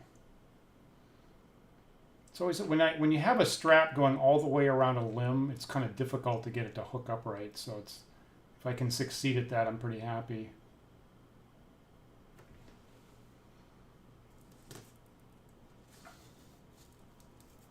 I feel like there's a lot. I mean, not that, a little bit of a tangent. I feel like there's a lot of tattoos that people have, like on a limb, that go most of the way around. And I don't know why I don't know if it's like super difficult to hook it up, but I feel like there's a lot of tattoos that like almost went around and didn't. So I know absolutely nothing about tattooing, but I don't know if that signals a similar difficulty or not.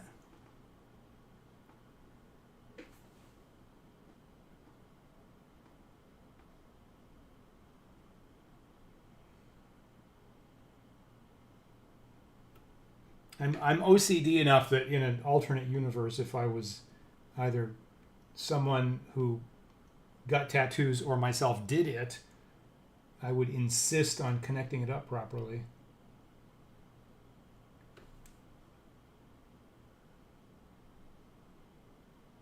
But maybe it's way more difficult than I would assume. He said, well, simultaneously grousing about doing exactly that on a miniature. Okay. Got that.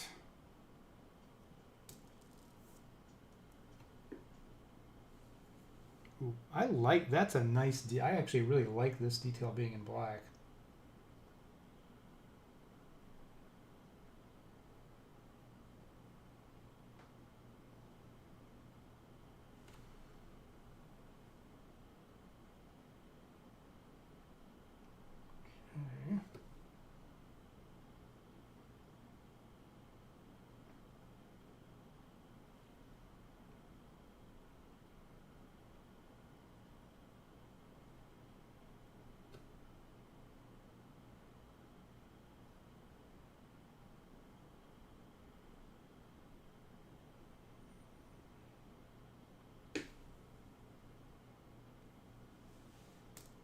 Cool.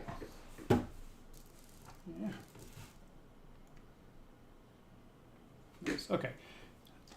Just a little bit more. I'm going to repaint. Okay, so again, I need to retouch up some of the red bits. It's hard to get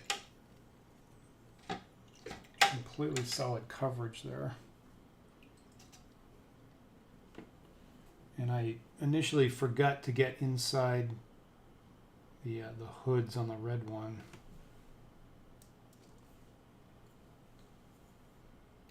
That was missed. That was glitched up.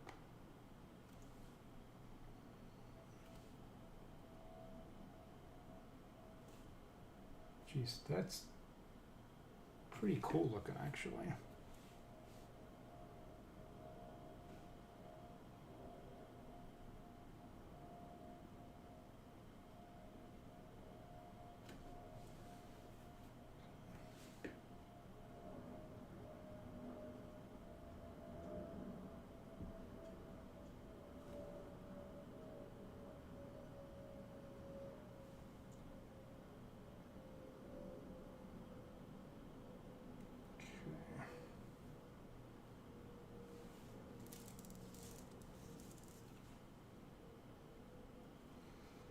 Seems like I tend to scrape paint off the knees a lot for some reason.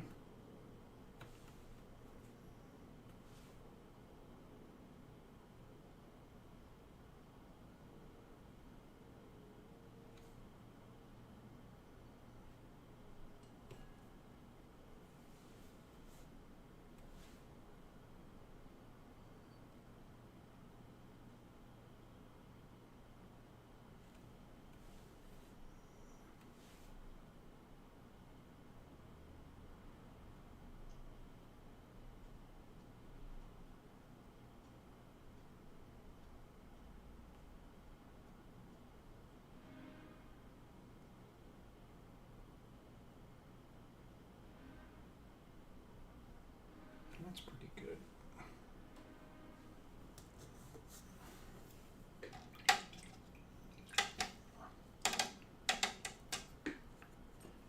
And if I recall correctly, there was one of these guys that I've scraped some paint off somewhere. Okay, the blue guy looks good. Yeah, the green guy, right, this right inside leg, I scraped it off somehow. Right there. Okay.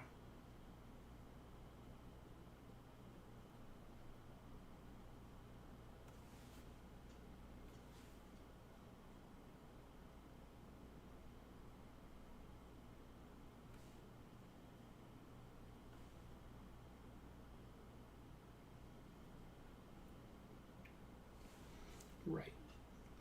And I was a little too aggressive with the silver up here.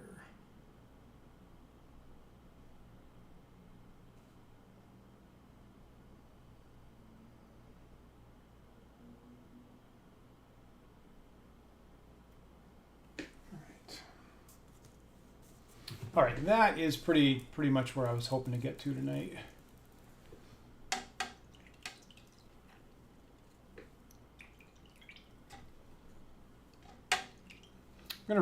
I'm gonna redo the women's faces because the attempt at the eyes didn't work.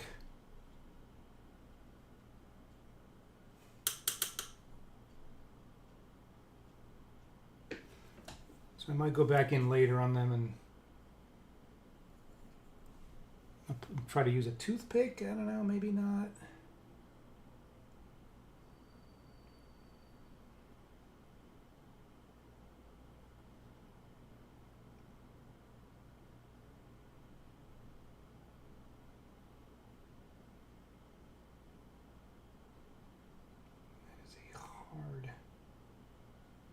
That is a hard little bit to get painted right, but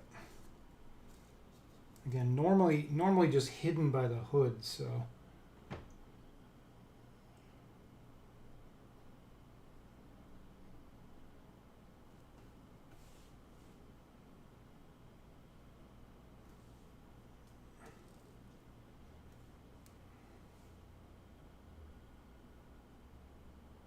At one point I considered just painting the whole inside of the hood black, like it was lost in shadow. And that, I don't know if that would have worked, but it certainly would have been a lot easier.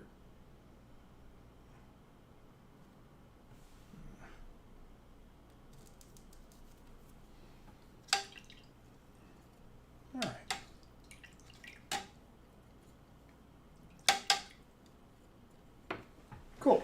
Okay, so got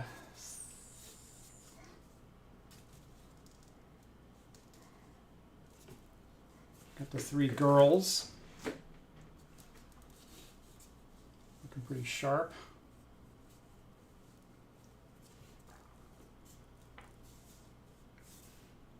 And the three guys. Looking pretty ready there. Nice. So there could be more details. I think I'm going to at least let these dry for real. And then possibly like maybe a wash on the face might bring out the features a little bit better. There's some of this piping trim that might come out with some dry brushing, which would be nice. But I think I'm not going to be. I think I'm not going to be too embarrassed putting these on the table for my game tomorrow night. So I think I'm probably going to call that good for at least this session of painting. Nice. I'm really happy. And so now, for the first time, I do have the whole collection of Star Frontiers player characters. So I've got the Dralicites. Got my Yazirians. There they are. And I gotta admit, possibly my favorites are the Vrusk miniatures. They were really challenging to cast. The painting came together pretty niftily. I did add the backpacks there to have something to color coordinate. And now I do have player characters for everybody in my Star Frontiers role-playing game. I'm pretty psyched about that. So been quite a while. So we are, 42 years since the game came out. And, playing as a kid, I never thought that, I never thought I'd have the resources to put this together. So fortunately, at this point I have. So this does actually, as we said, kind of scratch an itch from a much younger version of me. So we will plan to be back next week, and we'll see what we're going to do then. Could be maybe some more painting possibly. Might kind of possibly refine some of these. Still have a couple monsters I could paint. Or there is at least one last thing that I do want to have miniatures for, not a player character, but I do kind of want to make duplicates for the bad guy Sathar, and it's an interesting piece. It's bigger than any of these other miniatures. The evil, wormy, sinister villains of the Star Frontiers game. So I will want to do that. I have at least a little bit more of my silicone rubber. So probably next Thursday we'll plan to come back and start working on duplicating the Sailor miniatures. And so hopefully if you watch this entire double-length session of Dan's Old Time Mini Show, thanks so much for hanging out. And the people that checked in earlier and then tapped out because they have reasonable schedules to do. Appreciate everybody hanging out for any amount of time that you were here tonight. Always enjoy it more with your insight and your chat and your observations and your assistance in places for things that I wouldn't know to improve in my painting. Makes it more enjoyable and frankly better results as a result of all our viewers. So again, if you're not Wandering DM's patron, please join us. Even at $1 a month, we'll get you on our Discord server. Hopefully I'll see you on the Discord chat, and we'll see you on Sunday for the D&D chat show, and then again next week for more of Dan's Old Time Mini Show. Have a good week, everybody. We'll see you next time.